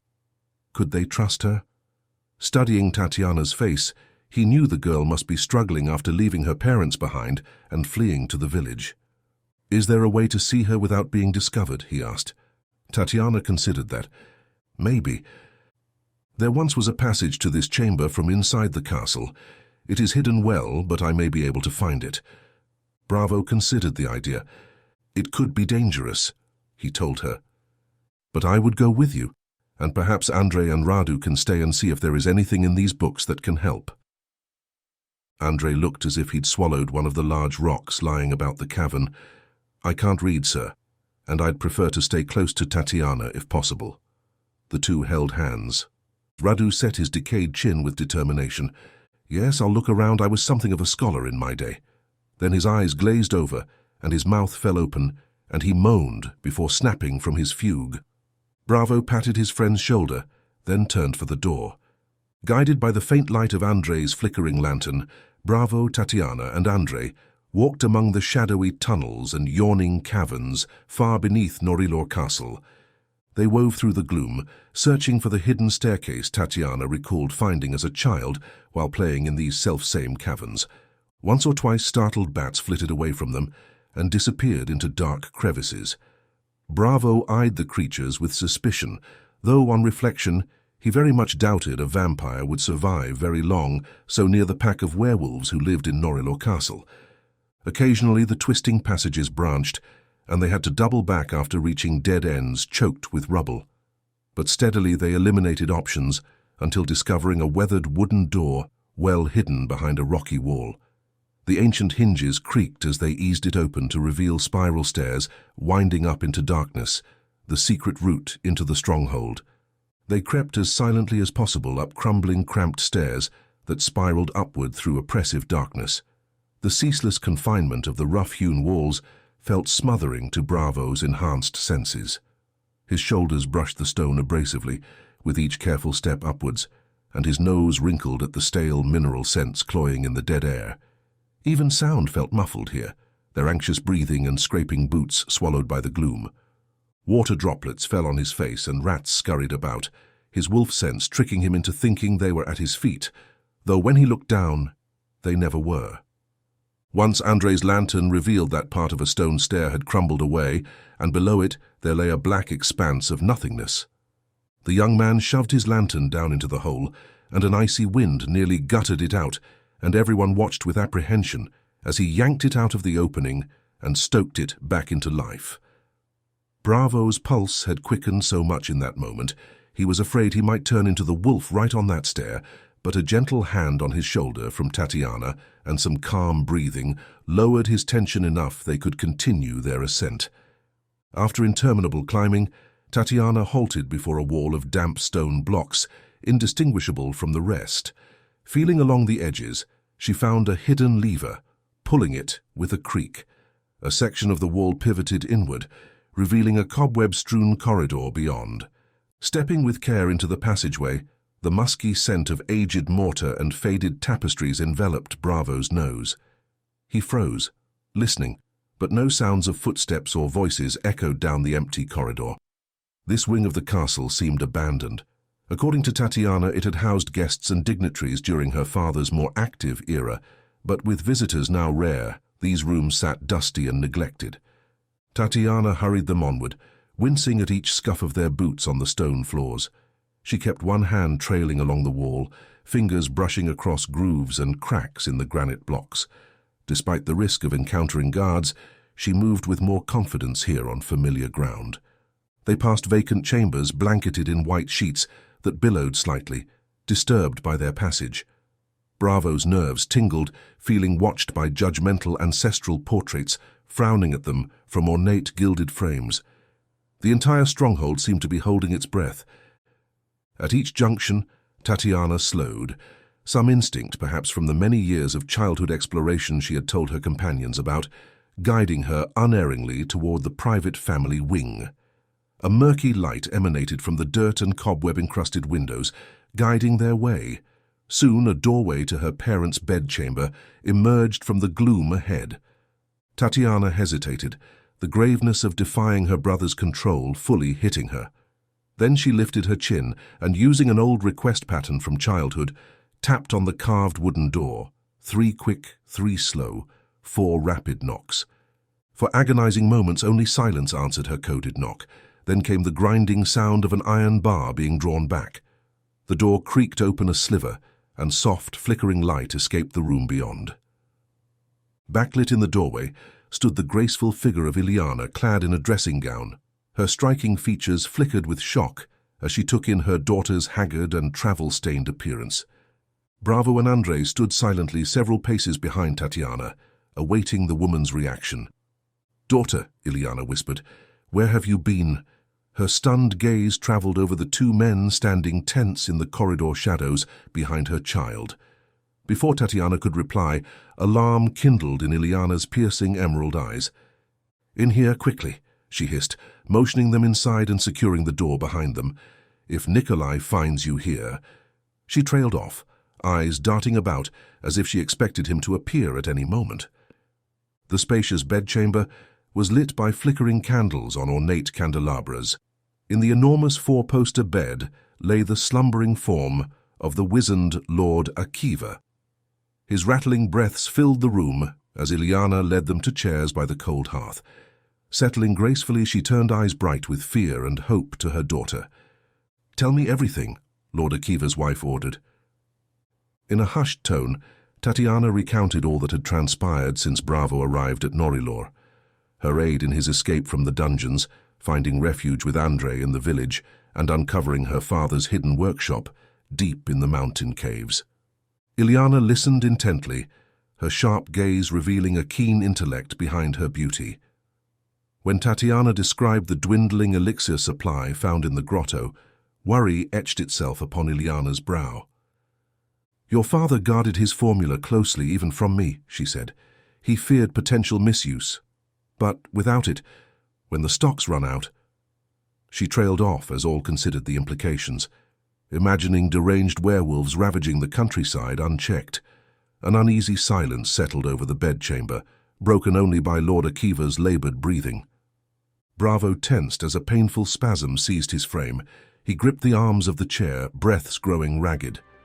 The curse was going to make an appearance tonight. Chapter 27. An Unwanted Change. "Please, my lady," he implored through gritted teeth, "we must recreate the elixir swiftly if I and others of my kind are to maintain control." Ileana studied him, indecision plain on her face. Helping them meant betrayal of Nikolai's authority, yet showing mercy was just, and they all needed the protection the potion would provide. At that moment, Akiva stirred, blinking rheumy eyes. "My dear," he murmured. Ilyana rushed to sit beside him, cradling his withered hand. The aged lord peered up in confusion. "Is that you, Tatiana?" He smiled weakly at his daughter. "You've returned to us." Tatiana knelt to kiss his forehead, blinking back tears. For this ephemeral moment, lucidity had returned to him. Tatiana embraced her father with care, then drew back to study his time-worn face. "I have returned, but only briefly, dear father," she began. "Troubled times are upon us." She provided an abridged account of all that had occurred since his decline, Bravo's arrival afflicted by lycanthropy, her brother's quarrel intensifying, the growing rancor between the Magi and the fearful villagers. Lord Akiva listened gravely, showing more clarity of mind than he had in ages. When Tatiana described the waning elixir supply found in his secret grotto workshop, Akiva nodded. "I feared this day would come. My elixir provided balance, yet I foolishly hoarded the knowledge," he sighed. "If only I had mentored another to continue my work, but the formula's power frightened me." He gripped Tatiana's hand. "We Magi must serve, not terrorize. I pray my weakness has not doomed innocence." Tatiana glanced back at Bravo. "If we can recreate the elixir using the reserve vials, we can give everyone the dose they will need in the coming weeks. But we need your guidance, Father. Please, help us." Akiva's eyes drifted around the room, cloudy and unfocused. Then they cleared again. Yes, of course. I shall tell you all I can recall." He shifted on the bed, gathering his thoughts. "The ingredients are not exotic, but the preparation, that is key. The minerals, the distillations. Fetch me parchment, and I'll write it down." Tatiana rushed to fetch ink and paper. Lord Akiva's frail hand trembled as he sketched symbols and scribbled line after line, muttering all the while, explaining to Tatiana as he wrote. Bravo tried to glean some essence of the intricate process Akiva described, though he didn't feel he grasped much of it. When the frantic burst of effort ceased, Akiva slumped back on the silken pillows. Fresh beads of sweat dotted his wrinkled brow as he pressed the scribbled parchment pages into Tatiana's hands. "There lies the most important piece of my life's work, set down in mortal ink at last. Guard it well," he smiled. "And thank you, daughter. My spirit feels freer, having passed on this burden." With those final whispered words, Lord Akiva's eyes closed. His chest rose and fell with the cadence of sleep. The episode of lucidity had ended. Tatiana folded her father's parchment pages with reverent care before turning back to her mother. "The base formula is here, but preparing the elixir is beyond my skills," she admitted. "Please, will you help us recreate it?" Ilyana hesitated, worry plain on her face. "You ask me to deceive my own stepson. Nikolai would not be happy with me performing this errand. What you propose could be seen as betrayal." "Surely brewing medicine to aid the infirm is no sin," Bravo countered.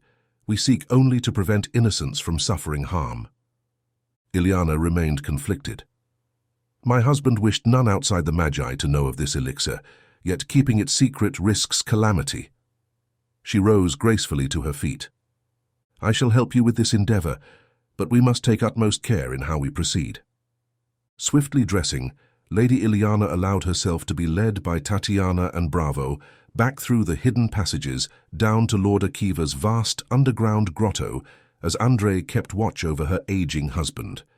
Moving to the great work table, she studied her husband's cryptic notes, brow furrowed in concentration. "Yes, I begin to see," she murmured. Drawing a small iron cauldron close, she directed Tatiana to gather ingredients from around the workshop, bundles of herbs, vials of viscous tinctures, trays of minerals and ores. Bravo helped stoke the furnace flames, generating searing heat to distill and blend the components. As night began outside, the pull of the wolf blood exerted its diabolic influence. Bravo clenched his jaw as an agonizing spasm gripped him like a giant's tight fist. Sweat beaded his brow despite the chill cave air. He could feel his tenuous control slipping, as the beast within strained for release. Working swiftly, Ileana mixed pulverized minerals and crystal powders in precise ratios, adding droplets of distillates that filled the chamber with pungent fumes.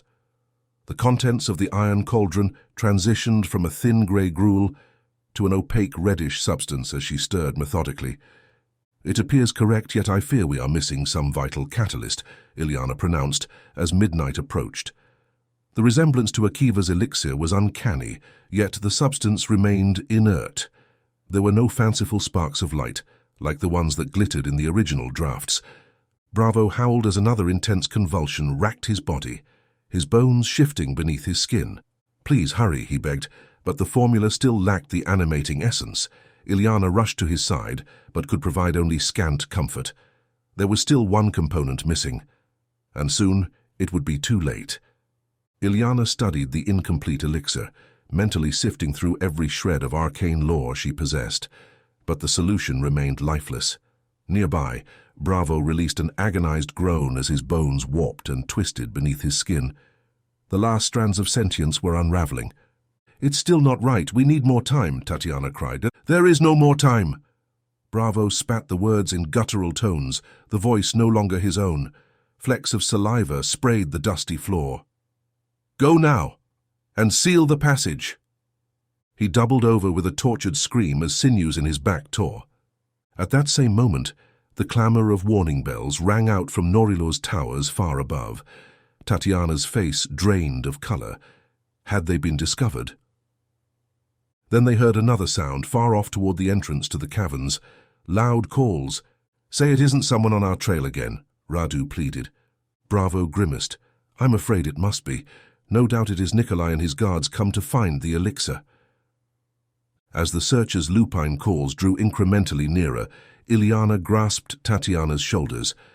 "I must go see what sinister events have come to pass. Wait a few moments, and then follow me." With a swift kiss to Tatiana's brow, she turned and hastened from the chamber without looking back. Her retreating footsteps faded until only silence remained. "What do we do now, Tavares?" Radu asked Bravo. Bravo trembled as he fought the intensifying urges of the beast. He could allow it no purchase. Lurching to the workbench, he seized one of the vials with the elixir they had attempted to make. Guttural whimpers escaped his throat as he struggled to open it, nearly spilling the precious liquid. "No, that may kill you." Tatiana reached for the vial, but Bravo avoided her hand. Finally, the cork came free. Tilting his head back, he poured the contents down his throat. The voices of the searchers grew louder, on the very cusp of discovering this hidden sanctum. Bravo's back arched severely, as the elixir warred with the curse inside him. Chapter 28. My Alpha. Bravo cried out in pain. Sudden convulsions racked his body, his limbs flailing against the unforgiving stone floor of the grotto. He howled in sheer anguish, guttural cries torn from somewhere deep within as the experimental formula warred with the lycanthropic curse seething inside him. It was as though a battle raged within his mortal form, venom and hellfire burning through his insides. His bones cracked and reshaped beneath his skin in gruesome contortions, coarse fur and jagged claws emerging only to retract back to human features moments later. Pain unlike anything he had ever endured engulfed his senses. Tatiana and Radu rushed to restrain Bravo's thrashing limbs, struggling to pin his arms before he slashed them to ribbons with his involuntarily sprouting claws. They shouted encouragement over his tortured screams, begging him to hold on. "Fight it, Monsieur Bravo. You must be stronger than the impulses of the beast," Tatiana urged. She cradled his head, heedless of the danger, trying to keep him from bashing his skull against the unforgiving cavern floor. But Bravo was deaf to their pleas, lost in a haze of sheer unrelenting agony. It was as though both the elixir and the lycanthropic blood coursing within him were determined to shred his mortal form apart in their battle for supremacy. He howled like a wounded beast, back arching so severely it seemed his spine might snap. Just when it seemed the unstable experimental elixir might tear Bravo's straining body irreparably asunder, the violent convulsions ebbed. The tension drained from his rigid body as he went limp, sinking into blissful oblivion. Tatiana pressed her fingers to his neck, terrified that his fluttering heartbeat might cease entirely despite the gradual stilling of his tortured limbs. To her immense relief, the faint but steady rhythm remained as his chest rose and fell in ragged gasps. Thank the heavens, he still draws breath. However, it is shallow, Tatiana pronounced, her own voice unsteady with palpable emotion. Seeing the kindly Hank Bravo reduced to this piteous state affected her profoundly. Their small group had grown closer through their shared adversity. She did not linger long over his haggard, unconscious form. Even now, the growing echoes of approaching hunters, Nikolai's werewolves and castle soldiers, she assumed, could be heard closing in. Tatiana and Radu worked swiftly, knowing Bravo's life still hung in the balance. Though the seizures had ceased, he remained still and unresponsive. Together, for a second time in the last 2 days, they lifted his limp body, one supporting his legs, while the other bore his weight beneath the shoulders. Despite their gentle movements, fresh blood seeped from Bravo's nose and into the corners of his mouth. The experimental elixir had taken a savage toll, his inner organs perhaps ruptured beyond repair. Yet still he clung to life, however tenuously. Tatiana and Radu began maneuvering his long, still form towards the hidden passageway to Ileana's bedchamber above. They moved urgently but with extreme care to avoid jostling their injured companion. Reaching the crumbling spiral stairs, they bore Bravo's weight between them, struggling up the cramped, uneven steps. Grimacing at every labored breath or pained groan escaping his blanched lips, they kept their ears pricked for any sign of approaching soldiers. Somehow they had to get Bravo to safety before it was too late. Bravo drifted back to consciousness, a fitful awakening from tortured dreams haunted by agony and fire.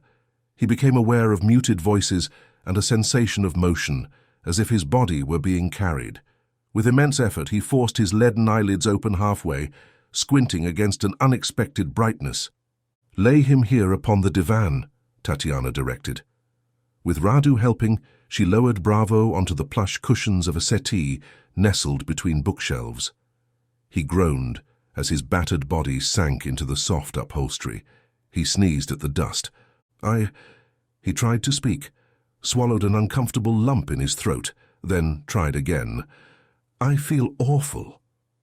"Hush now, conserve your strength," Tatiana soothed, arranging pillows behind Bravo to prop him halfway upright. She wiped the traces of blood from his nose, lips and chin with a damp cloth.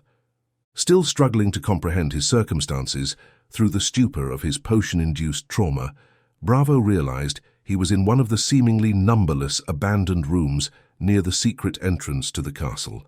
He rasped, What has happened?" The last coherent memories he possessed were of collapsing in the underground laboratory. How had he come to be here, tended by Tatiana?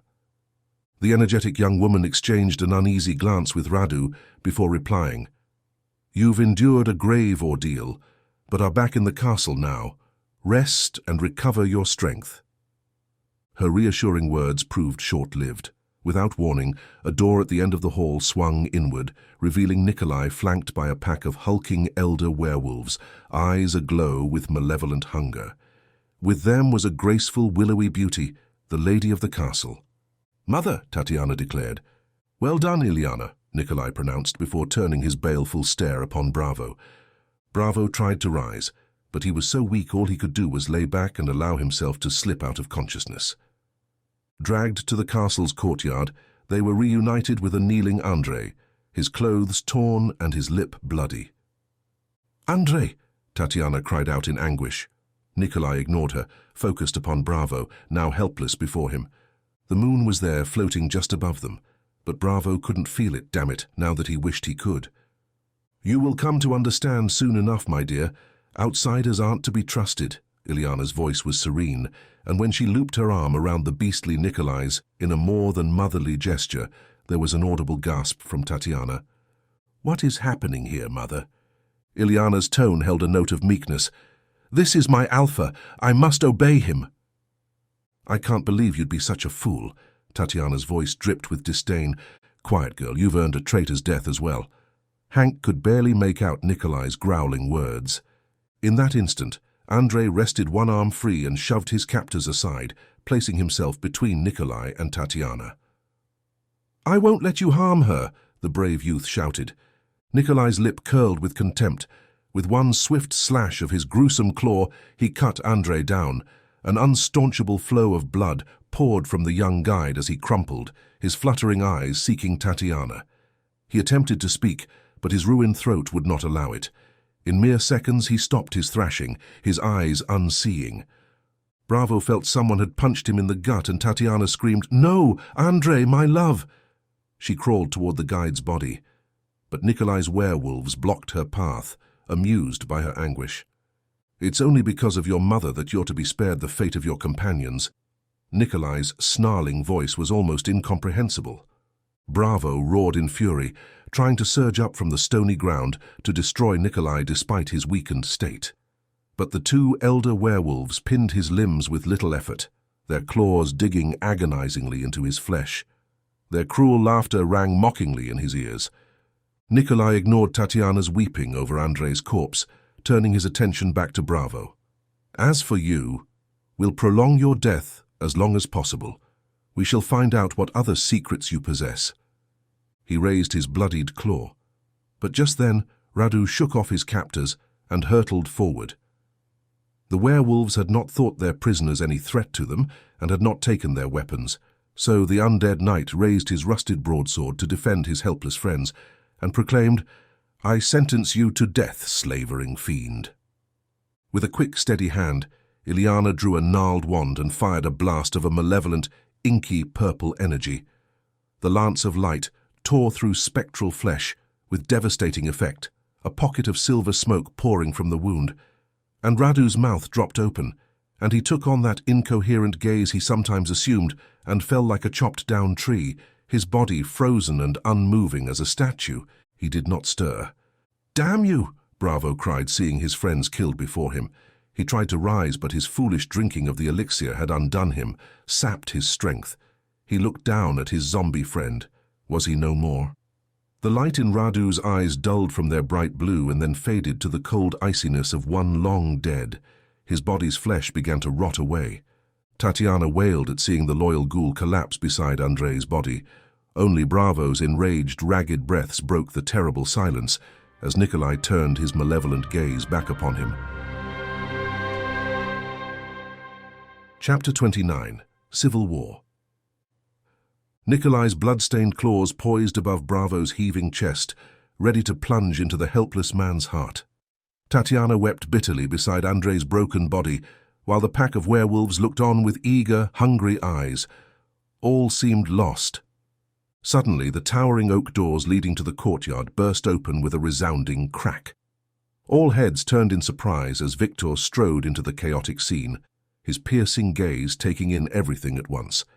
Flanked by a quartet of his own allies, Nikolai's younger brother moved with confidence through the crowd.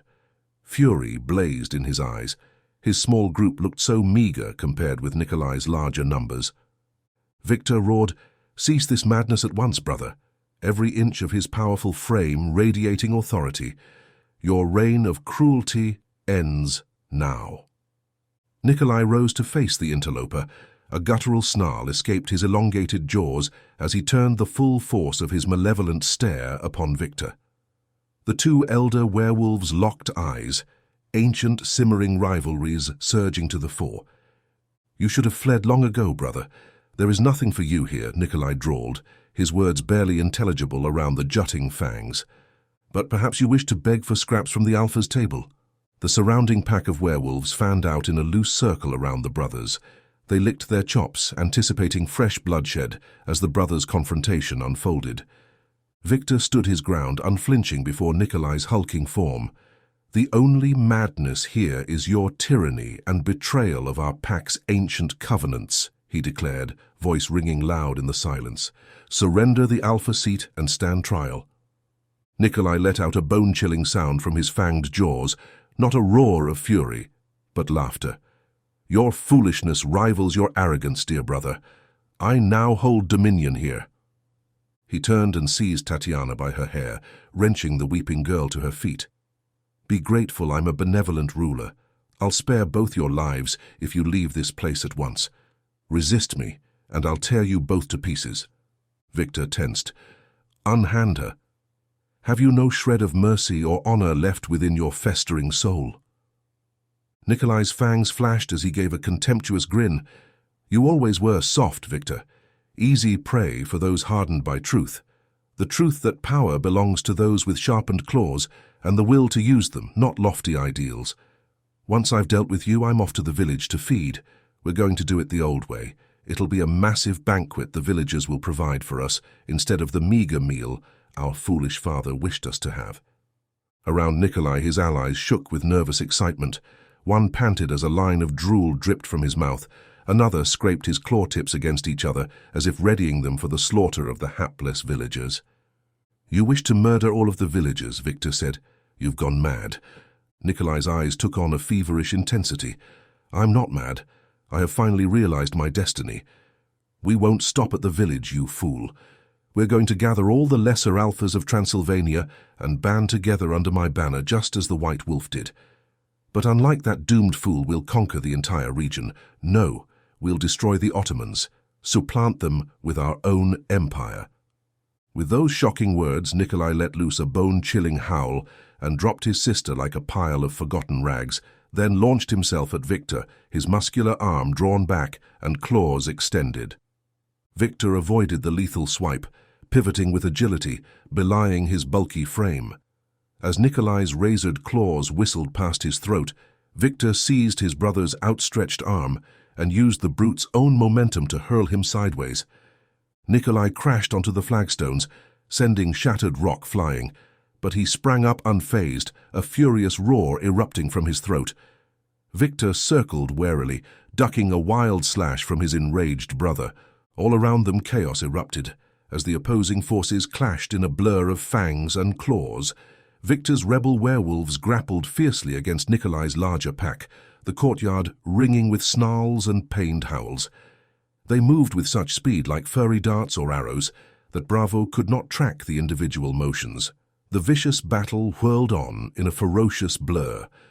Victor, in his tumbling battle with Nikolai, rolled close to his sister and whispered, "Go, quickly." Then he was away, locked in a spinning battle with his brother. In the frenzy, Tatiana seized her chance. She grabbed the weakened Bravo, and together they staggered toward a side archway leading out of the courtyard. None of the warring werewolves noticed their slow, limping escape. Nikolai charged Victor again, head lowered like a battering ram. But Victor sidestepped, sending his brother careening into the castle wall. Stone crumbled from the impact. Shaking himself free of the rubble, Nikolai let loose a howl that shook the stronghold to its foundations. At the chilling sound, his pack disengaged from Victor's rebels and turned as one upon their cornered leader. Victor braced himself, eyes blazing defiance as the pack bore down. His allies tried to shield him, but the overwhelming numbers swept them aside. Claws and fangs tore into Victor, shredding his fine robes to ribbons. Yet still he struggled on, lashing out, even as lethal blows rained down. He would not grant them an easy kill. The pack bludgeoned the proud werewolf to his knees where he swayed, lifeblood pooling beneath him. Through the haze of agony, Victor's fading eyes sought his brother's in bitter resignation. Nikolai stared down at him, no hint of mercy in those glowing orbs.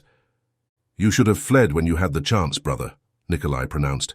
"Your soft heart has doomed you." Raising his arms high, he slashed Victor viciously across the face, his razor claws laying open cheek to jawbone. Victor collapsed with a weak moan, scarlet streaming into his eyes. Around the fallen rebel, the pack growled in savage glee. Nikolai bared his bloodied fangs. Take this traitor to the dungeons, then root out all the rest of his allies and kill them. He glanced round for his sister and the weakened outsider, and found them gone. He smiled, a thin, cruel thing. When that's done, we'll hunt down my sister and her friend. Howls of savage triumph rose into the night as his followers stalked through the castle's halls.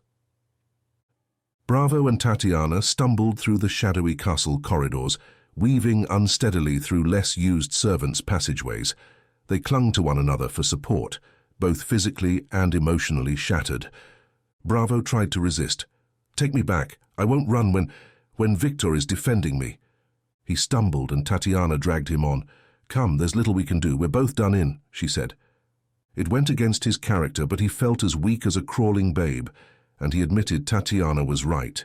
That idiocy with the botched elixir had put a fog over his brain and body that he couldn't seem to escape. He mumbled, "Very well." The sounds of vicious fighting still rang out behind them, echoing through the stronghold's twisting halls, but neither dared look back. Raw survival instinct alone drove them onward, away from the bloody chaos erupting in the courtyard. Up ahead, the corridor ended at an exterior door left propped open. The tantalizing scent of pine needles and moist earth wafted through the portal, a promise of freedom. They limped toward that vault of night sky visible beyond the doorway, but just then Tatiana's anguished wail made Bravo freeze. "André, my love." Her cry was laced with soul-rending grief. She collapsed, sobs racking her body. "I left him there, alone, amongst the monsters." Her feelings, it seemed, had overwhelmed her, which Bravo could understand all too well. Now it was his turn to be the strong one. Heart-clenching, Bravo wrapped her in his trembling arms. "There was nothing to be done," he whispered, as much to convince himself as her. "Come, we cannot stay." He felt half a coward and could see in her tortured eyes the same pain. Yet, there was no time to waste. They passed through the humble door into the freedom offered by the open night sky dotted with stars. Crisp mountain air washed over their tear-streaked faces. For now, the hunting pack's baleful howls were distant, but they both knew that pursuers would come. A three-quarter moon peered between scudding clouds, casting diffused light, but there was no pull and no rush of energy or strength, and it was all Bravo could do to force his unwilling legs into motion once more. Together they staggered down the precipitous trail, leading away from the brooding fortress, relying on moonlight and instinct alone to guide their feet. Chapter 30. Unexpected Allies. Bravo and Tatiana stumbled into the hamlet as the first pale hints of dawn lightened the eastern horizon. Exhausted and bedraggled, they had pressed on through the night, putting as much distance between them and Norilor as their weary bodies could manage. Instinct drew them toward this familiar village nestled in the shelter of the surrounding peaks. They had taken refuge here once before after fleeing the castle. Now they prayed the humble townsfolk might grant them sanctuary once more. The streets and sturdy buildings remained still, the residents yet slumbering. Stalking between cottages and workshops along the deserted lanes, Bravo and Tatiana, with some unspoken agreement, made their way toward the barn on the outskirts where they had hidden previously. Neither of them knew anywhere else they might go. They slipped inside the musty interior just as the rising sun crested the jagged mountain ridges. In the gloom, Tatiana collapsed onto a pile of moldy hay, her tortured sobs beginning anew.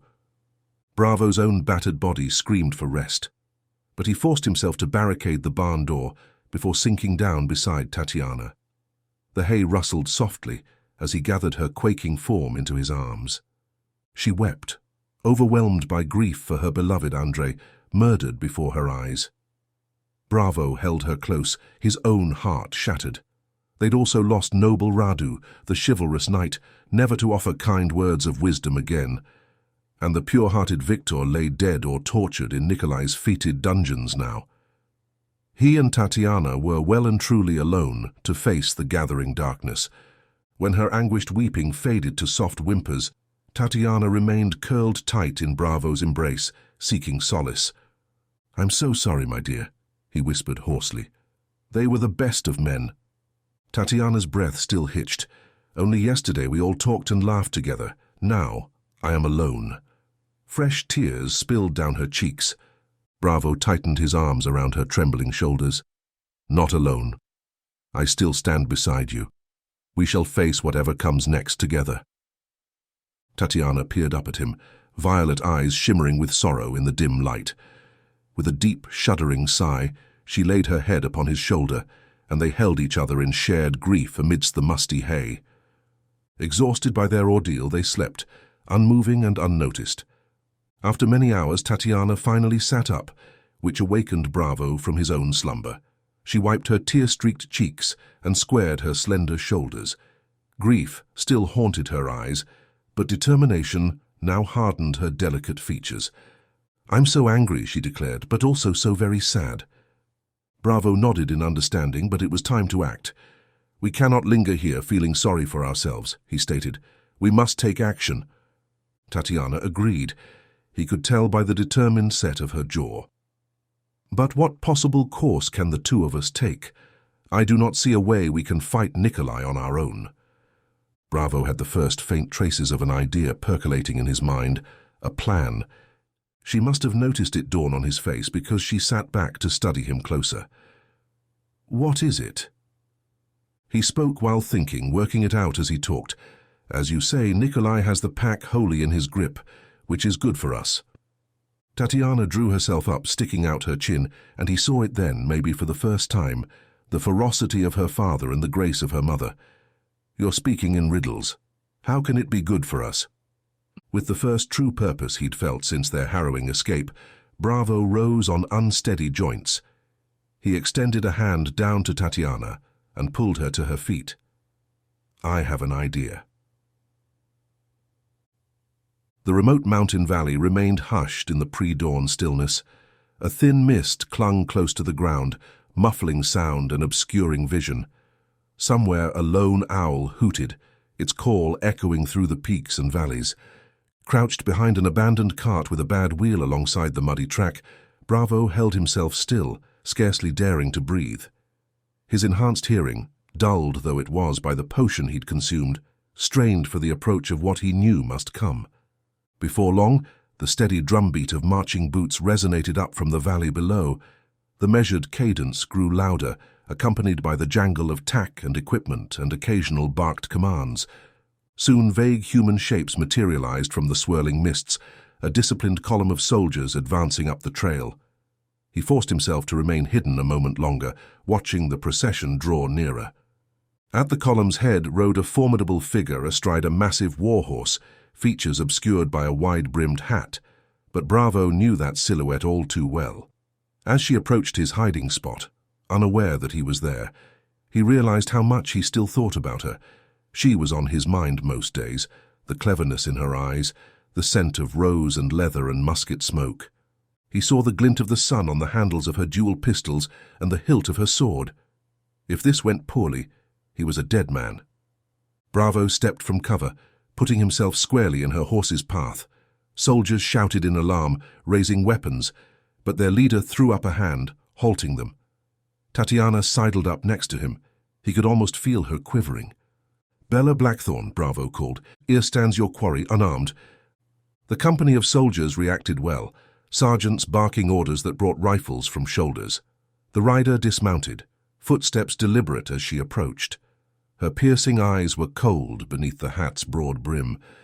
A platoon of soldiers with bayonets fixed on rifles spread round Hank and Tatiana, eyes hard, barrels leveled. Bella pushed through them. "Hank Bravo," she pronounced. "I knew I was on your trail. You didn't think you could escape me, did you?" Amusement laced her words, yet the twist to her lips held disgust. Bravo stood firm. "The man you knew yet lives beneath the taint of the curse.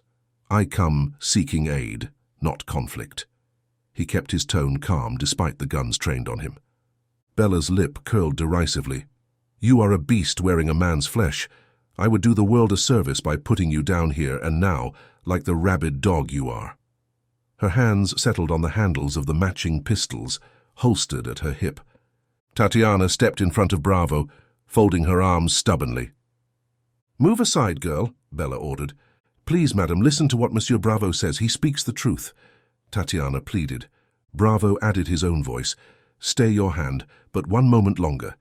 If some shred of our past alliance still holds meaning, some inkling of the feeling you once held for me lingers, please hear my plea."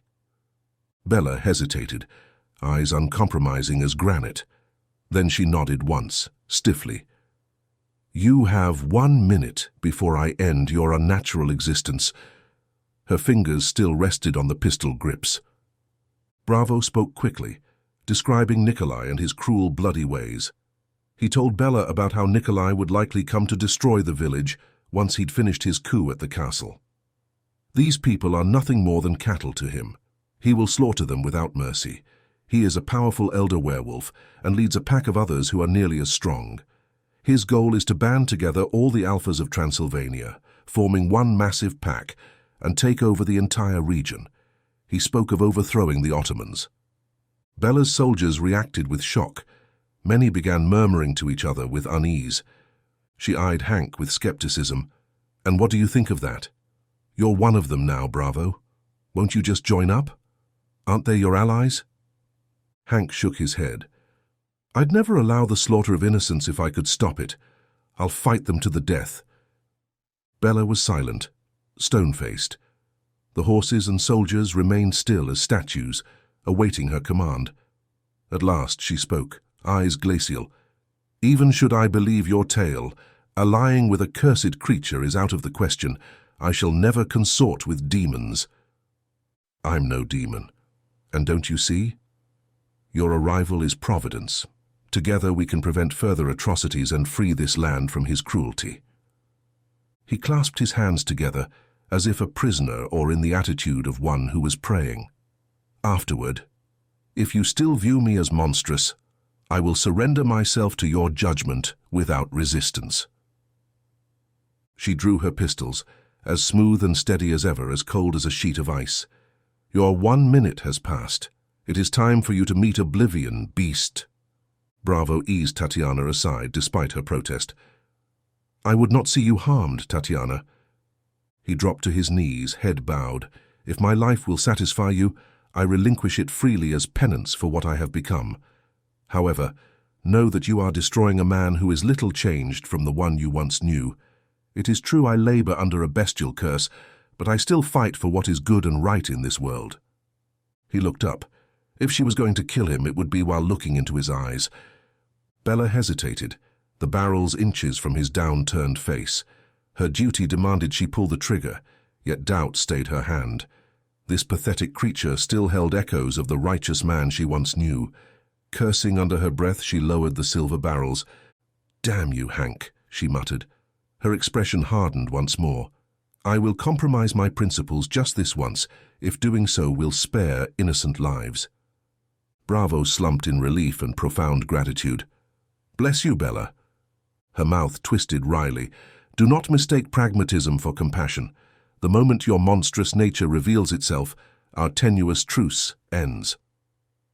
"I understand. Still, thank you." He was light as a feather as he hopped to his feet. She gave him a twisted smile. "Now what is your plan, Bravo? You always have one rattling around in that brain of yours." Chapter 31. Plans. Tatiana walked purposefully to the village hall. Still gripped by grief, her stride spoke of firm resolve.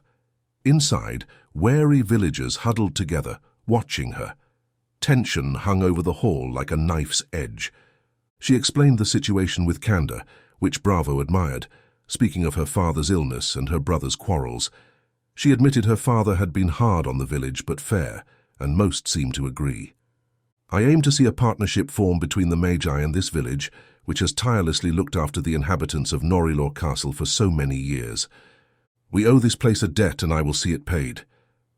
There were many unreadable looks shared between the people of the village, and it was hard to know on those grim faces what they believed. "I come from Norilor, so I understand if you find it difficult to trust me, but I always keep my word." "What do you want, girl?" asked a nearly toothless old man. "She wants us to die for her family squabbles," yelled another, the village butcher, a man known as bristly but fair. She raised a hand to acknowledge the butcher's comments. "I can't deny it. I ask for your help. But not just to help me. I'm asking you to aid yourselves." There were many nods and some whispers. Bravo felt a shift in the mood, though he couldn't discern which way it was leaning, since the discussion was in the local tongue. How he missed his staunch companion, the zombie knight Radu, who would have explained the proceedings to him.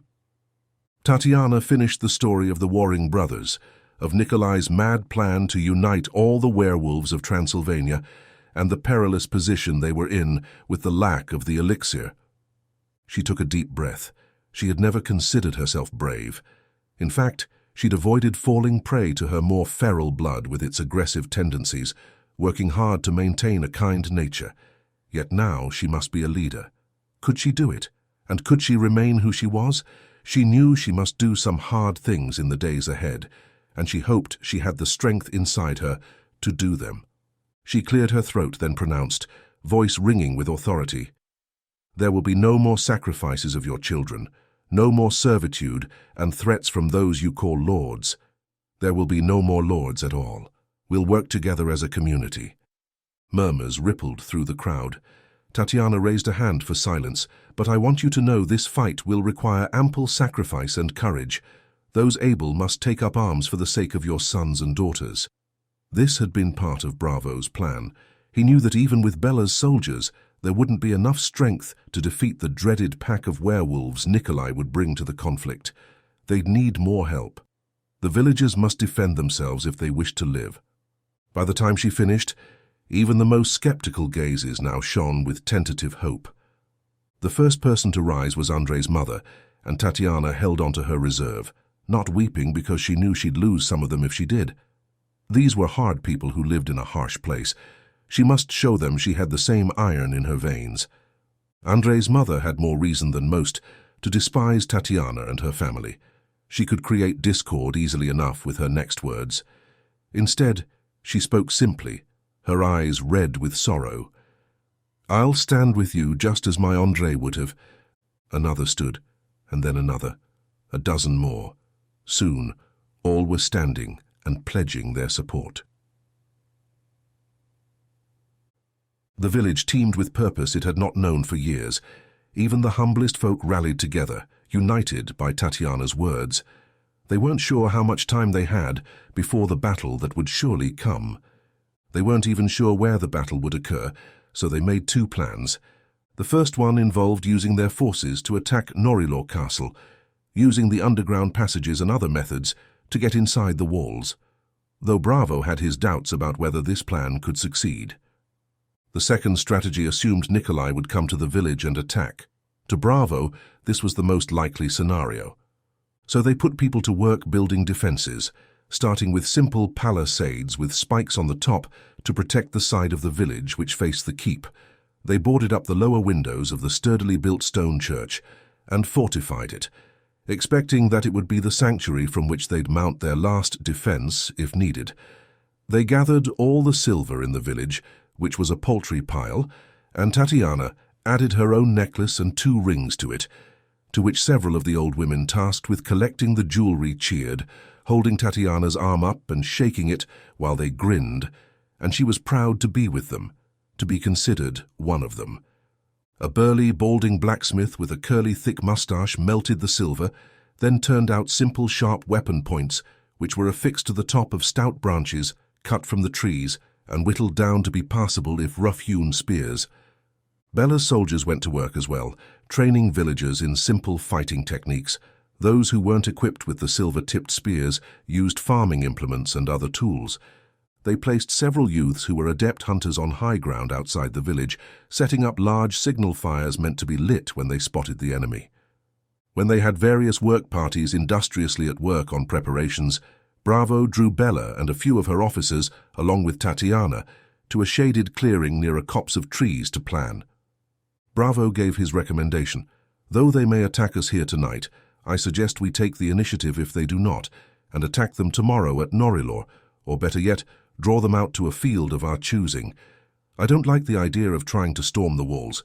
We're already going to be facing a formidable foe without also trying to deal with the fortress defenses." "What is the enemy's strength?" Bella asked, as always, cutting straight to the point. Bravo watched her eyes when she spoke. She had a bright, quick mind, and her expressive eyes often danced and glittered as she thought and conversed. She also had a way of speaking in a husky, breathy voice that Bravo realized he'd missed since they went their separate ways so many years ago. Bravo shook himself, pulling his mind free from the womanly enchantments of the person who'd likely put a silver bullet in his heart one day soon. He needed to focus and chided himself for letting Bella's presence ruin his concentration. Tatiana, in the meantime, replied to Bella's question. "I'm not positive who is siding with Nikolai. who stands with my brother Victor, and who remains neutral, but there are a dozen elder werewolves and a half-dozen sorcerers among the Magi, and 20 more soldiers and servants, some of whom are also werewolves. Bella's tone clearly was skeptical. Werewolves don't gather in such large numbers. They don't get along when their packs get too large. It was true, it was a primary reason werewolves weren't more common in the world. In small packs, they were easier to hunt. Tatiana nodded reluctantly.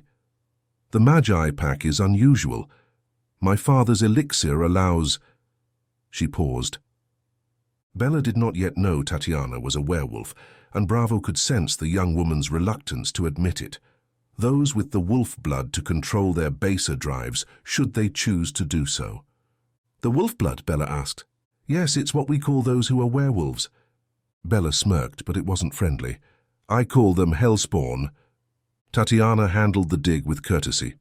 Well, Miss Blackthorn, I've grown up with them, and not found any greater evil in them than in normal women and men. Bella's frown was thoughtful, and Bravo could have kissed Tatiana at that moment. Any shades of doubt they could put in the hunter's mind might give Bravo more slack in the rope that she was giving him. Tatiana continued, As I was saying, my father has forged them into a larger group than normal, with none of the typical infighting or competition for the alpha spot that often leads to culling of normal packs, or so I'm told. You're told right, girl, and if your brother gave that control to all the packs in the world, it'd be dangerous for the rest of us.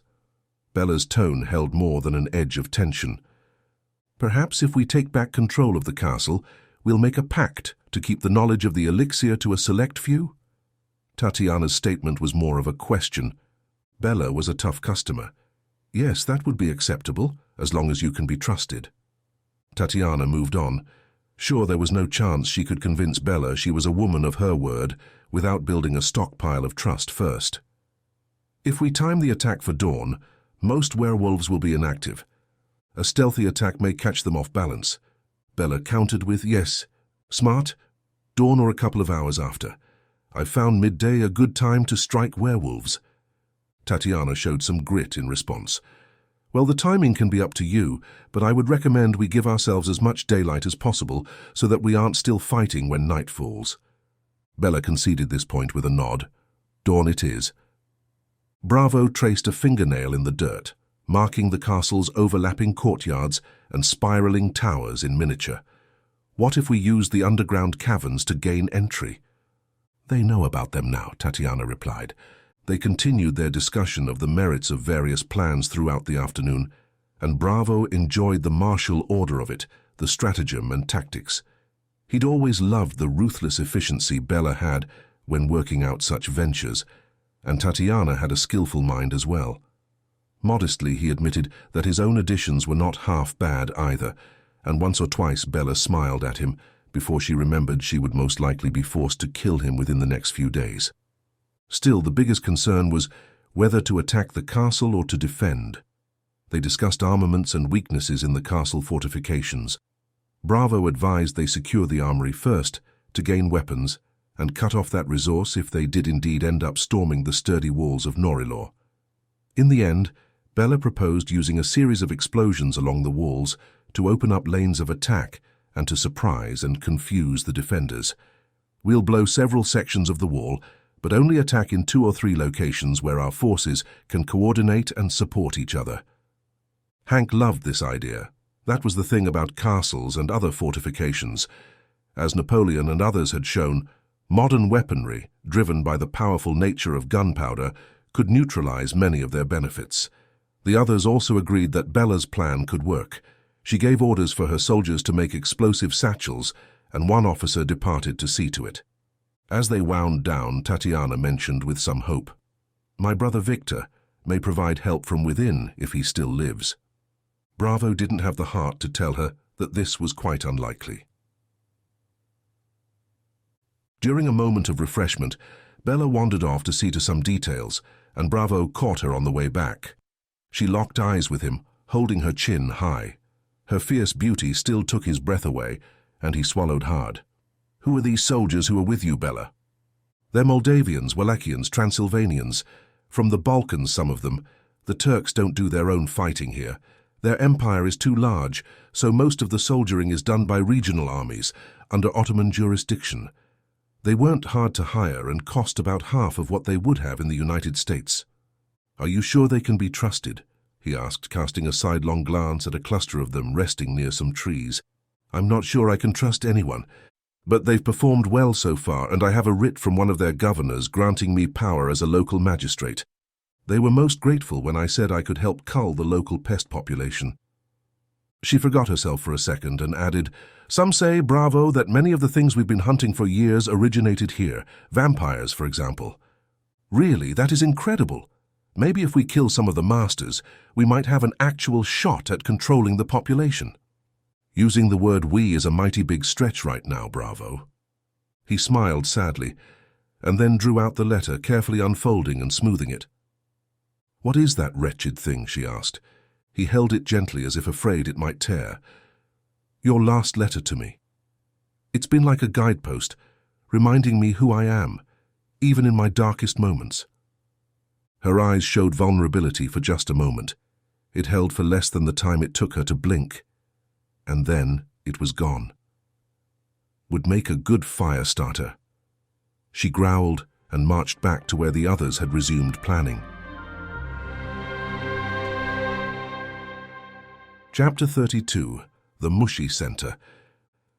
When they had finished planning for the next day's assault, Bravo drew Tatiana aside to a secluded glen and proclaimed, "There must be more to controlling this wolf blood than magic potions." Tatiana agreed. "You're correct, of course. I have very little experience with this, but I know the principles. They closely align with my own magical knowledge." Bravo's eyebrow shot up. "You speak of magic spells?" "No. I refer to preparing yourself, to achieving a state of control over your mind. Once you have achieved this state, you can do anything." Bravo flexed his arm and showed her the corded muscle. "I've always had a will of iron and a body to match. I alone am the master of my destiny and in control of my actions." "This isn't a barroom brawl, monsieur, or a contest of who can lift the heaviest stone. You cannot resist the curse through willpower alone," she said gently. "You must find balance within yourself, instead of only trying to suppress the beast." She instructed him to sit straight-backed and close his eyes. Speaking calmly, she urged him to visualize his breath flowing in and out like ocean waves. "Find your center, a place of stillness that resides deep inside." Bravo grasped her wrist urgently. "But that's where the monster lurks, in the deep recesses of my mind." "Calm yourself. The beast feeds on your fear and anger. You must control the beast. It does not control you." Though dubious, Bravo tried to follow her guidance. After much struggle, he found a few fleeting moments of equilibrium. It was mostly a frustrating experience, as he considered himself a man of action. And these attempts at introspection and control seemed a waste of time, though he was grateful to her for the effort and glad to make some progress, even if it was minuscule.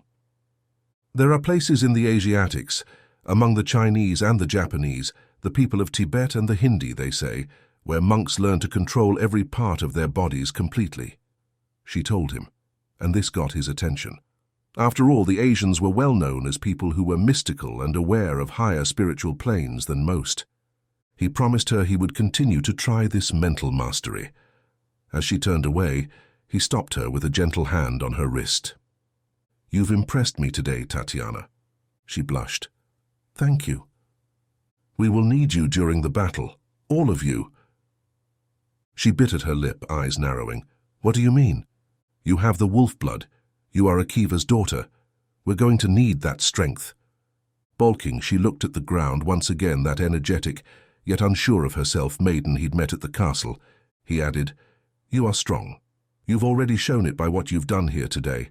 You saved me with Bella this morning. You convinced the villagers to fight.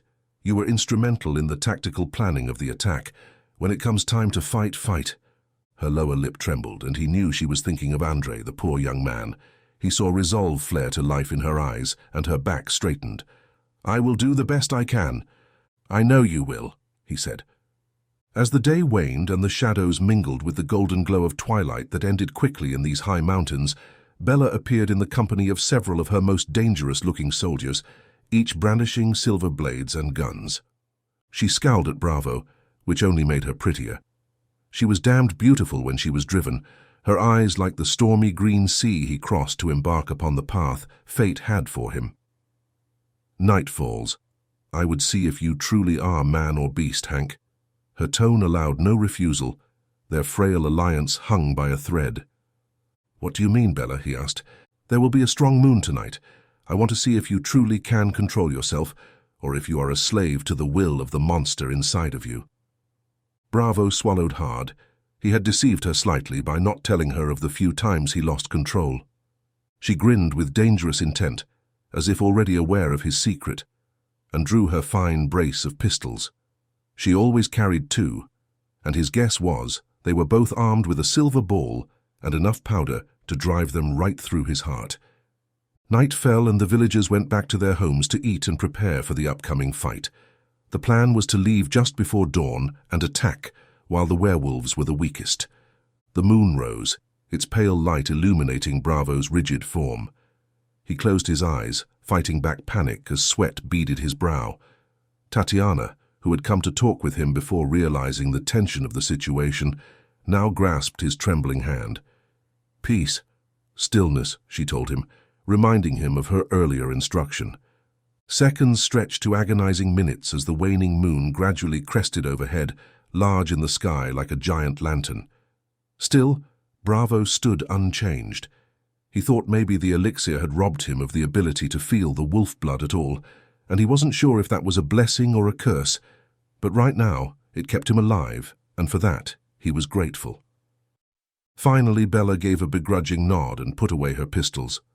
Bravo took a deep breath and grinned. He had proven himself for this night at least. As partners in business and in life, they'd been very competitive, Bella and he, and it felt like he'd gotten the better of her for once. Bella cut Hank's thoughts short as she declared to her comrades with a bloodthirsty grin, "I won't be getting a new wolf's pelt for my front entry quite yet." Raw laughter from her gang of killers washed over him. Was she still there? The woman he'd loved and who'd loved him? He tried to reach out. "I'm very sorry that I refused your offer of a better life. I wish now I'd stayed with you," he told her. Her eyes reacted as if struck. Pain. A minor tremor rippled through her frame. Gone in the blink of an eye, her face hardened. "Maybe we'll get to skin him tomorrow night, boys," she snarled. She marshaled her forces with a wave of her hand and, along with her cutthroats, marched away. Now it was Hank's turn to flinch. He'd been a fool to hurt her. He should have found some method to compromise, negotiated some arrangement that would have allowed them to stay together. Considering her final words, he wondered, would it be this way every night, her testing his control? Well, if so. One night down. Bravo frowned, thinking himself a male Scheherazade. Did he have 1,000 more nights of proving himself ahead? Tatiana gave him a quick light hug, standing on the tips of her toes and her curly copper locks bouncing. "Well, our alliance will hold for this night." Watching the retreating mercenary that had once been his love, Bravo nodded. "Yes, for this night at least." A gong startled them both and they jumped. It took Bravo a moment to understand what he was hearing, but Tatiana knew right away. The village church bells are tolling. Chapter 33. The Bell Tower. Bravo and Tatiana rushed by startled soldiers, hurrying towards the church. Bravo was looking to the hills. None of their signal fires were burning. They must not be under attack, unless the werewolves had stealthily done away with the youths who'd been set to watch for their approach. As the pair passed, Bella asked, "What is it?" In answer, they shook their heads and continued to where they could see up into the bell tower. There, in the stony cupola set against the black velvet of the night sky, they made out a hunched figure yanking the ropes of the massive iron bell. The being's luminous eyes focused on the task at hand, while ancient armor shifted with each movement. "Rouse from your beds! The wolves are coming!" The figure in the tower shouted, and large blue orbs turned to look down into the village. "It can't be," Tatiana gasped. "Radu!" Bravo felt it a miracle, yet still he caught the note of alarm in his friend's voice, and soon the content of the zombie knight's words trickled in, and understanding dawned upon him. He bellowed along with Radu, "To arms, come to the village square, the werewolves are approaching." With a last heave, the ghostly knight set the bell, swinging wildly. Its piercing peals rang out into the still night, shattering the deathly silence smothering the valley. Folk slumbering in cottages roused in alarm at the cacophonous tolling. Several chickens squawked in their roosts and lights popped on in the cottages. And then, from out of a clear sky, a purple-tinged lightning bolt shot down and smashed into the bell tower in an explosion of sparks and fire, and the unfortunate zombie knight shot out of the tower, body encircled by purplish aftershocks of the bolt, then crashed down through a barn roof near the church, shrieking the entire time he fell. "Radu," Bravo said, hoping his indomitable friend was still alive, or still undead. He wasn't sure what the proper vernacular was for such a being. "That insidious bolt was Mother's sorcery," Tatiana gestured at the purple flames that engulfed the church's tower. "I must see if my friend has been harmed," Bravo said. Just in sight of the village, hulking inhuman shapes stalked through drifting mist. At their head marched the imposing form of Nikolai, fur bristling and limbs swollen with the fury of the wolf's blood. The bright lunar light gleamed off vicious claws, and elongated fangs bared in anticipation of the violence to come. A guttural snarl rumbled deep in Nikolai's barrel chest as malevolent yellow eyes fixed on the valley ahead. Behind the werewolf leader crept Lady Ilyana and a pair of dark sorcerers, wraith-like in their cloaked robes. As the first peal of the bell's tolling alarm had disturbed the still night air, Nikolai threw back his head, bloodlust roused. His bone-chilling howl of hunger carried far, echoed by the pack of elder werewolves pacing eagerly, ready to charge. As the distant church bells continued their desperate knells, Nikolai turned to his forces with a twisted grin. "The cattle know the wolves are circling. Their feeble warnings will not save them."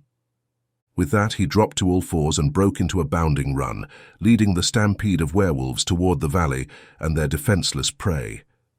The deadly hunt had begun. Inside the village, Bella and her officers were marshalling the soldiers into skirmish lines, the men buttoning up jackets and fastening shako caps, loading muskets and affixing silver bayonets. Bleary-eyed villagers also appeared, and soldiers routed them into a semblance of a formation. Many clearly could not believe this was happening. From just outside the village, a long, eerie howl arose, the sound like the scrape of an iron nail on glass. Others answered, seemingly from all sides. A chill ran from Bravo's toes to his neck, and his hair stood on end. Deep in his throat, the wolf blood strummed at him once, much like a musician testing its chords. From his vantage, he could just see the fields of pastureland. Soon, hulking shapes loped into view, shambling and graceful under the golden moon. Chaos erupted as the werewolves bounded into the village outskirts, Nikolai leading the charge with fangs bared. Musket shots cracked out in panicked volleys as soldiers tried to halt the onslaught. The hulking beast shrugged off bullet wounds, adrenaline and bloodlust numbing any pain. Villagers fled screaming in all directions, desperate to escape the nightmare erupting in their midst. Mothers scooped up wailing children, old men hobbled on canes as fast as their aged legs could manage. Livestock bellowed in their pens, picking up the panic. The village leaders shepherded the villagers towards the church's protection, though the tower was still ablaze with purple fire. A squad of disciplined but unsettled soldiers formed a line, bayonets glinting in the moonlight. Their wavering commander shouted for them to stand firm and fire in unison on his mark. But before the officer gave the order, the werewolves were upon them. Nikolai barreled into the soldiers, shattering fragile human bones, sending his enemies flying like rag dolls. In an instant, the formation disintegrated into chaos. Lightning and fireballs fell on the village, catching buildings on fire and hurling defenders to the ground, burned and dying, as Ilyana and her pair of evil followers unleashed their magic. Bella, with her expert eye, drew a bead on one of them and shot the sorcerer through the chest with a ball from her pistol, killing her, though Bravo was disappointed to see it was not Ilyana. Bravo strode through the melee, sword drawn as he sought enemies to engage. Though still trapped in human form, he would not shrink from defending the innocent against the werewolves' onslaught. It was morbidly amusing how naked he felt without his wolf blood, as if he'd forgotten the many years he spent killing monsters as a man. A lean werewolf pinned a young villager, jaws poised to tear out his throat. With a roar, Bravo charged and buried his blade into its shaggy flank. The wolf yelped in pain, turning its fury on this new foe. Bravo barely evaded the snapping jaws, his weakened reflexes a fraction slow. He battled fiercely despite lacking his full strength, buying time for villagers to flee. But he knew the hulking elder werewolves outmatched him. Soon, his all-too-human blood would stain the ground like the rest. Suddenly, the ghostly Radu came hurtling out of the night to stand shoulder to shoulder with his embattled friend, his body still smoking from his recent kiss from a mystically delivered lightning bolt. The knight's rusted blade whacked the beast that Bravo fought on the shoulder, and the thing yelped in pain and fell back among its packmates. Radu let out a furious battle cry and leapt among the enemy, the elder wolves recoiling from the fearless zombie with his burning blue eyes. Together, Bravo and Radu turned the tide momentarily, driving the werewolves back to regroup. But more beasts soon joined the fray while Bella's beleaguered forces continued to fall. Bravo and Radu found themselves encircled by the tenacious pack, a whirling wall of razor-like claws and needle-sharp teeth. Radu's armor clanged as he took blow after blow meant for his vulnerable friend. "Why have you not become a werewolf, Tovarish? We need to meet their beasts with beasts of our own, Hank," Radu implored over the snarls. "It is our only hope." Bravo shook his head, even as he narrowly avoided another attack. "The elixir has locked it deep inside. I cannot reach it." Radu's eyes burned. "I do not understand all of what you say, but I have faith that you're still a raving lunatic under that calm exterior." Bravo smiled at his friend's unintentionally delivered insult, naively meant to be encouragement. He'd missed Radu. In other places, the fighting was not going well for the defenders. Despite the soldiers' and stout villagers' valiant resistance, the battle was turning into a rout. Their bayonets, sabers, and various improvised weapons proved useless against the hulking elder werewolves. Barely piercing their coarse fur and thick hides, musket balls fired in hasty volleys seemed only to further enrage the rampaging beasts, much like being set upon by a swarm of bees. Bella shouted orders for the militia to fall back and regroup, but panic had set in, and the chain of command was lost. A unit of fleeing soldiers threw down their weapons, scrambling for the main road out of the village. A pursuing werewolf pounced with bone-crunching force on those panicked cowards, goring men with long gouges of its unstoppable claws. Seeing the slaughter, Bravo was racked with agony. Here he was, a legendary hunter and protector of humanity. Yet now, with no way to reach the beast's curse in his blood, he was impotent against the fierce enemies who attacked them. He slashed and stabbed, with slowly flagging strength as the battle raged on. All around him the screams of the dying carried through the smoke-filled air. The soldiers' musket volleys grew ever more sporadic, as men fell beneath the werewolves' relentless onslaught. Bella's stern commands took on a desperate, almost pleading edge as she gave ground, her forces in disarray, and the village center breached. Despair crept into her eyes, mirrored in the faces of the few remaining villagers who huddled together, trapped. And then Bravo knew all was lost when an ear-splitting howl announced another wave of werewolves bounding into the fray. Apparently, the Alpha Nikolai had held some portion of his forces in reserve, but now that he smelled victory, he'd ordered them into the fray ready to quash the resistance mounted against him. Bravo turned to glimpse Nikolai leading this new pack, muzzle wet with dark stains. There would be no escape from this large, combined pack.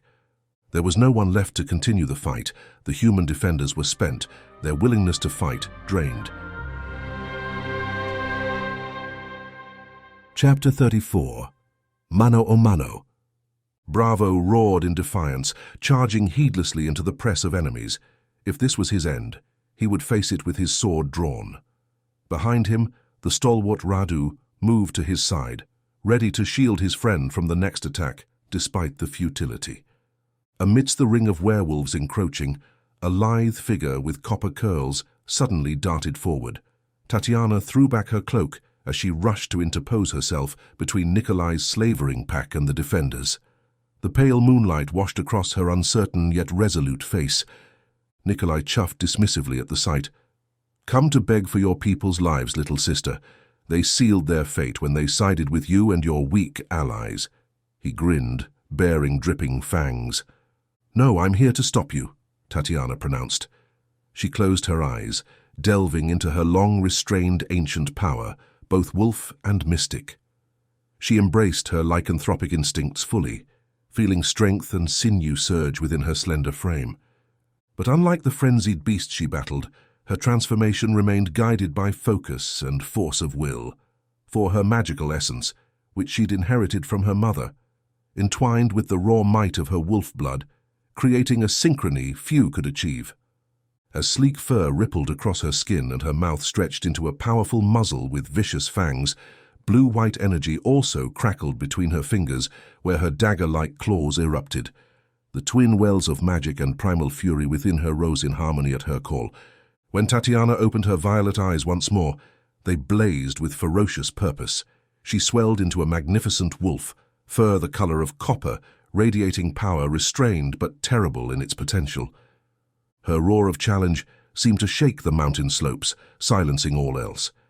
The elder werewolves recoiled, unnerved by this unnatural hybrid creature, but Nikolai merely growled, readying to pounce. Tatiana struck first, crossing the space between them in a flash. Her claws raked Nikolai's chest, leaving smoldering furrows as the mystical energy channeled through her lupine limbs scorched his flesh. As Nikolai reeled, Tatiana turned upon the other werewolves, her dual wolf and magical essence making her a whirlwind. Each swipe of her claws or snap of her jaws released concussive bursts that hurled the beasts back. One that retreated out of her reach, she lit a flame with a gesture, fur blackening as it became a howling torch. Spinning away from the chaos, Bravo was astonished to witness Tatiana single-handedly turning the tide. Never had he imagined she harbored such astounding power. But now that it was unleashed, it was a sight of awe-inspiring terror. A renewed battle raged as Tatiana, transformed into a mystical wolf, ripped through the pack's ranks. Each slash of her claws unleashed potent magical energy, sending werewolves flying. Watching Tatiana dominate where he had failed ignited a fire within Bravo. If she could master the wild blood, so too could he. He focused inward with furious intensity, straining to reach the slumbering creature whose power might save them all. But the elixir continued blocking his connection to the primal source. The more desperately he grasped, the further it retreated. Bravo fell to his knees, roaring his frustration. Nearby, Bella battled against impossible odds, step by step, forced to give ground. A hulking werewolf lunged, claws tearing through her flank. She cried out hoarsely, struggling to lift her blade. The sight ignited an explosion within Bravo. He would not lose Bella. With a vengeful scream, he turned inward with all his spirit, ripped through the elixir's barricade, and seized hold of the slumbering wolf within. Infernal heat flooded his veins, bone and sinew cracking and reforming. Coarse hair erupted across twisted limbs. Razored claws extended as muscles swelled with uncanny power. Bravo threw his head back, his cry morphing to a baleful howl. The sound was fury and anguish, defiance and conquest. He had breached the inner sanctum at last and unleashed the beast.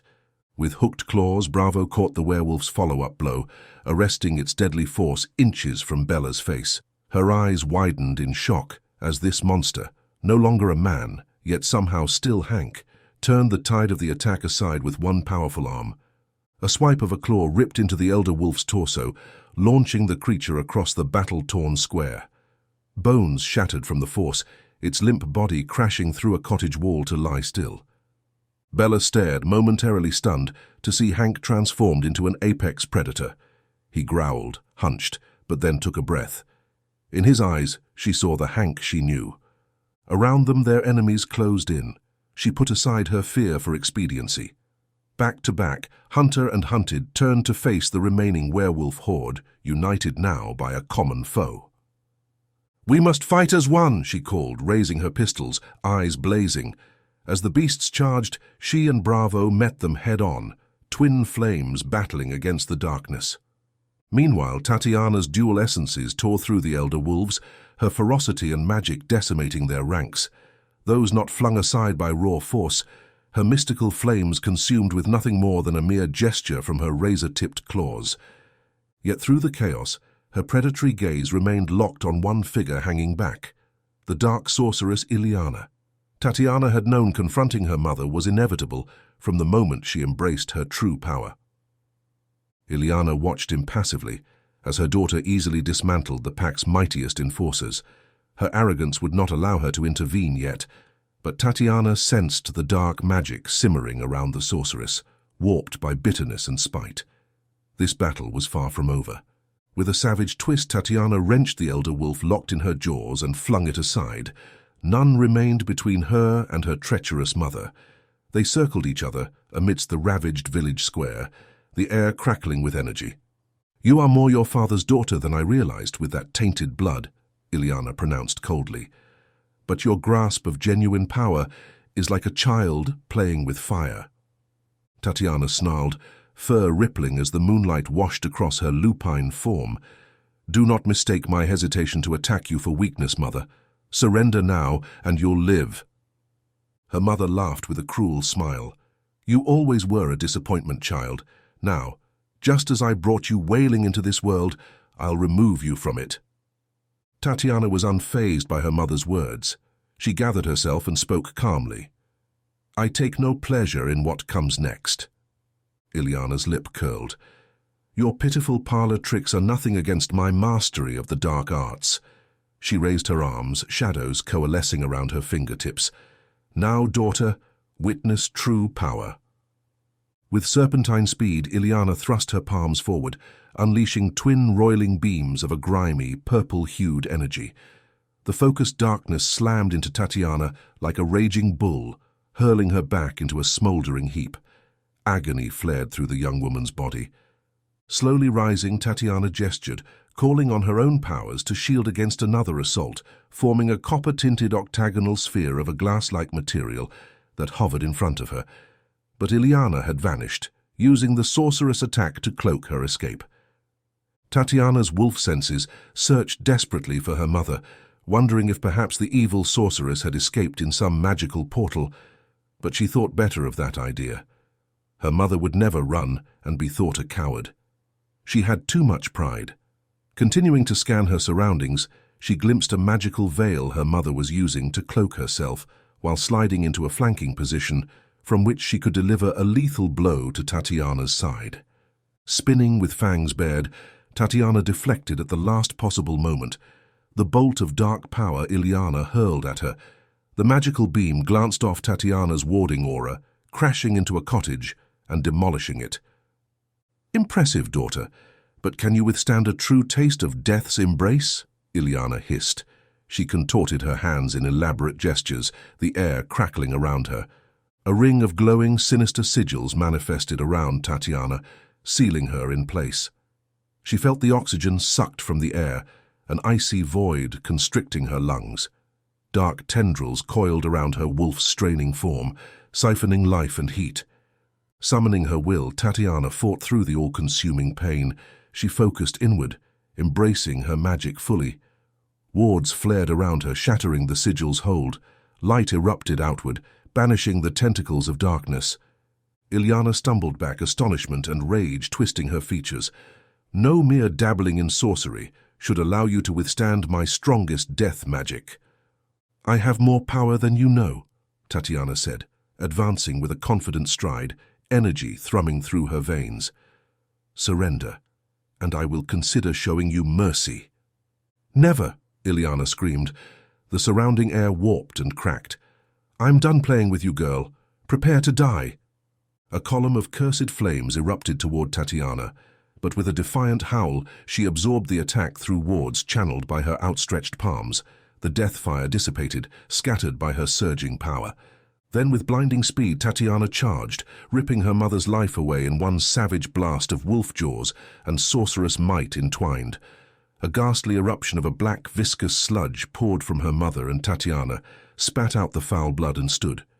Panting, she gazed down upon the broken shell that had borne her, saddened by the necessity that brought them to this place. Elsewhere, the battle was turning in favor of the defenders, in part aided by Bravo's return to his wolfish form. Bella's soldiers slowly regained coherent formations. Their volleys of silver-tipped shot finally found purchase in the hides of the rampaging elder wolves. Howls of pain echoed as the beasts retreated. Sensing the tide turning, Nikolai became a whirlwind of death, shredding any human or wolf alike who dared obstruct his crazed rampage. With blood-matted fur and hellish eyes, he seemed a demon incarnate, reveling in the gore his berserker fury produced. Bravo pursued Nikolai's trail of mangled corpses, the red haze of rage descending over his heightened senses.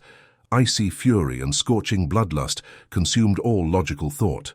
Never had the primal savage within felt so unchained. He yearned to rend Nikolai limb from limb, to feast on the tyrant's still pulsing heart. Such visceral hunger was anathema to the man Bravo had been, but in this form, morality held little sway over the frenzied beast now stalking its quarry. Near the wheat fields, they came face to face as Nikolai halted and turned, showing a bloody, mocking grin. "Does the prodigal pup wish to challenge me?" He bared his fangs. "Come then, pretender, let us see who is alpha." With a roar, Bravo lunged, propelled by demonic fury. His charge knocked Nikolai back, the two titanic bodies smashing through a wooden granary in a hailstorm of shattered lumber.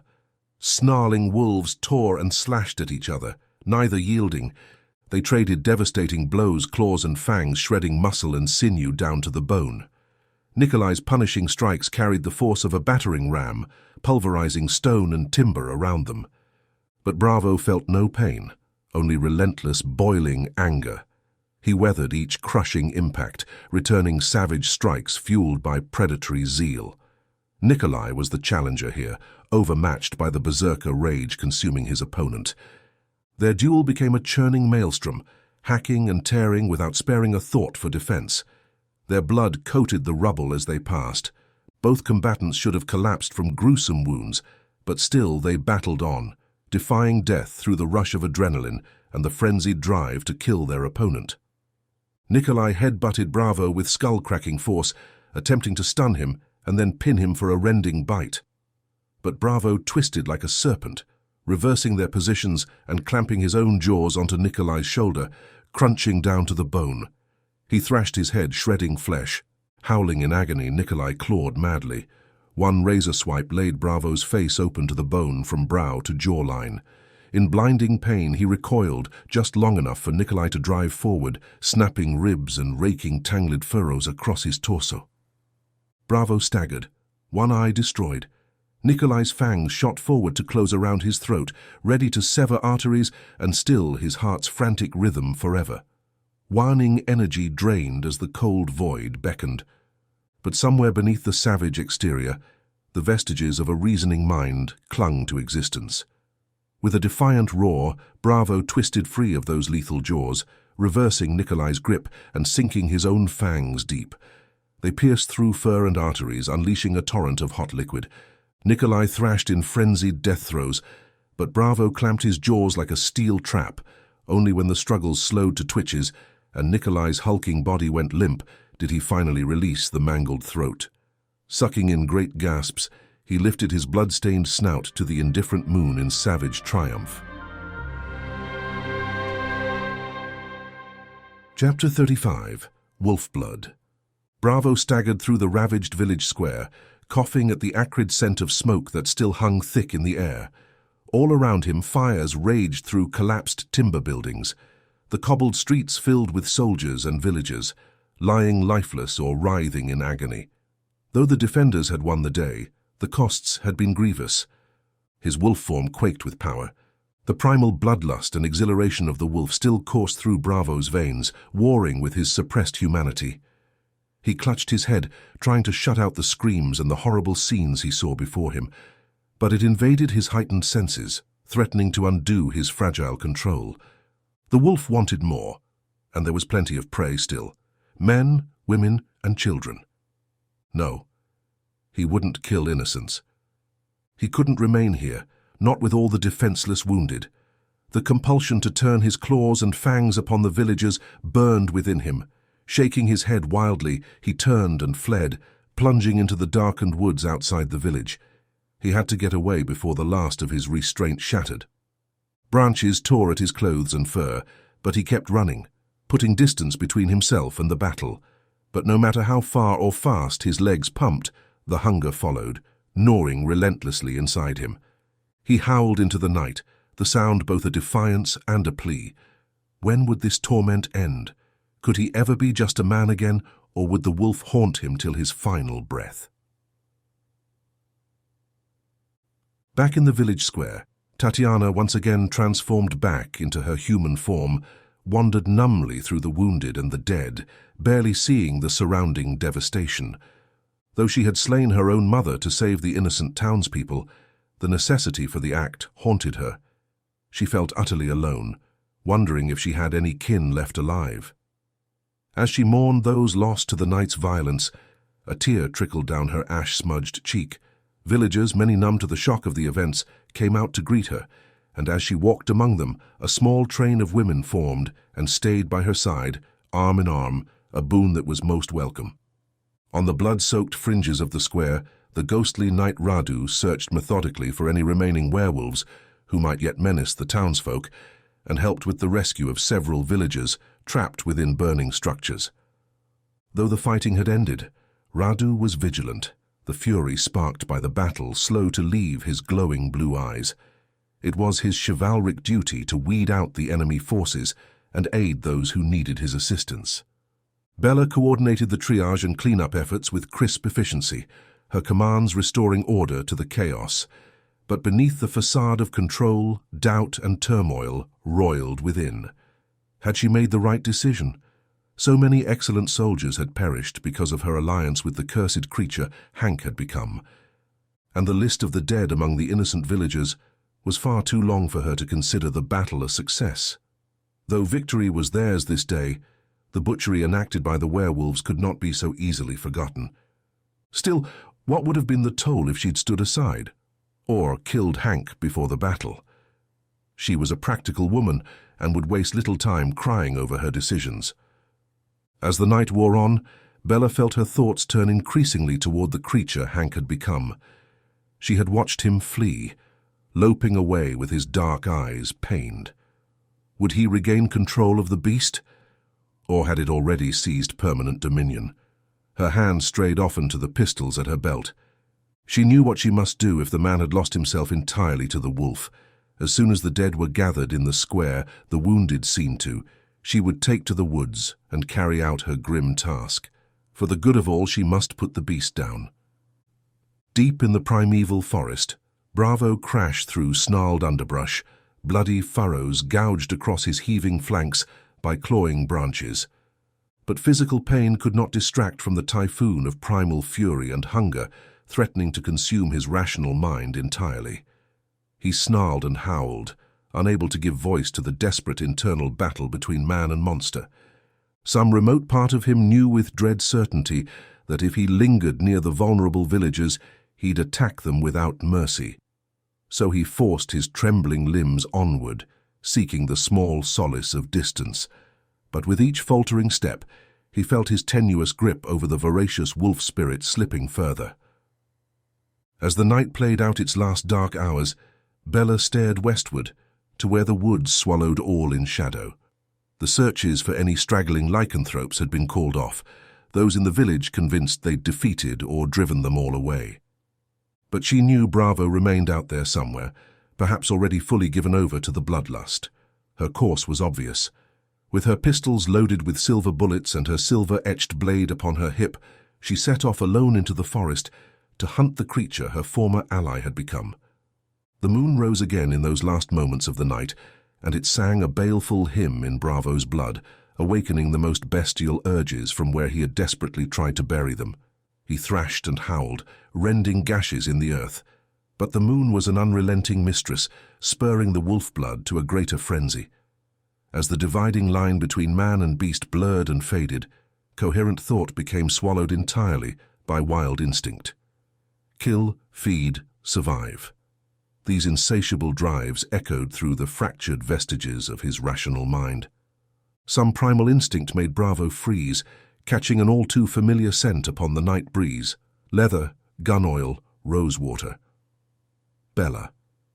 Even in the throes of the wolf blood, some part of him responded, dreading the knowledge that one of them must die tonight so the other might live. He tried to hold on to that shred of the man he once was. But the call of the scent of prey overwhelmed all else. He was more beast than Hank now. Bella forged ahead, pistols out and ready, barrels glinting in the spectral moonlight filtering down through twisted branches. She tracked the sporadic trail of bloodied paw prints and claw marks gouged deep in tree bark. Each sign spoke of a monstrous presence, yet she wasn't sure if it was a man resisting his bestial urges or a monster embracing its true nature. She steeled herself for what had to be done should the latter prove true. The remnants of their romantic entanglement could not stay her hand if Bravo was lost entirely to his animal nature. She clenched and unclenched the grips of her pistols, already feeling like a woman on the way to the execution of her true love. They'd been so close once. They would have come together again, she was sure. And she could have worked harder to stay with him. Perhaps if she'd never left him, he would not be locked in the throes of this terrible existence. But shoulds, maybes, and what-ifs were luxuries for another time. For now, she had a job to do. Ahead, her sharp ears detected a heavy body lumbering through the darkness of the dense woods. She slowed, moving in utter silence, relying on the moonlight to guide her steps. The garbled sounds of animal grunting and jaws snapping reached her, accompanied by the sharp scent of the musky beast. Her heart pounded, but her hands remained steady. Bella's scent overwhelmed Bravo. It was pure agony having her so close. It was an overpowering delight. Saliva flooded his jaws, claws curling with anticipation. His rational mind drowned beneath the rising drumbeat of his heart, the lightning-like pulse of his blood. With a roar, he exploded from concealment. He collided with the compact figure in his path, their forms crashing earthward in a tangle of limbs. They slid to a halt, Bella pinned beneath Bravo's hulking frame. Bravo hesitated, peering down through the animal-induced haze at the woman trapped below him. His body pinned her hands, her pistols lay just out of reach. His claws flexed, hovering inches from her throat. Just one quick slash would end it. A guttural snarl built in his throat. He pushed his jaws down close to her throat. He saw a tiny, fluttering pulse under her skin, so minuscule, so precious. He looked into her eyes.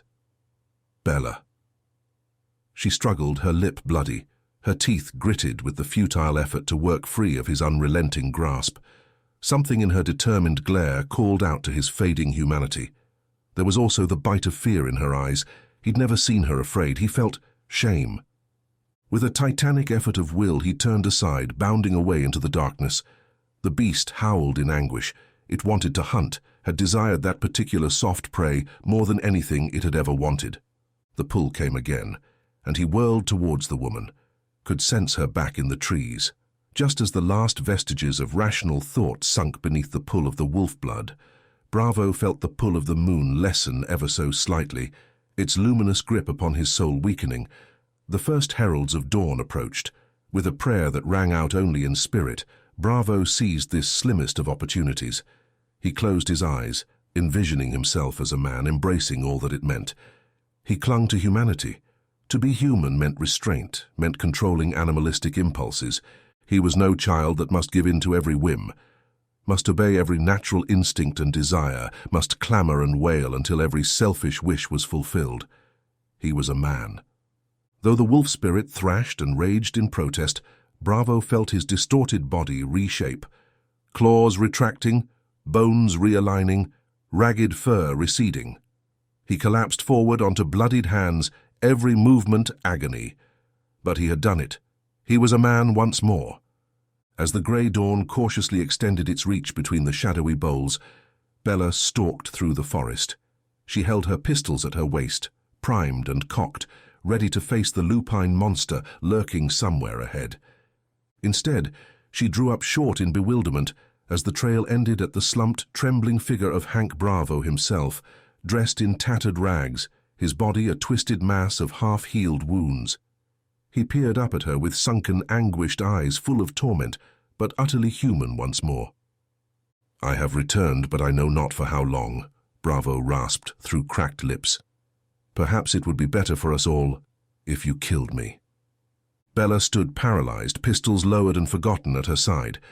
She uncocked them and slid them into her leather holsters, tying the rawhide cords that held them in place. She couldn't kill him. Then she stepped forward and grasped Bravo's hand, hauling the shaking man to his feet. Wordlessly, she drew his arm across her shoulders, supporting some of his weight as they began the arduous journey back to the village together. There would be time later to grapple with all that had happened tonight. For now, she was simply grateful beyond words to have her friend return to her from out of the darkness. Epilogue. A motley procession made its way up the winding mountain pass toward the brooding edifice of Norrelor Castle.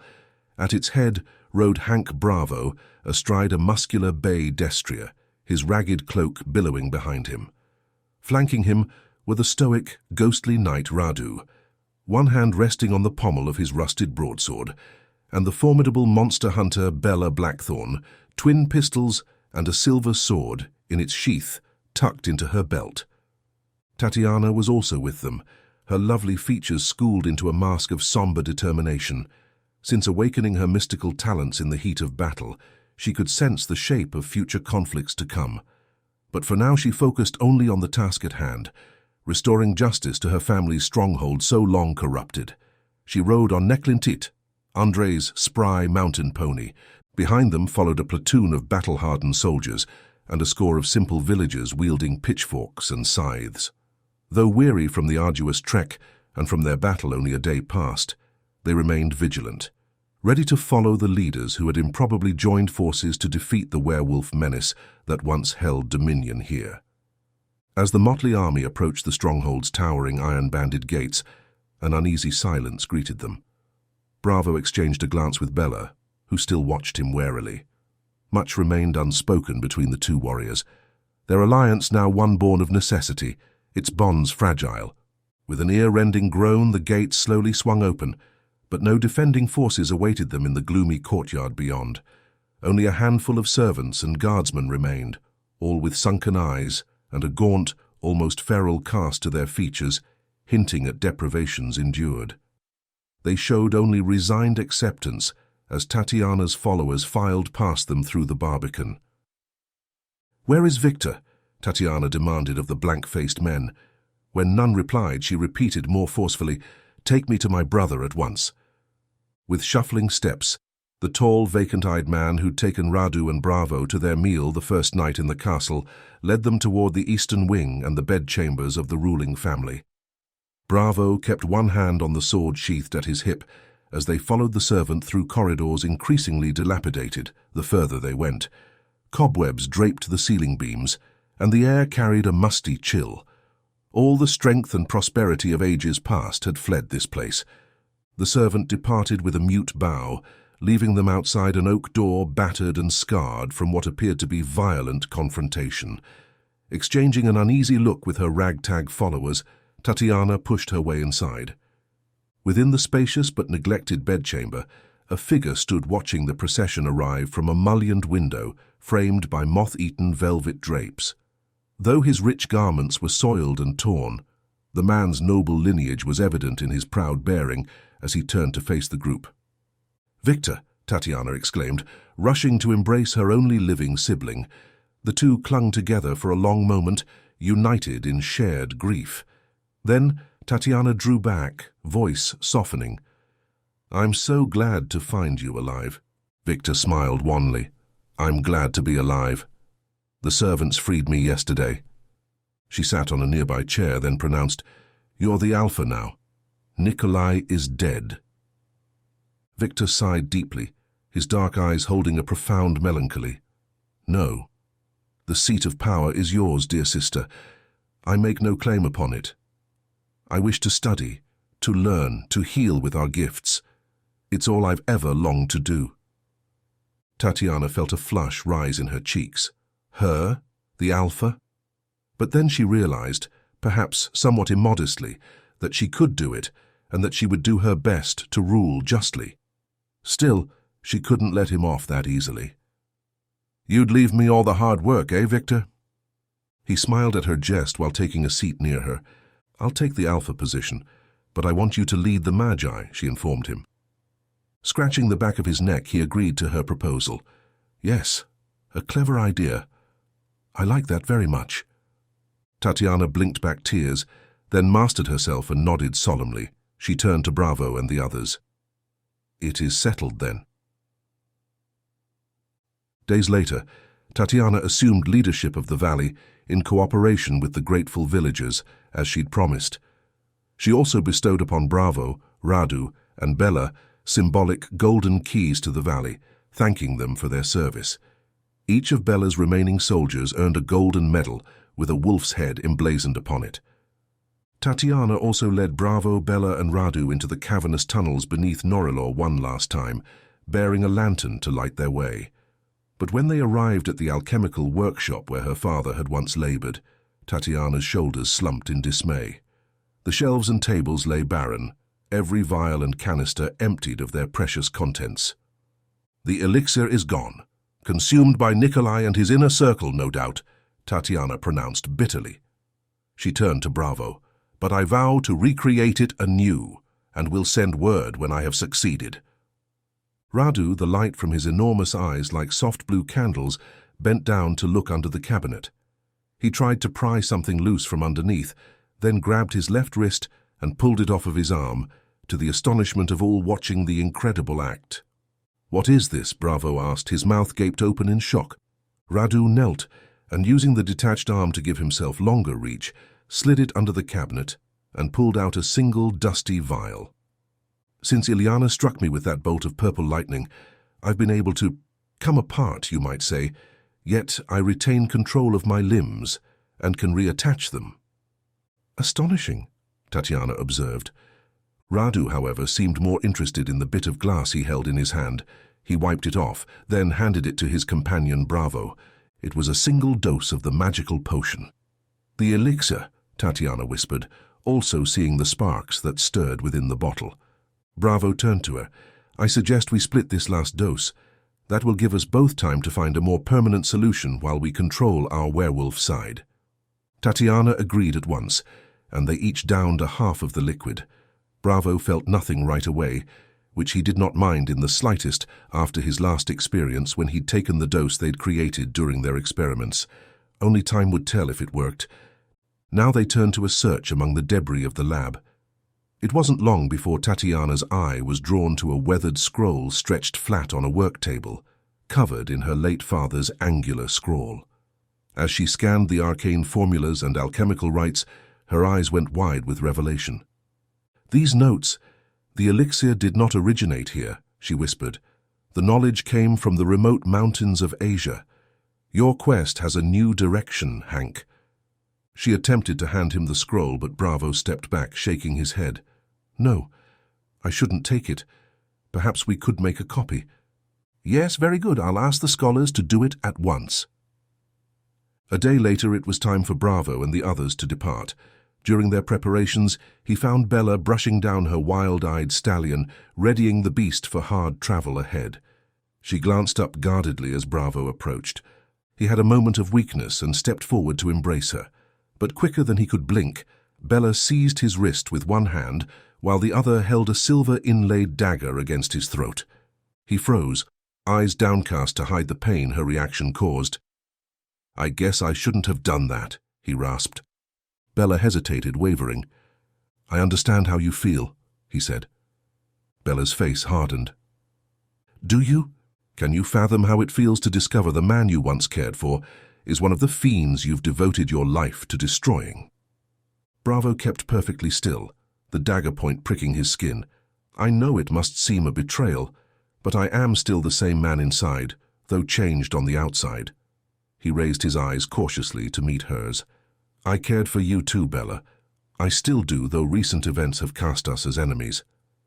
Bella searched his face, her inner struggle playing across her own. Wordlessly, she lowered the blade and released him. As Bravo turned to go, reluctant and heartsick, Bella's hand shot out to grasp his wrist. He looked back, startled. He thought she wanted to say something, but she simply stared into his eyes. Bravo covered her hand with his own. "The road ahead is long and with many turns. Our paths may cross again." I doubt it, Hank. The next time I see you, I will probably put a bullet in your heart. Despite her harsh words, he smiled, a thought occurring to him. If we married, you'd be standing in front of a cookpot right now, slaving away, pregnant with our third, I bet. Her own grin answered him. Hardly. Could you imagine me cooking, cleaning, caring for a brood of brats? No, thank you. He felt a sudden bout of melancholy at what might have been. I'm sorry I refused you. Women like Bella Blackthorne don't come along every day. Bella's eyes were like great deep pools that he wished to swim in forever.